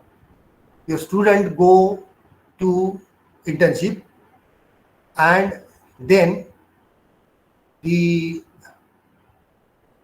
feedback is taken. Students' feedback is taken based on the questionnaire provided by you by the company. Independently, they have taken it at their place, right? If above 7 or 10 is less than 60% student, then you have attainment level 1. Rating 7 and above is revealed through the 60 to 80% student, then it is attainment level 2. And your 80% students are giving 7 rating for the internship feedback, then you can say the attainment level 3. Now this thing, whatever 7 rating, it should be 7 or 6 or it should be 5. Who will decide this? It is decided by DAB, Departmental Advisory Board, is the entity which sit together every year and decide these values. Earlier years values are calculated, then their level, target levels are known. If they are not required to be changed, then at least should the value of the level should be maintained or it should be modified. That is decided by DAB. It is discussed and approved in DAB that process of evaluating attainment of PO and PSO be done at the end of every academic year. So this is a process. Why NBA is called as a process? It should not be like a festival that you have. It is October and it is the Diwali festival. So clean your house, buy new clothes, and celebrate the festival. It's not like that. NBA is the process, so you have to continuously follow up, continuously mark all those things that affect the evaluation process. So every year there should be 2 meetings of the DAB at the start of every semester, and then in the semester meeting you must have a assessment of the earlier semester, and earlier both the semester assessment will be available with you. Then depending upon that, is there any need of changing the target or other values, that will be seen by the DAB people, and if it is required, then with a justification that is passed on and it is given to the the PAC, Program Academic Committee, so that they can see that there is a reasonable reason to modify the value, and if it is required, those values will, and you can keep your old values also for that year. For example, you are submitting your SAR in the year 21-22, and say up to 1920 you had certain parameter, but in 2021 you had to change sub parameter. So let 1920 parameter be same, then do not require modification. But in 2021, whatever modified parameter you have taken, you can do the calculation by new parameter, right? Next slide, please. So provide result of the evaluation of each PO and PSO, right? Program shall set program outcome attainment levels for all PO and PSO. Attainment level by direct student performance and indirect by survey are to be presented to program level course, that is PO matrix as indicated.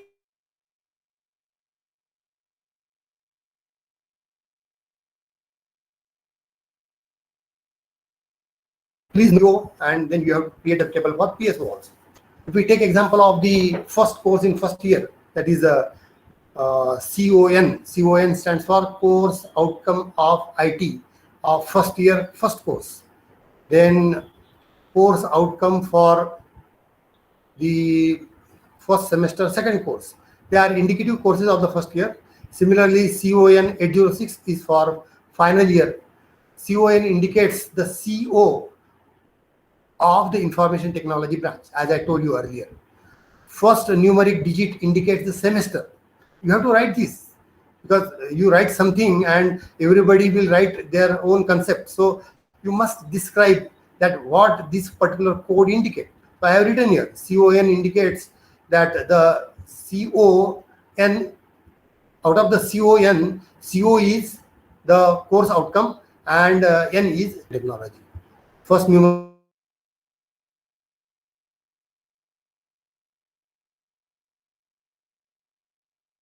number in the respective semester of the study.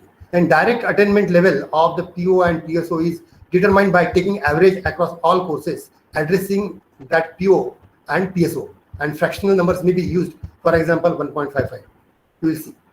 Then indirect attainment levels of PO and PSO is determined based on the study, exit survey, employer survey, co-curricular activities, and extracurricular activities.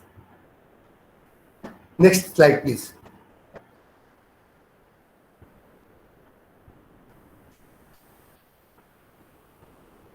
So when we require to provide the evaluation result, for every course, the teacher of the course shall prepare the attainment level. First of all, he or she is required to find out the difficulty level, then attainment level, and then by using the method of 80% and 20% for direct and indirect assessment, they must calculate the attainment level also, right? So it is assumed that particular PO has been mapped to 4 courses, right? Now this is very easily seen when we see the table of COPO, right? There it is seen that some of the CO are mapped with PO and some of the subject CO are not mapped at all. So depending upon a bunch of subject for which the CO is mapped, it is assumed that the particular PO has been mapped into 4 courses: CON 301, CON 502, CON 603, and CON 704. That is, these 4 courses from the entire syllabus, entire 4 years, the PO is mapped into this particular course. So the attainment level of each of the course will be as per the example shown in 3.2.2, as we have studied earlier. Now, PO attainment level will be based on the attainment level of the direct assessment and the indirect assessment. For affiliated non-autonomous colleges, which we refer to as Tier 2, it is assumed that while deciding the overall attainment level, 80% weightage may be given to the direct assessment and 20% assessment may be given to assessment. Through surveys from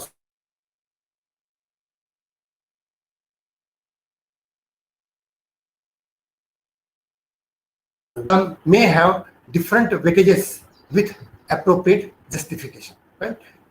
This is suggestive, 80%, 20% or whatever is suggestive. For example, some of the places there is very less likely in university pattern, but if there is a freedom that you do 50% direct assessment and you do as much as 50% indirect assessment, then you have a very good choice that overall attainment of 50% will be given for direct assessment and 50% weightage will be given for indirect assessment.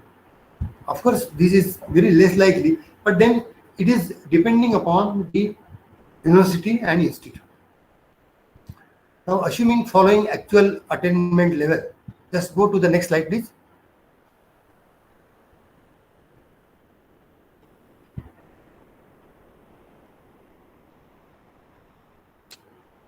Sir, next slide, please.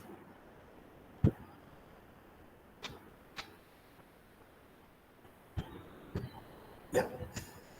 Now you can see.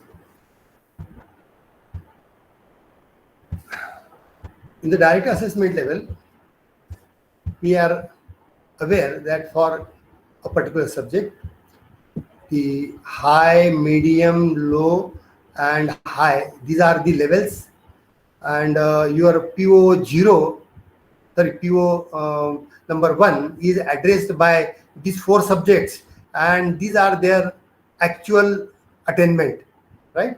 So 3 plus 2 plus 1 plus 3, and total number of subjects are 4. So 3 plus 2 plus 1 plus 3 is 9 divided by 4, so 2.25. Now this 2.25 is 80%, right? And then indirect assessment, that is surveys, analysis, customized to an average value as per the levels 1, 2, 3.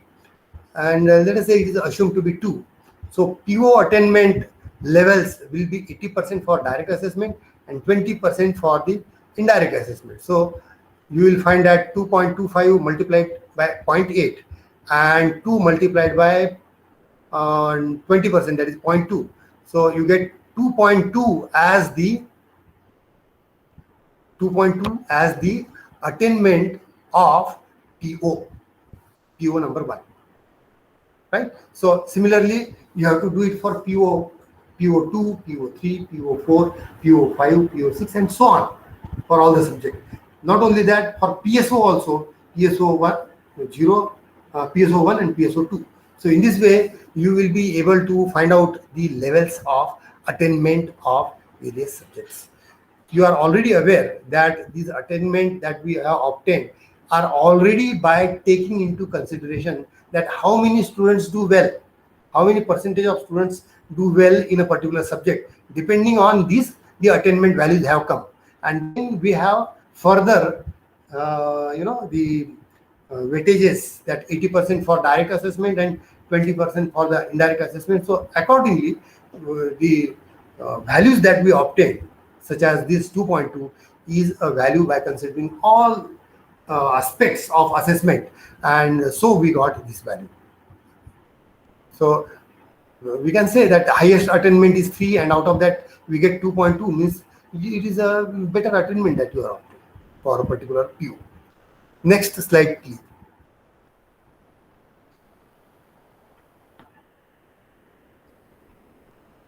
So now you can see.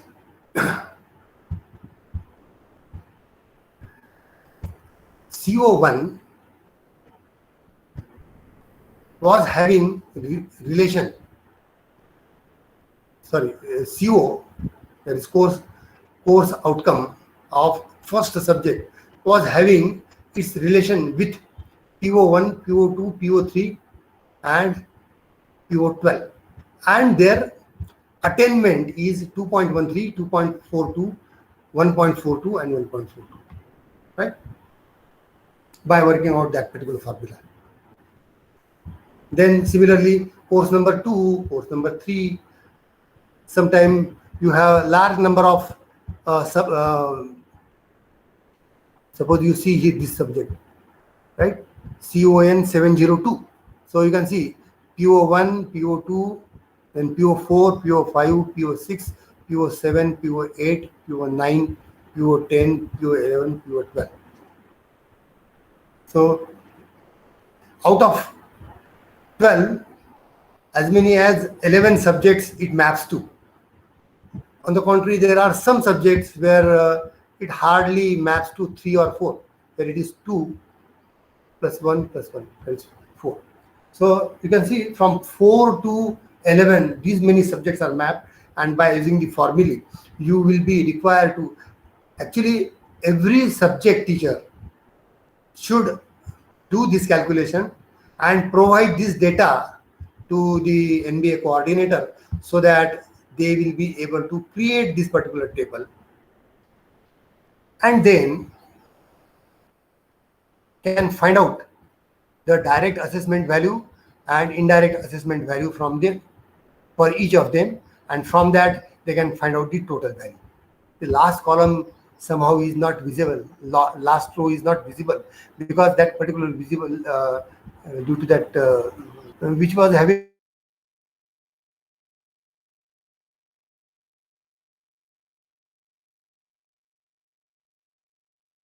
point rows here, 1.50 and 1.41. So 1.91. This is the total attainment of PO1.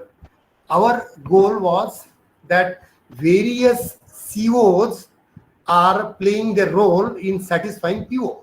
So I have collected all the values. PO1 related all values that are received from all courses. PO2 related all attainment values from all the courses, and in this way we received all the attainment values from all the courses, and then we took the 80% and the 20% weightage and we added them together to obtain the attainment level. So final attainment level is the last row, which is somehow non-visible, but you can just add these two things, last two rows that are visible, to get the final attainment.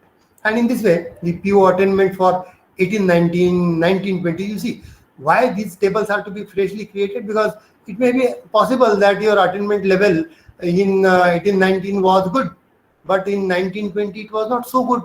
Your results were poor or your students did not perform well. So you will find that your attainment level in some of the subject that was 3 is now 3. It is not 3, it is now reduced to 2 or even 1.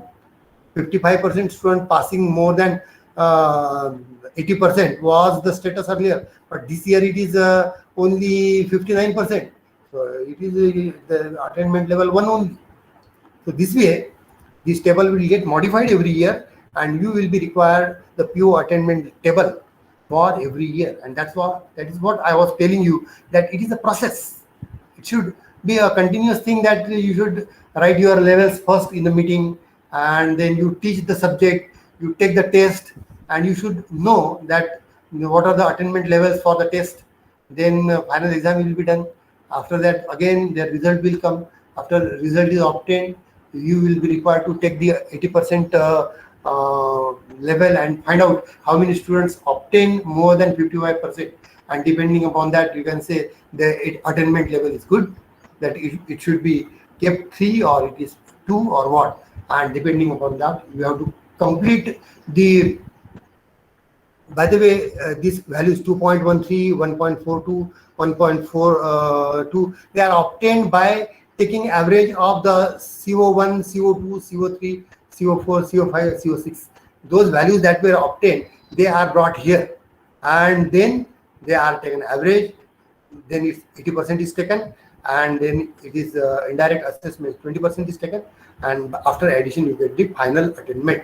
So PO attainment is finalized in this particular slide, and such 3 years assessment should be taken into consideration. Next slide, please.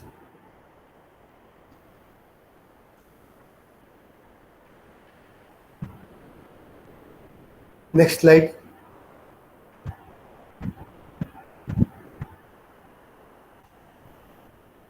Professor Mandar, next slide, please. Yes, sir. I guess I got some network issue. So my screen is visible? I'm able to see PO attainment 18-19 slide right now. Okay, okay, just a second, sir.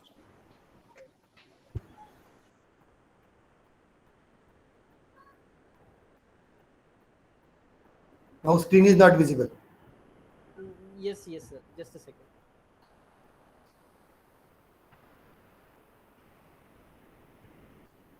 These last 10 minutes we have almost done.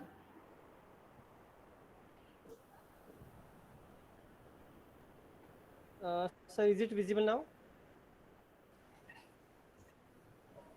Okay. Go to earlier slide. Yeah. So earlier to this. Yeah. This PO attainment 18-19, 19-20, 20-21. So for the assessment of NBA, you must prepare 3 years data in the form of this PO attainment and including the SAR. I have shown here only one, for example, but then you have to prepare for all three. Next slide, please. Similar to PO, PSO is also required to be prepared and then included in this way. Like for the first subject, I am extremely sorry because in a bid to include everything, I kept the values very, very small.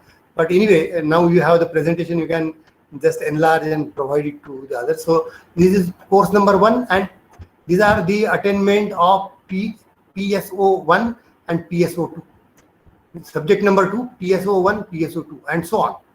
Right? So this is for 1 year. Similarly, 3 years data of PSO should also be generated.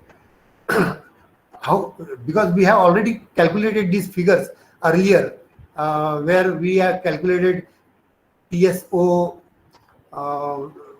to CO mapping, where CO1, CO2, CO3 up to CO6, they were written against the PO, and then the value, average value were found, and that those average values are kept in this particular table. Next slide, please.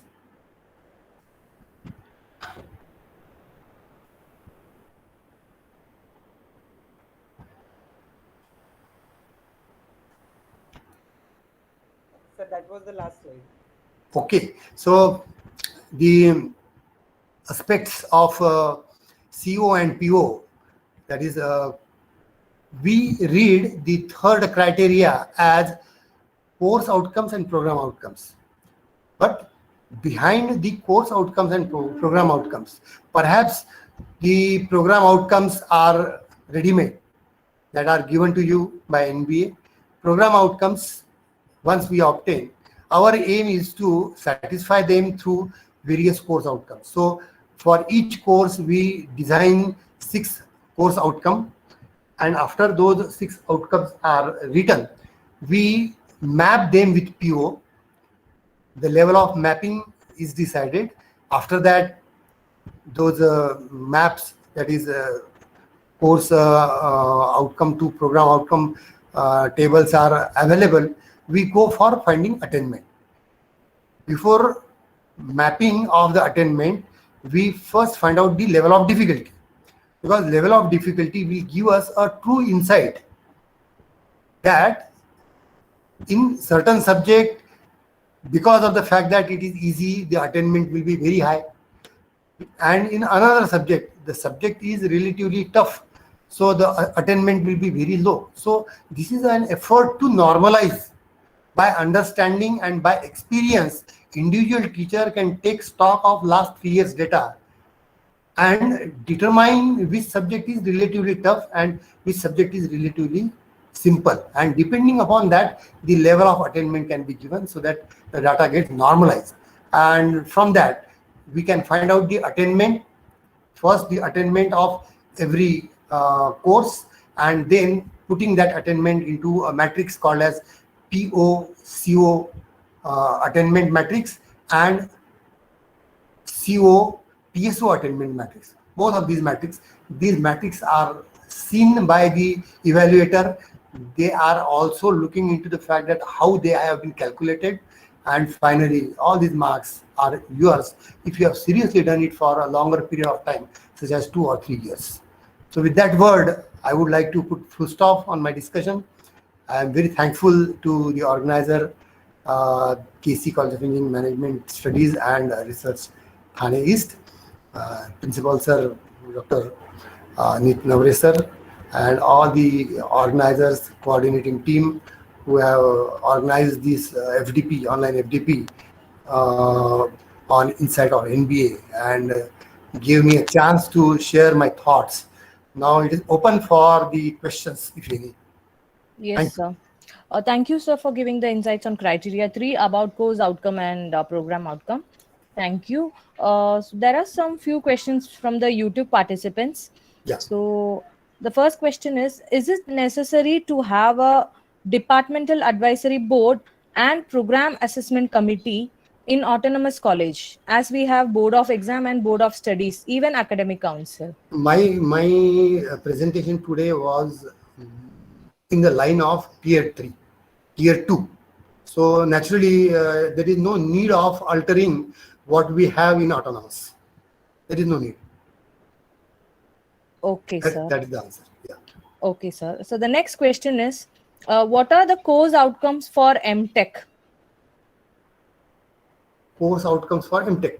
Huh. The course outcome for MTech is written depending upon the courses that the students study, because see, course outcome is written by the teacher for a course that he or she is engaging in.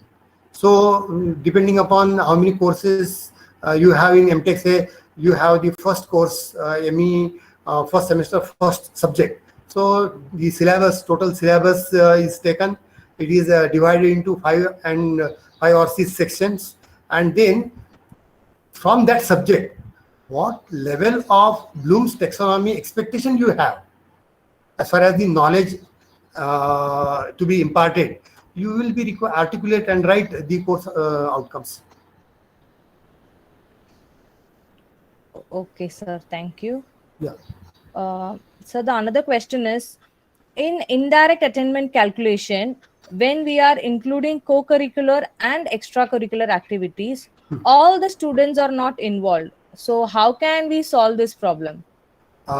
In that case, what we can do is, see, survey can be conducted from the participating students, and you can give the, actually it is the attainment of the course. It is not the attainment of the individual students. So maybe you have, say, 50% students only participating. You can calculate all those percentage depending upon the participation. So out of the 30 students, say your 20 students or 25 students are giving good, excellent, then also you can put your attainment level to be equal to 3. Okay, sir. Right. So the next question is, internal assessment exam and practical is 20% and end exam in 80%. Right. So where to use external practical exam? In 20% or 80%? That also come under the direct assessment. That means in 80%. Okay, sir. Yeah. So any other questions from the meet participants? Ma'am, please refer chat box. Okay. We have some questions over there. Okay, Mandar sir, question is, should we have specific PSOs or general PSOs related to program? They are the general PSO related to the program. In fact, what happened, your department is striving for something, and that is reflected in your vision and mission. Your vision and mission contains the words such as research. It contains the words such as educational excellence or global citizenship, or there are many such words. Now, to reflect that in your program, you can take certain issues related to your bank, whatever branch you have related to that. You can take certain subject that you expect that your current syllabi will address them. In my presentation, the PSO of IT department are written. So what they are, how they are written is that first PSO is related to the general aspirations of the students when they take admission to IT. and second is related to specific technologies such as the computer networks, artificial intelligence, IoT. So they are related to that. So Okay, you sir. can make a balance between the generalization and some specificity. Okay, sir. So one more question. What are the different surveys feedback should we consider in indirect attainment? Should we have levels for surveys? Surveys are must. See, the I told you the opportunities where the the feedback, general feedback is okay. I mean, students' feedback, parents' feedback, and employers' feedback that we take, that is okay. That is under the general feedback. But as far as the course specific feedback is concerned, exit survey, employer survey, employers means and those students who go for the internship, they play a very important role. So these two feedbacks should be obtained, and apart from that, students can be involved in the course specific feedback also. The teacher can take, it should be very short, like 5 questions can be given, and feedback can be taken about the course in the mid of the course, and you can obtain the information, because if it is taken at the end of the semester, generally it is found that there is no chance for the teacher to improve upon if there is any problem. Sir, one question is there in Yeah. 3.2.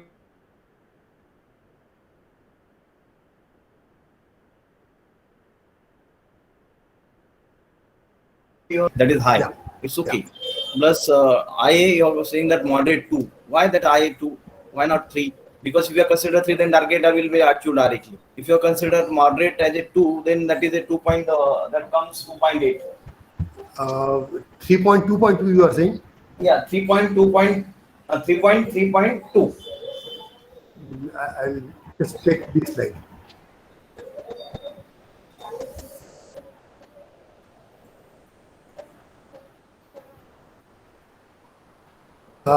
Rinde sir, can you please repeat the slide number or where you are actually addressing to? So actually, it's point number 3.3.2. 3.3.2. I have missed actually to right. 3.3.2. 3.3.2. 332. 332. Okay.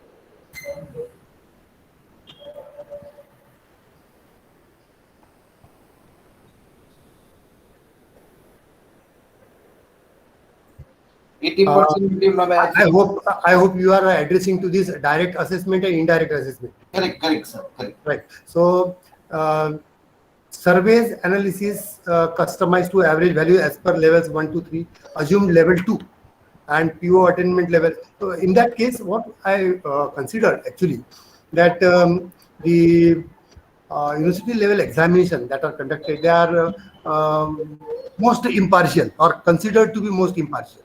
Okay. And there is no chance as such that students need to perform in the given point of time, and so the assessment, direct assessment, and that too conducted by university, is assumed to be the toughest part, and that is why the high. On the contrary, the surveys, analysis, and other things, there is slight chance of student can take a liberty, or it can get biased sometimes. We have seen students copying something or something like that. So the level of attainment is assumed to be 2 in that case. Yes. So any other, So thank you, sir. Thank you. Further any doubts, sir? So one more question is there. Yeah. Some events are institute level. So how to find attainment of those event feedback? Some events. Event means you are talking about curricular or co-curricular or extracurricular. So co-curricular. Right. So what is the question? Please repeat it. Some events are institute levels. Right. Then how to find the attainment of those events feedback? Now you see, suppose you are a institute planning for MBA or a MBA institute. Then in that case, what happens? Every activity we do shall have some mapping in your mind. For example, although it is not in your syllabus, but for IT student, if I conduct computer hardware training, right, then it addresses to some value in my courses. So then I pre-plan that what kind of feedback I shall take, and the questions that I will get, I mean answer that I will get, will address to the attainment. Like suppose good and excellent is obtained in say 60% question, then my attainment is I mean 80% student give that type of feedback, my attainment level will be 3. So we have to articulate that particular thing. Any activity you do, for example, if you take a co-curricular activity which is writing essays, or you are taking extracurricular activities such as writing poster competition. Now when you do that, you can choose a theme that somehow you can map. Suppose you take a social theme, then perhaps it will not match with any of the PO, but certainly it can match one of the PO, that is societal aspect. So then it will be mapped only into that PO. Are you understanding? Yes, sir. Any questions from anyone? Yes, Amutha ma'am, I would like to ask. Yes, Sir, you have already told about the PSOs. If we have made the PSOs and now after a few years, say after a duration of 5 years, right, as you had given the example of the subjects, the new trends come in the industry. So right, I want to add or make a change to the PSOs. Is there yes, any duration to be followed that it can be 3 changed years. after 3 every years. 3 years? Okay, okay. Thank you, sir. And we'll be following the process of DAB and PAC involvement in it, right? Yes, yes. Okay, thank you, sir. That is required. 3 years. So one more question. Yeah. How to generate PO targets to match up with PO attainment?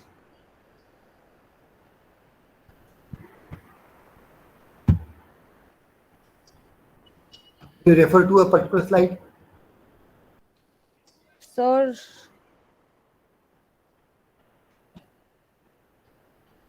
Because I have not, I think I have not talked about any PO targets. it was a question from YouTube participants actually.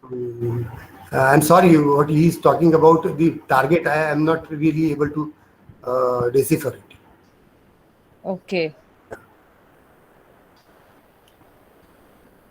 Okay, sir. Anybody wants to ask any other questions?